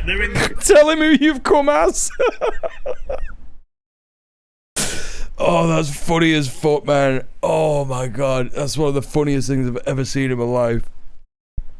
Oh, mate. Oh, right, okay. Right, that's just what we're doing now then, innit? We're just watching funny shit. We're just watching ridiculous stuff. Yeah, any suggestions? Scottish guy stuck on a roof! Yes!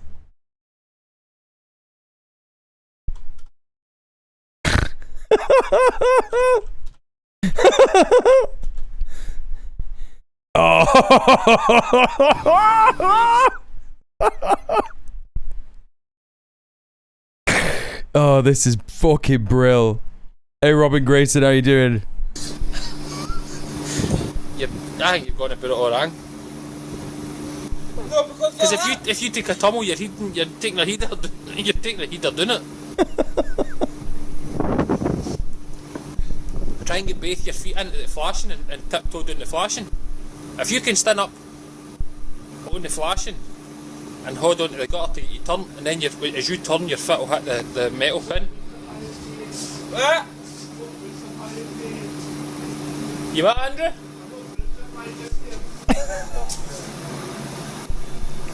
It was going to D there, Andrew. It was going to D.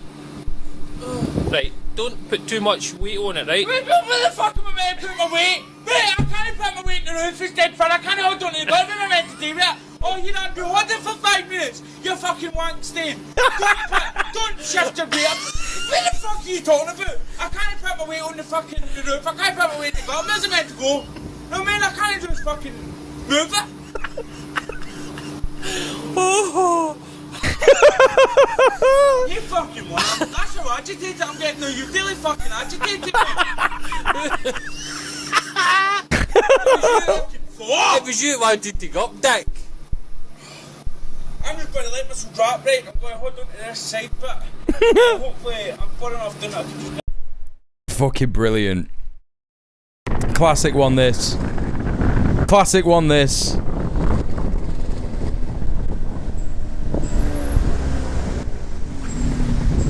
He's still up there now, yeah. You got me really fucking agitated. So good. You win. 2015, chat. 2015. Fucking hell. This is funny as fuck.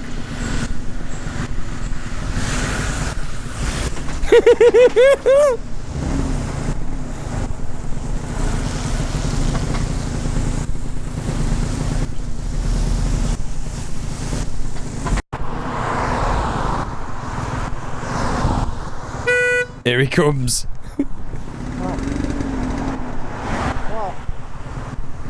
What? You what? I'll go when the cars have gone.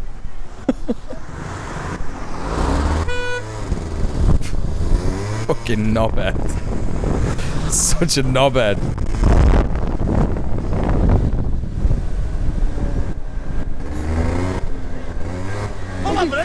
What's your problem?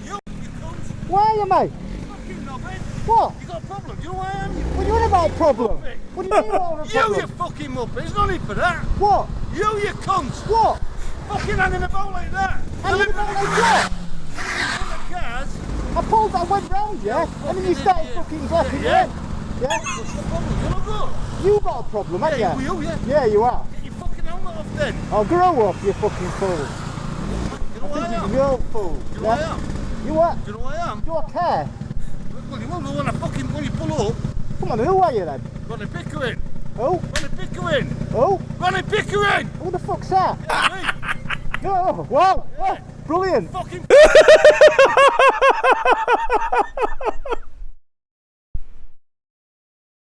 Wow, brilliant.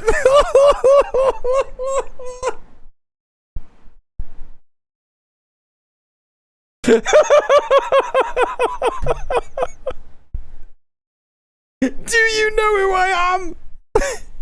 No, it's Ronnie Pickering. It's not, the subtitles got it wrong.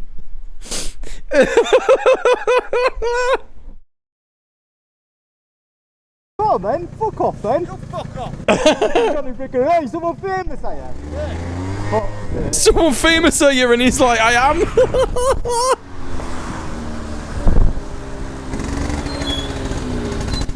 In the fucking Picasso. What? Come on, what? What?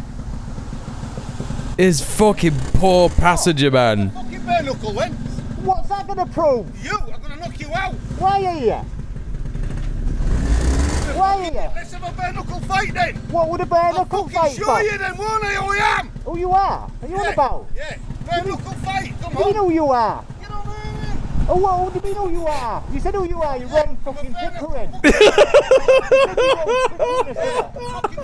cunt, you idiot. I don't know what you're on about. See that? I'll fucking smash it. I'm telling you something. Would you, man. right? Yeah, you. Why? Because you're an idiot. Why am I? Wait, she's just not. She's just staring straight ahead. I didn't say I wanted to fight with you. Listen, fucking dickhead. Don't fucking cause one then. I ain't caused one. Oh my God. I ain't caused one. See you and that. I ain't caused one. I was just telling you. It's an everyday event for her, yeah. You what? I'll put you in an infirmary. Will you? Yeah, well then. Come on, you're fucking big and hard. I'll put you in the infirmary. Yeah, do yourself a pat on the back, yeah. Yeah. Well, I'll show you on YouTube later on what you look like. Yeah? Fuck off. What with that little thing? You what? What with that? Yeah. Put you on YouTube. As soon as he realizes he's getting filmed, he fucking fucks off. Oh, God. Funny as fuck, man. Funny as fuck. Wait, is this guy's channel? Non-road user. Does anyone else think this is odd? Wait, what? Oh my God, did this guy turn into a fucking... No. Is this the Ronnie Pickering guy? Did he turn into a fucking COVID denier? You can't be serious, mate.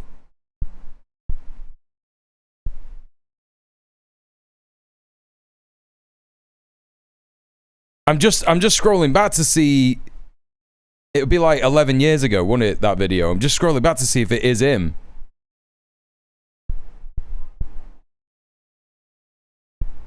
Oh my God, he's like a fucking mad YouTuber.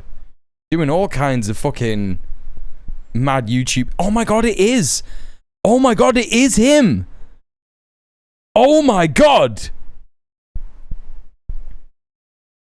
Fly tipping on my property. Oh my God, he was already a soft sit before this. The great BBC TV licensing illusion.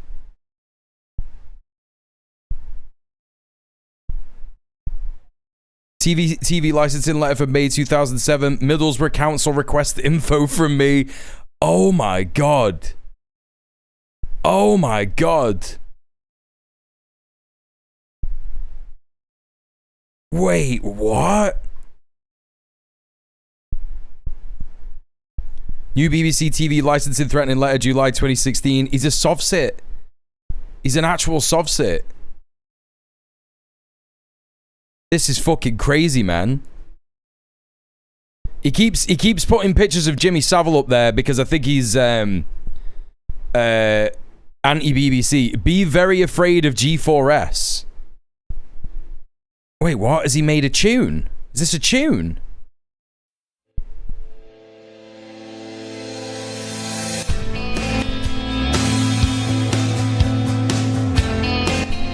Birmingham prison riots. Does anyone think that G4S are a joke? Job and the people too.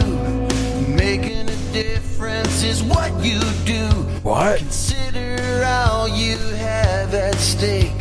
The time is now, don't make a mistake. This is the guy who made the Ronnie Pickering video. He's on the mark there, to be fair, maybe. The enemy prowls, wanting to attack, but we're on the wall, we've got your back. So get out front and take the lead, and be the winner you were. First privatized prison in the UK was Birmingham by G4S. Oh, so this guy's based. This guy's fucking based. Oh, he's actually a bit of a legend. Oh, I was a bit worried that he's like a mad softsit. Hang on a minute. Hang on a minute. Hang on a minute. Defend our police. Don't let the lefty loons brainwash it. Oh, no, he's not. No, he's not. No.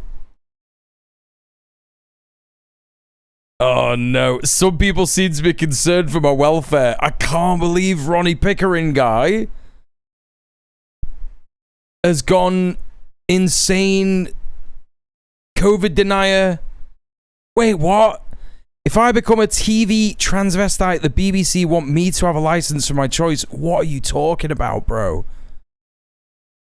What? Tesco Mobile taking the pistachio. BBC Newsnight's banking commentator is Farage hating Ramona Crank. Oh my god, this guy's an actual fascist. Elon Musk and Mark Zuckerberg fight. Please grow up, guys. He's making videos. He's okay, I can't wait what he's saying about this. Hello, ladies and gentlemen. Oh my god, he's not well. Oh my god, he's very, very, very unwell. None of you are here again. Your liberty-loving limey. And here's a story that I saw. Bro, he's got like juice all in his tash. That's fucking hanging. It can't be the same guy. It's a different accent. Yeah, but maybe COVID's like destroyed his voice or some shit. He was talking about having COVID. What's the fucking what's the video there? Does it change your accent though? Yeah, but maybe it gave him like pure bad brain damage and that. I don't know. Because that could do that, can't it? Oh, and he looks like he watches a lot of fucking American stuff. He's in the UK back rooms. Yeah, he is.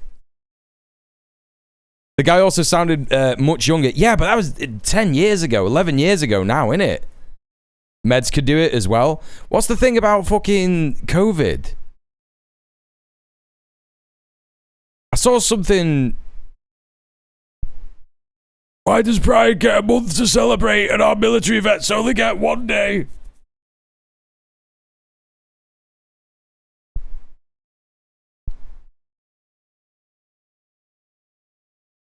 Oh my god.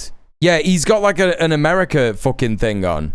He's got like an American t-shirt on. He's obviously been fucking Trump insanity pilled. Oh, why should I welcome you, Gandalf the Grey? Hey, I'm this old. How you doing? The original video was uploaded by HHS and was removed. Oh, so it's not the same guy. Okay, brilliant. That's fine. That's fine. That doesn't matter then. He's a little fucking weirdo. All right. Solved. Solved. Okay. I thought there was some insane shit going on, but never mind. I'm assaulted and unlawfully detained by Aldi staff. I kind of want to watch some of this guy's videos. That sounds like a right laugh. Check Insta for a palate cleanser. Hang on.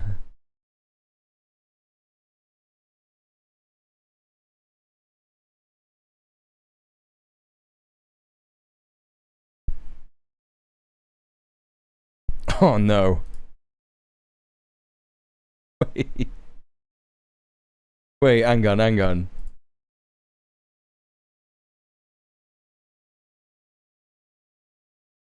Let me just get that like that.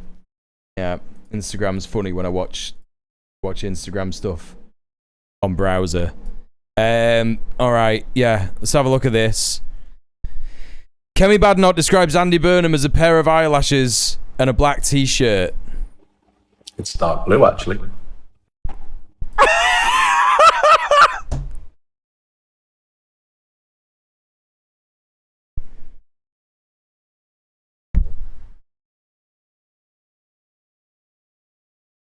That's the worst thing I've ever seen. He's aura posting. It's dark blue, actually. Oh no. Oh, rubbish. Oh, chat, this guy's gonna be our Prime Minister. Oh, fucking hell. I've seen enough. Bring Keir back. Bring him back. Unironically, I agree. Unironically, I agree. I feel sick. I feel sick. That's fucking crazy, man. That's fucking crazy. Alright, chat. It's too hot. I've got to get off, mate. I've just got to do it. I did well. I wasn't going to stream at all today. I was thinking about taking the day off. But we did it. And we had a stream. I'll cover the Prairie Land stuff tomorrow. The Prairie Land activist stuff tomorrow. And the Green Party mayoral stuff that I was going to have a look at. We'll have a look at all of that tomorrow. What the... Melpo's going mental. Melpo's going absolutely mental. I've got to sort out Melpo as well. Casey Tron raid? Yeah, I mean, like, yeah, sure. Sure. Yeah, I don't mind doing that. I've never raided Casey Tron before, but she's great. I quite like Casey Tron. Come with me as we raid Casey Tron. She's reacting to the Majority Report. Thank you very much, everybody, for all of the... yeah, she's a very good streamer. I like Casey. Thank you so much for all the support. Thank you so much for all the donos. Thank you so much for all the subs. Thank you for all the follows. Thank you for the raid RTP. And thank you, peeps, who've been lurking. And if you've been watching the stream on the VOD channel, please consider leaving a like and a comment and a subscribe in order to help boost me in the algorithm and all that kind of business. Join me for the raid. We're going to raid Casey Tron. Copy and paste the raid message. Number 1 if you've got a sub, and number 2 if you don't. The first one should look like that. Copy and paste it from / to the end of the message. Thank you for the meeps, good sir. Yeah, it's my pleasure. I'll be back tomorrow for more haphazard streaming because it's hot and I'm not sure I'll be able to deliver the news as well tomorrow either, but I'm sure normal service will resume next week when it's cold again. So thank you so much, everybody, for being here tonight. Really, really appreciate you. Don't forget to check out my socials. Don't forget to check out my YouTube channels. Don't forget to check out the VOD channel if you want to catch up on some VODs and some other streams. And I will be back, like I say, tomorrow. Stay excellent to each other. Peace and good night.